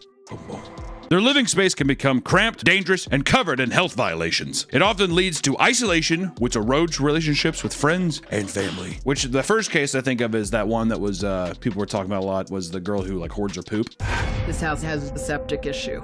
Oh yeah, we got that in there. Okay, good. We're talking about the poop hoarder. There's still some space in the toilet, but I don't want it to overflow. My grandma's kind of a hoarder. I had to clean her house. Your grandma was a hoarder? Like, really? Or were you just like, what are these dolls? I can see you bullying your grandma, dude. Nick, leave me alone. Stop it, Nick. I cleaned her house for free. I spent 2 days. Touch me there. Just take your medicine and go to sleep, Grandma. She had dog shit, like, stamped in the carpet. Oh, dude. See, that was one of the reasons why I hated going to my grandma's retirement home. Old dementia kooks walking around and stuff. One of them had a cat that was dead, that like was under the bed, and like nurses would try to come in and clean up, and she's like, get out of here. And she like freak out. It was horrifying. To be an owner of a retirement home like 30 years ago or whatever, gold mine. Oh my God, just put them in a closet. Come see them at Christmas. There's 5 stages of hoarding. Level 1, one who feels the compulsion to collect things but has kept it to a minimum. Their home is still easy accessible. I think that I'm at a level 1 or maybe a level 2, which is how, I mean, if you look around just the things that I collect, I think anybody who's like collects a little something, everyone has a moment in time where they're like, what is this? And like, oh, I just keep it. That's, well, see, for me, it's like I'm just so fat, all my clothes doesn't fit anymore. And my wife's like, you should just get rid of these. And I'm like, oh, I'll slim down. I wonder what it is if it's anti-hoarding. I had that. I used to just throw away shit. What is, I wonder what that is for. Well, just more like, I have no use for this. And then you throw away family memorabilia and then they cry. I think my sister has that. My mom will buy her like a new couch or whatever. And she's like, it just took up too much space. And she's like, throw it. You're like, so you don't have a couch in your house? It's just like a folding chair and a TV, and Bob's Burgers playing on the TV. You're like, all right, dude. Or we could talk about level 2. While not too extreme, there's noticeably more garbage and old food laying around. Perhaps animal waste as well. I've even had some buddies like that, left out food and shit. But it's not even like lazy to throw away. They're like, well, I might eat it. Like pizza crust that's like just like as hard as a rock. It's good stuff, man. Pizza shop cracker crust. Oh, good stuff. Level 3. A nasty odor begins to ruminate. And bedrooms and bathrooms become unsanitary and unusable. Items begin to collect and stack, taking up a more noticeable amount of space. And then you move into level 4. The odor becomes unbearable, and an abundance of animal feces, bugs, and rodents infest the house. At this point, the junk makes it hard to navigate the property. I like how you actually become like a Greek myth after a while. You literally just have like a labyrinth forming. That's when the Minotaur moves in. And of course, lastly, level 5, the end of the road, the worst stage, where everything is elevated. This can pose great risks to health, as sections of the house will be permanently damaged from the horrible conditions. In extreme cases, bottles of human waste can be found as well. Well, yeah, dude, and at this point, you're like, I don't know how to get the fuck out of here. How do you keep bringing stuff in, though, is what I want to know. You know what I've seen a lot with hoarders is like newspapers and mailers and shit. Can you imagine not being able to throw away junk mailers? Holy credit card offers and stuff like that. I gotta know. You never know. Well, I remember I saw one where a guy was like, see, I'm eligible for $500. I'm eligible for $1,400 credit. Many people find themselves drawn to the extreme levels of hoarding. Let's talk about some of the weirdest and most real examples that are happening in the world. Starting off with the Japanese hoarder. A Japanese woman online known as, okay, dude. Shirokuma Tiandedesku Uzuki. What the fuck is this? What, we play Mad Libs here with the deal? Oh, come on, like, this is her name. Shirokuma Tiandedesku 4444. Whatever, that's her. I don't know what I can tell you. It could just never be like Sarah, like Jean. I feel fucking racist for me to say. Why can't her name just be Sarah?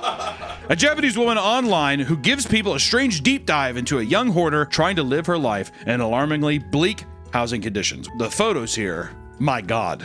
I thought this was fake. She was showing how she made like stew. She was like putting carrots in, like, and then there's like cockroaches and stuff. But I could see it maybe being a bit of a troll. No, but it's real. Unless she just owns a house, she throws garbage in. What's I'm saying? It might be that, or even just committing to the bit. Like, I'm not really a hoarder, but like this gets clicks, so fuck it, I don't give a shit. That's like a grub human thing, right? Little goblin mode type shit. Her content mainly revolves around her cooking meals, but people became alarmed at the incredibly cluttered rooms. In many videos, it is clear that her apartment has been grossly infected by hordes of insects, and supposedly she has not paid rent in over a year. That's awesome. I'm just not gonna pay it. And began wearing an outfit consisting of overdue payment and eviction forms. You can see these forms decorated all over her room, making a outfit out of people being like, we're gonna kick you out, and she's just like.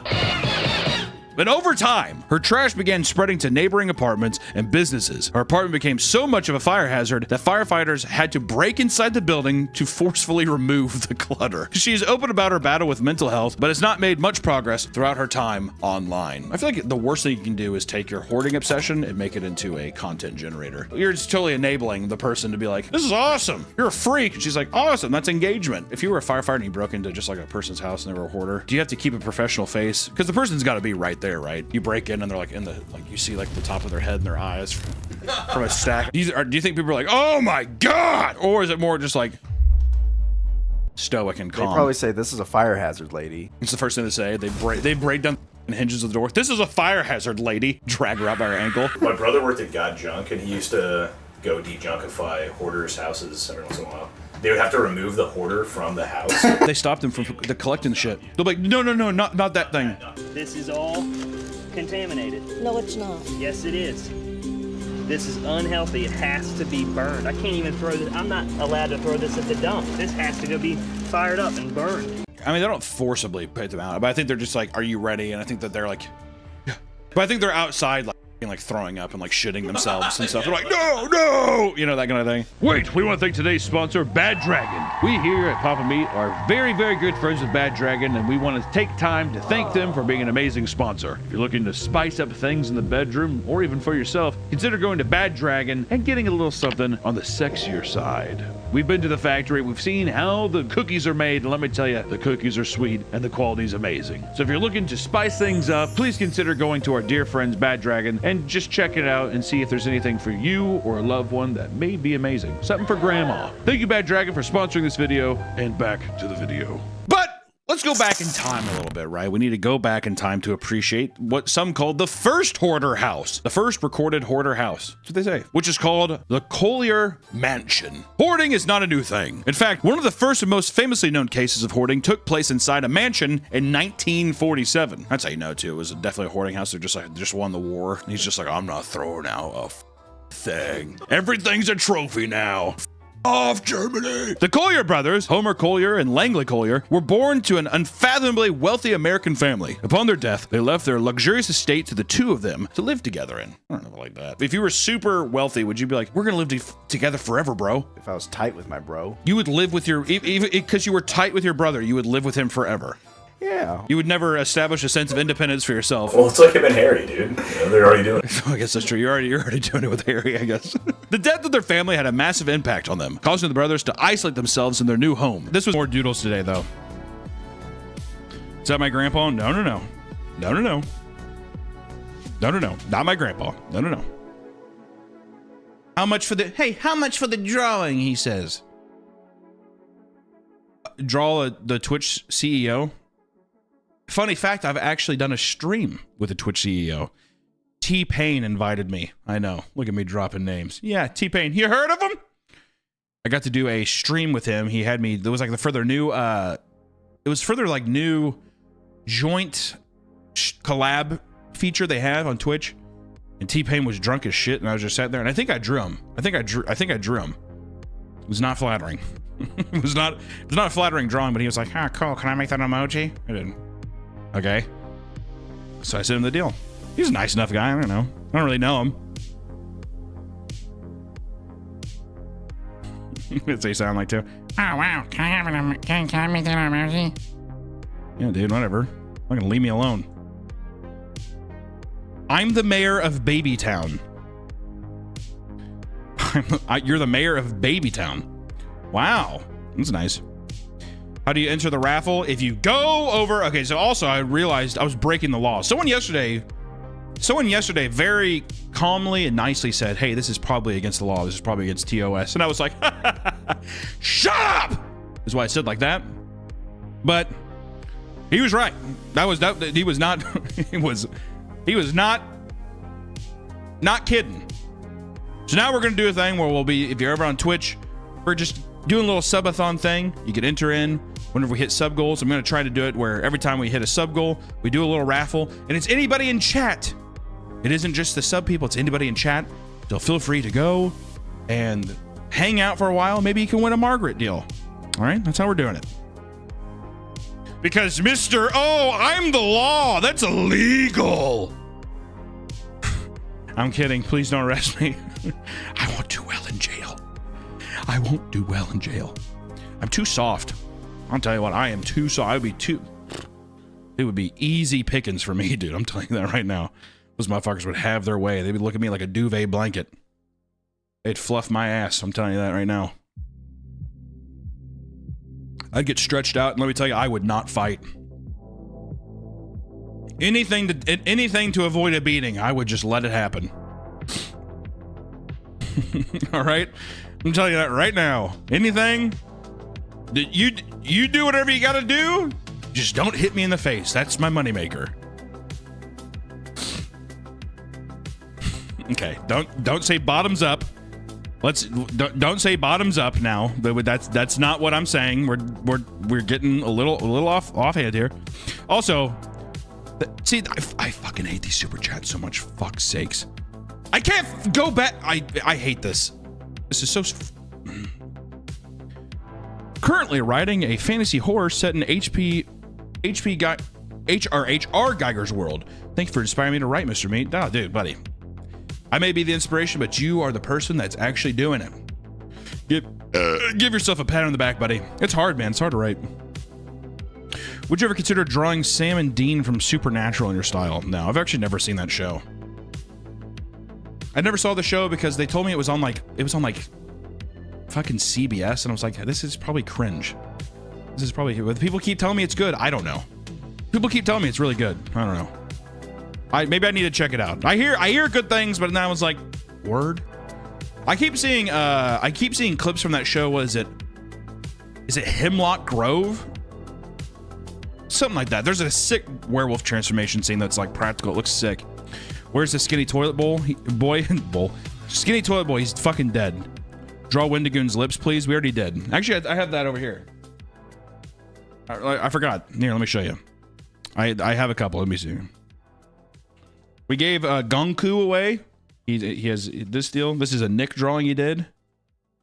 Yeah, there you go. I already gave it away, but this is Isaiah. I drew him yesterday.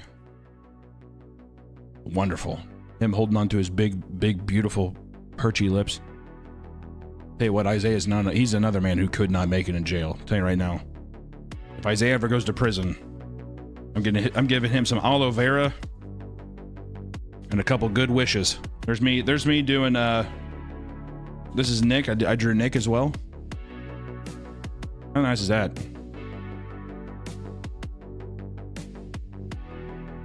Why did Twitch ban you? I said banded. Twitch banned me. Twitch banned me because I was playing Magic the Gathering Arena, mind you. And right now, on Magic the Gathering Arena, this is a true story. They are doing an Avatar The Last Airbender set. I am in my mid-40s. I'm sitting on my computer streaming to almost no one on Twitch. And wouldn't you know, I lose, I don't know, 25 matches in a row with Avatar The Last Airbender Magic the Gathering cards. So in a state of frustration, in a state that I'm not necessarily proud of, I said I was going to kill myself. I said I was going to blow my brains out. I said I was going to do all kinds of things, which is my God-given right, all right? And Twitch has the audacity. First off, if someone is suicidal, does it help banning them off of, you know, if I sat there and if I was screaming into the void and I was just like, I'm going to kill myself. I'm going to put a gun in my mouth. I'm going to blow my fucking brains out. I can't do this anymore. And then all of a sudden the platform says, hey, shut up. Go sit by yourself and have those twisted thoughts. Don't do it on our website. Does that make sense? Does that make sense? I don't know. Maybe I'm wrong. You know, I understand what they're doing is that they're saying, hey, you're acting a little nutty, right? You're acting a little nutty. Go take 5. If anything, introduce a take 5 feature, right? Take 5 minutes. We're gonna show a funny video. We're gonna show Ellen DeGeneres dancing for 5 minutes. Take a walk. You know what I mean?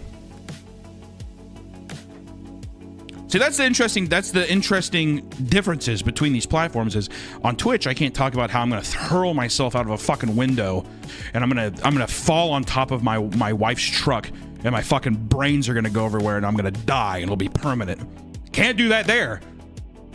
But if I talk about, I don't know, lot lizards or something on, like, even saying that here on YouTube, that gets me nuked. I could talk about having sex with prostitutes as a trucker on Twitch. I could do that all day. I could probably even stream myself going and picking up a woman of the night if I wanted to, right? But on YouTube, you can't do that, right? You gotta pick your battles. You gotta pick and choose what you're doing. Don't disrespect my mom.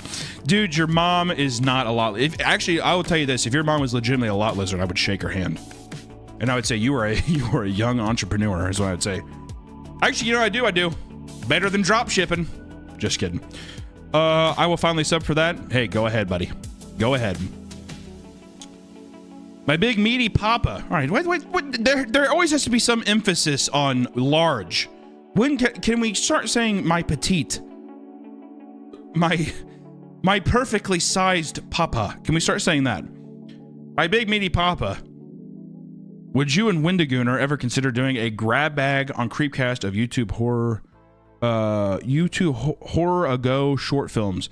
That'd be fun. This week we're recording the last part of Marble Hornets. Because the last Marble Hornets video we did on Creep TV, that came out like a couple weeks ago, so we wanted to be sure and do that in a timely manner. All right, Papa Slim Jim, that's you being cute. We'll just say Papa. All right. Femboy vegan, dude. You guys would not even be able to handle if I was a fucking femboy. All right, don't say small. We just did a video on millennial. We do not say small in this chat. All right, we do not say small at all. Twilight Hour, thanks for the 20, buddy. How you doing? Normally sized Papa Meat. Thank you. I just finished my 2D animation final, and the professor for that class gave us some animation cells. Ooh, from All Dogs Go to Heaven. What? It's one of the coolest. That's fucking awesome. Your animation teacher, first off, having an animation teacher that actually has professional experience, lucky you. I wasn't so lucky. Dude, graduating a animation class, and your film professor just says, hey, here's some All Dogs Go to Heaven actual production cells. That's amazing. You better get that framed, dude, because that's actually sick. Also, holy shit, can you talk about a sadder movie? I don't know if you know the story of that, but the girl who voices the girl in the movie, because Burt Reynolds plays the dog, I think, and I'm not gonna get these specifics right. All I know is that the girl who voiced that, she was the actress. She was killed by her dad. Burt Reynolds had to go into the audio booth. This is before the film even released. All right. So this is during the recording. And Burt Reynolds is like crying, listening to this girl talk about how her dog is dead, or how it's like, you know, she's going to be gone. He's like, oh, it's horrible. It's the most, like, one of the most disgusting things ever. So now every time that you watch that, or every time that I've seen that movie ever since, God, it just like, it buries a knife even deeper into your heart. It's just unbelievable, man. So many sick, sadistic fucks out there. I love your voice. Your voice. Hey, yo, parakeets, shout out you. Caca, caca.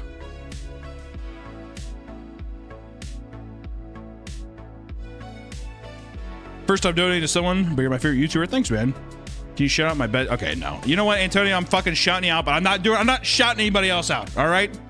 If anything, Antonio, if you see this clip, I want you, Antonio, go up and smack that man right in the fucking mouth. All right. There's no reason I should be shouting you out. You know what? You guys need to be closer. All right. So if anything, you either give him a slap with your hand or you give him a kiss on the mouth. Either or. I don't. You know. I'm not. That's not for me to decide, Antonio. That's it. That's in your. That is in your wheelhouse now. All right. Boom, boom, beam, beam, beam. Can you twerk on stream? I cannot twerk on the stream. I can't.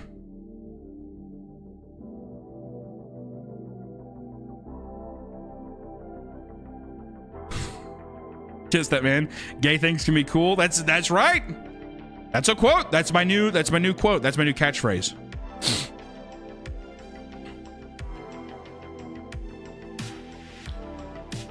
Are you gonna watch Iron Lung? Yeah, I'll watch Iron Lung. I don't see why not. I like watching all the YouTuber movies, man. I'm excited to see the movie that the guys who did I Have a Bad Idea, I think is their channel name. I'm excited to see their movie. They make a lot of great short films. Also, they did a found footage film called, I think, Milk and Vinegar, or I think it was Milk and Vinegar. I can't remember, but really, really good found footage horror film. It's like an hour long. It's awesome.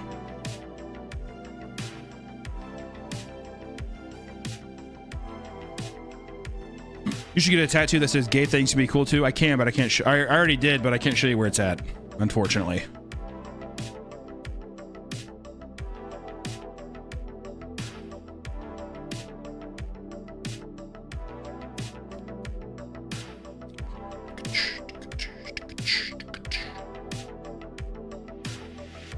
Draw Garfield. I'm not gonna draw Garfield, dude. I'm not drawing Garfield. Me and my coworkers put random stuff in the freezer at work. Can I get a Margaret to add to the mess? You want me to give you one of these toys just to throw in a goddamn freezer? You know, I'm inclined to say no. All right, which I know it sounds rough, but I'm inclined to say no. Millennial mural. I want to get a millennial mural as a back piece tattoo. And it's all photorealistic. How sweet would that be? That'd be pretty sweet.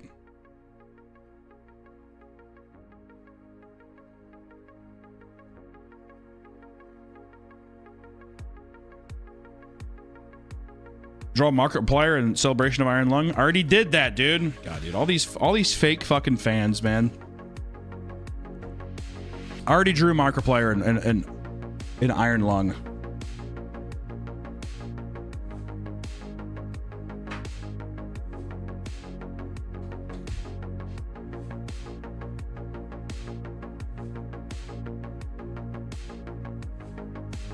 He's even in the submarine, see? A little fishy on the outside. That's nice.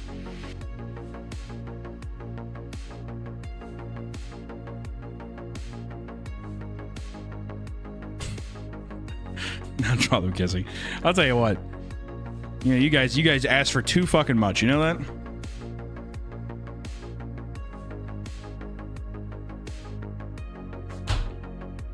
What'd you do before YouTube? Before I did YouTube, I was doing freelance animation for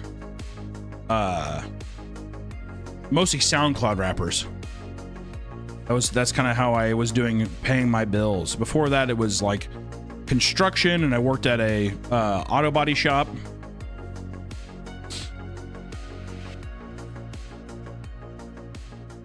any games you've been playing lately? Literally just Magic the Gathering Arena. That's all I've been playing. You say lie? It's not true. I did. One of them's even up on YouTube. If you're talking about my YouTube animation for SoundCloud rappers. What was it? It was...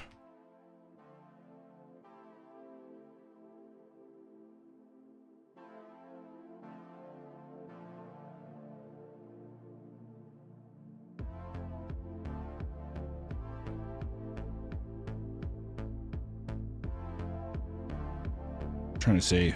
Yeah, well, conveniently I can't find it right now. Don't yell at me. I can't find it. I swear it's there. I promise. SoundCloud rappers kiss? They do kiss from time to time. You got to go on the Forehead Fables podcast. Those guys need you. You met Sam at Range Day, I think. Forehead Fables. I'll have to check it out. Why is that? That sounds familiar. Are you going to do Melvin's Macabre? Yeah. I think you got a Family Guy or Rick and Morty on your hands. I don't know about that, but I think there's definitely going to be more. We have this other thing that we're trying right now. There's a lot of stuff I want to do outside of the animation stuff as well. I got a lot of stuff moving and a lot of different parts moving, so I'm just trying to keep my head afloat. You know what I mean? Is there a chance I could get you to draw some new Phyrexia artwork? Been working on a tattoo of Phyrexia. Why not get from my favorite artist? Oh, buddy, ask a good tattoo designer. Do not ask me. My art would be terrible as a tattoo.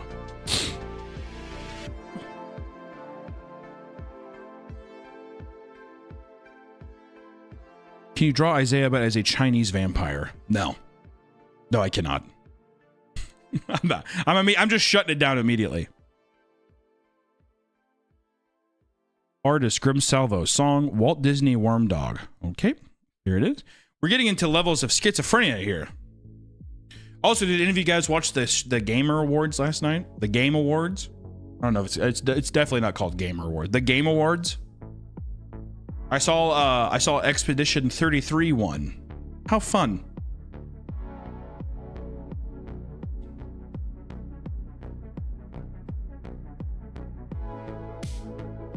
The kind of blue ass. Nick was telling me that people were saying that they were going to announce Half-Life 3, but they did not. What's the deal with that? The Divinity trailer was sick. Oh, yeah.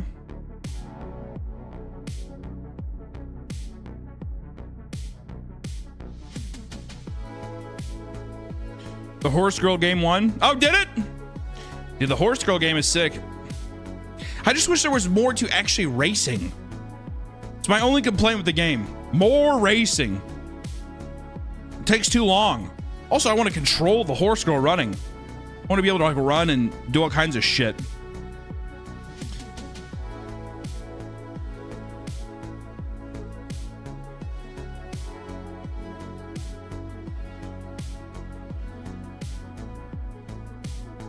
I'm 41 years old, and my partner of 9 years, Michelle, says that I am a child. I need to grow up. Assuming I'm completely innocent, and she is probably on her period, is she right? Listen, buddy, definitely not. She's overreacting. Obviously. Come on! If you want to stay up and play Nintendo Switch, you know, I think her and her boyfriend, that's all that matters. Let them do whatever. You get to be a child at heart, and that's what makes you a beautiful, beautiful 41-year-old man.